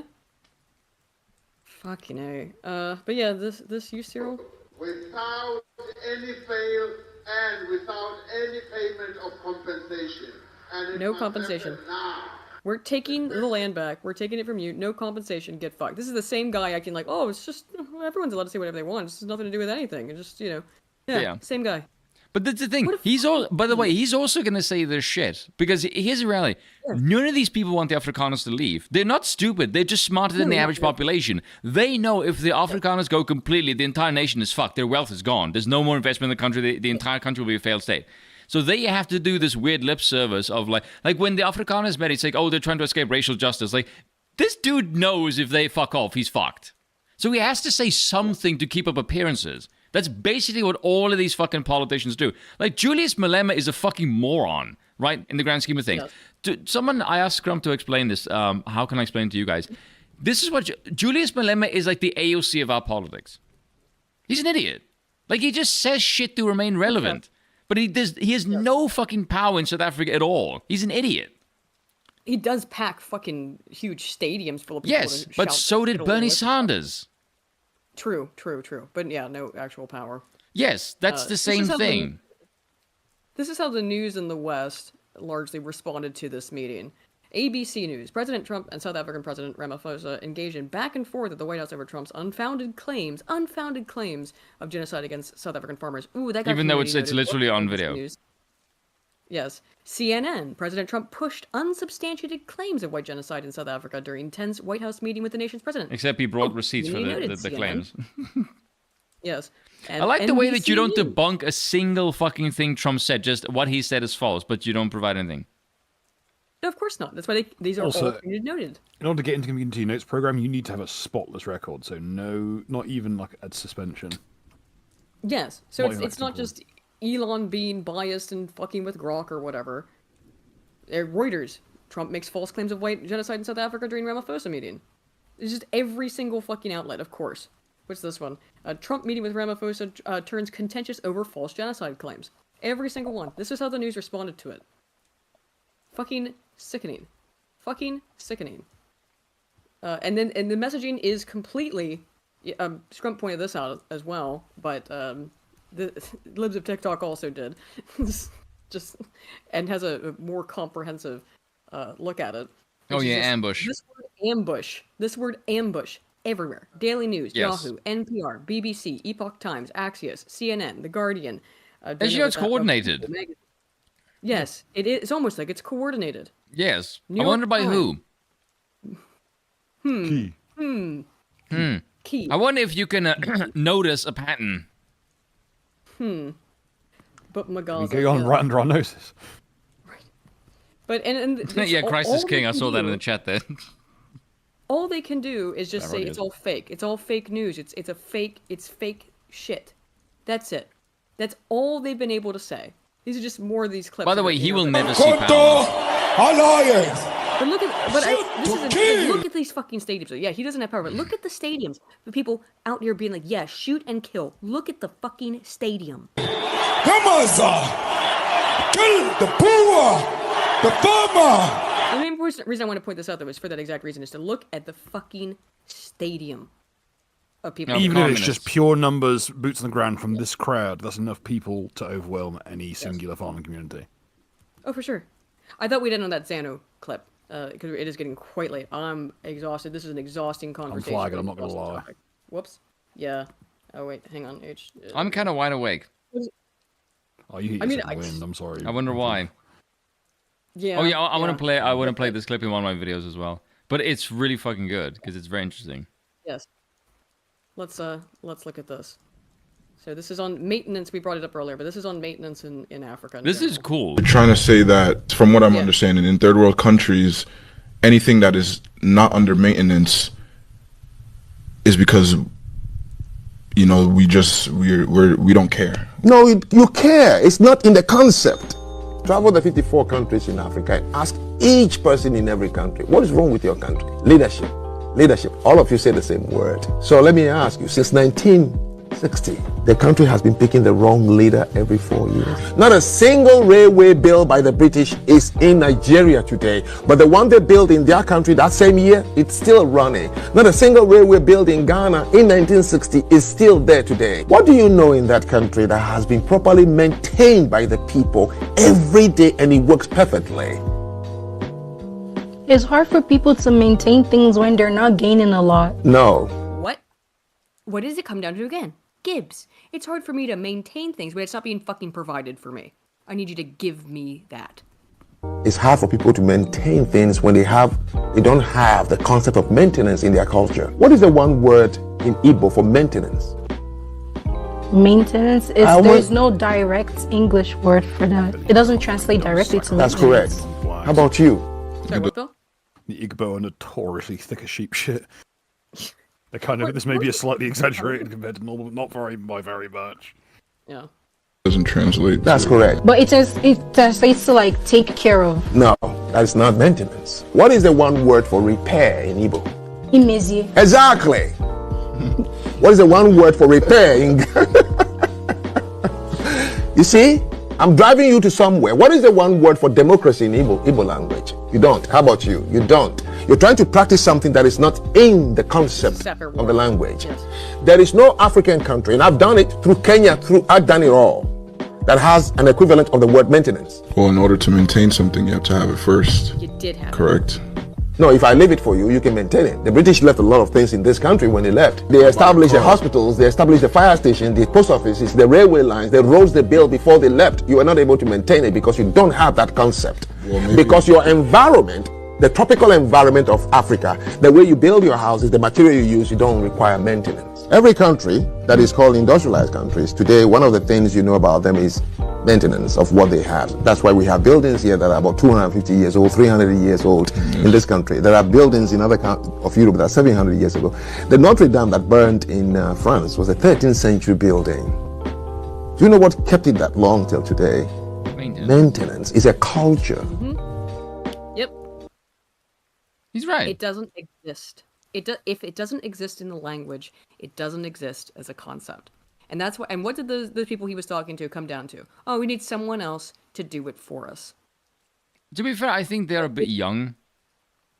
They are. I can't really place that on them because this is a significantly, but it's a pervasive, much more intellectual dude to like explain to them like this is the reality. People younger than them probably were probably calling the shots in their tribe not 100 years ago. Yes. Yeah, actually, it's probably true. Someone said we should play the dank clip that someone gave us money to watch. Oh yeah, sorry, we will end on that. Yes, the latest one. My last yes, and in my docket. Let me get to the super chats, and then we will play out on that. Oh my god, I dropped the freaking. Sorry, I hate these earbuds, dude. Okay. Let's see. Or Jewish for a second there. Eldred dropping headphones Jewish? No, she's in the voice. The voice. She bobcatted out. Had his message retracted. I don't know if you deleted it, man, or if YouTube deleted it for you, but thank you for the $5. Still on the Lich for 100 ARS says, can we know some more about Spoon's ideological position? Magnetism? Do you disavow extreme electromagnetic currents? Well, do you? No, I'm for Texas. You disavow. Yeah. Fucking magnets. How do they work? How do they work? Manu Sushai for 5 says, turd rollers be like, Sar, give me everything, Sar, or you're racist, Sar. Yeah, it's fucking infuriating. Oh my god, I still remember the line from the Indian Pakistani thing, Sar Wars. That was so fucking good. That's such a good punchline. For 5, I'm trying to read this before it gets deleted or whatever. For 5 says, prioritize your bloodline, securing consolidate resources, keep it compartmentalized, death's inevitable, but you can leave a legacy and have a family. Base troop. YouTube deleted that from you before. Man, I may have had to reword really? it. I'm sorry. I can see it. No, but that's like the third message he sent, and the other two were retracted. I'm not sure, again, if YouTube did that or not.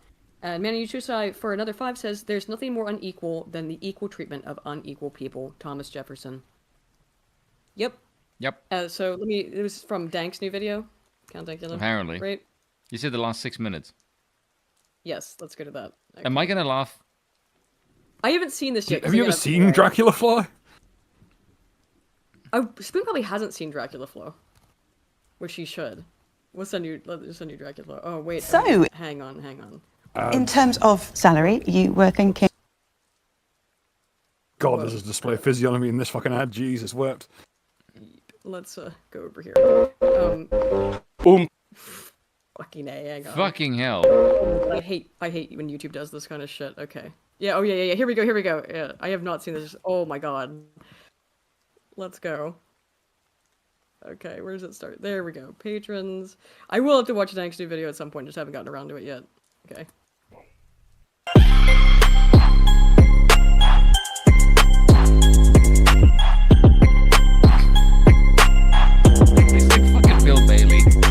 Your bitch sucks on my Willy Wonka like it's an everlasting gobstopper. I gave that bitch some sugar. She took a face full of frosting. We smoking Augustus Gloop. Hotbox in the glass elevator with that shit that takes us to minus land. They found me in the jungle. I'm feral.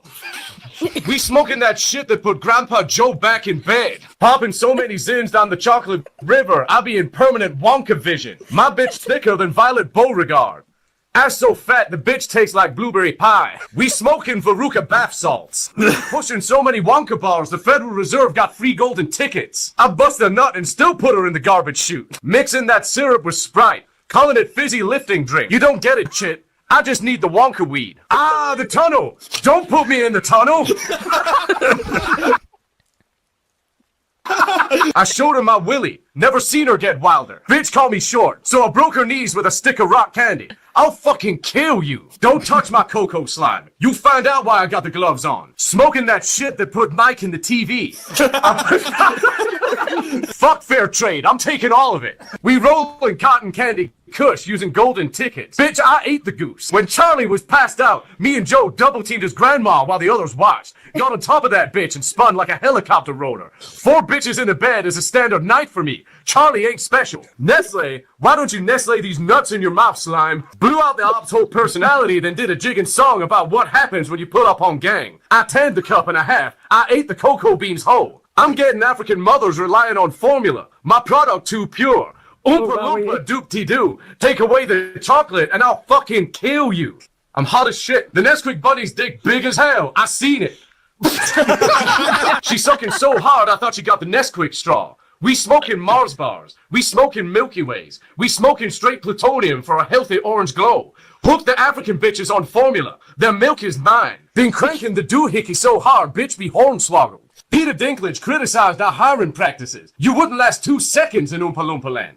We operate under the radar, under the sidelines. You wouldn't get it, Nid. Loompa land got the high-strength cocoa booger beans. Got me tasting the whole meal. Judge gave Amber the factory. Never packed more fudge in my life. The bars melted the previous camera. Global warming got Willy Wonka looking at train technology. Ran so many trains on shit, got Willy Wonka contemplating rail. Candy too strange, got me licking everything. The doorknob is black licorice. Putting zins in the chocolate mix, call it popping candy. I parted the chocolate river. I saw the end of the gobstopper. I've just got so much yummy. Shit. The golden ticket. Dude, did Dank make this video this Willy Wonka video just because he Yes, wanted 100%. That is the only reason it is for fucking Wonka flow. Let's go. Oh, discount. I want my fucking money. I got hundreds and thousands, Nid. You're counting penny chews. Been tipping shit with chocolate coins. He forgot I'm different. Cum pattern on your bitch's face so unique. Had to call up Cadbury's to announce a new marvelous creation. Eating popping candy when I go to sleep because I find the sound of gunfire comforting. Gave a bitch the hookah before the doopity-doo. I called that the Turkish delight. Took a bite of Hershey's and threw up both my fucking lungs. Turned me into a chocolate fountain. Pull up on my factory and I'll choke you out in my white gloves, Hershey. They forgot Willy Wonka is him. We moving products out of factories while you're stuck on the street corner. Get in your lane or get a song, Ned. I choked the bitch out with the strawberry laces. Twisting and licking a biracial bitch, calling her an Oreo. I break the Kit Kat laterally. Don't fuck with me. Your bitch eats Kit Kats the wide way. Pull up on my crew, you'll get licked out with the left Twix, right Twix. Lick that bitch out like a cream egg. Your bitch sucks on me like she's trying to figure out how many licks it takes to get to the center. And she calls me up at 2 a.m. to demand a recount. Bitch, I am known. Product so gritty got me baring my fangs. I'm vicious. Didn't jack off for a whole month and drank no water. So when I finally bust, it was that Krispy Kreme. Can't even eat chocolate because I don't want to poison that dog in me. Bitch, know I double tap when I hit it. Got me dunking. I need my cocoa slime. I got my cravings. I know Count Chocula. I know the Cookie Crisp Wizard. I know Boo Berry. Pulling up my cereal gang will make you snap, crackle, and pop, bitch. I get my Lucky Charms from Sephora. Ah, me Lucky Charm. Came on the bitch till she looked like a marshmallow and asked for s'more. Went 2 more rounds because it stayed puffed. Green hair jit, orange skin jit, 411 jit. They thought I was a California art hoe. We chewing the dip like it's Hubba Bubba. Gave that bitch a cream pie, then sued her for stealing trade secrets. Told the bitch I had magnums in my bedside drawer. Got home and they'd melted. Try to take my candy and the only candy you'll end up with is a cane and a striper. Homie got on my shoulders in a trench coat. I will see Jaws. They say sugar's as addictive as crack. I went back in time and switched the barrels. Just found out cocoa grows on trees. I fucking hate vegetables. This ain't sugar, it's stevia. Ah! Thank you on YouTube. Everybody should subscribe. God, that was fucking amazing. What a thing to pause on. AJ's face in that frame. Oh my god, that whole If frame. you saw that at night time, just as you like winked out of consciousness, I think that would stay with you for a while. Oh my god. Oh my god. Oh my god. Holy shit. Let's see. Then Elder Saga for 5 says, first was just saying prioritize those capable of and willing to continue your tribe. Don't waste resources, time, or respect on dead ends. Yeah, exactly. Anywho, man, it's late as fuck. That is an excellent ending. Thank you, Horwitz, Feinberg, and Horwitz for the suggestion, and then for the thank you for donation. Thank you, man. Oh my god, it is late as hell, and that was a difficult conversation. But we'll see what happens with it. And welcome to the new thing, which is going to be Zionism, I think. Hardcore. Hooray! Welcome to the new thing, guys. It's Return to Freedom Prize after all. Yeah. Anywho, we will see you all next week on Wednesday, normal time. I'm pretty sure we'll be joined by Josh Firm on Wednesday next week. Base. That'll be fun. Yes, very cool.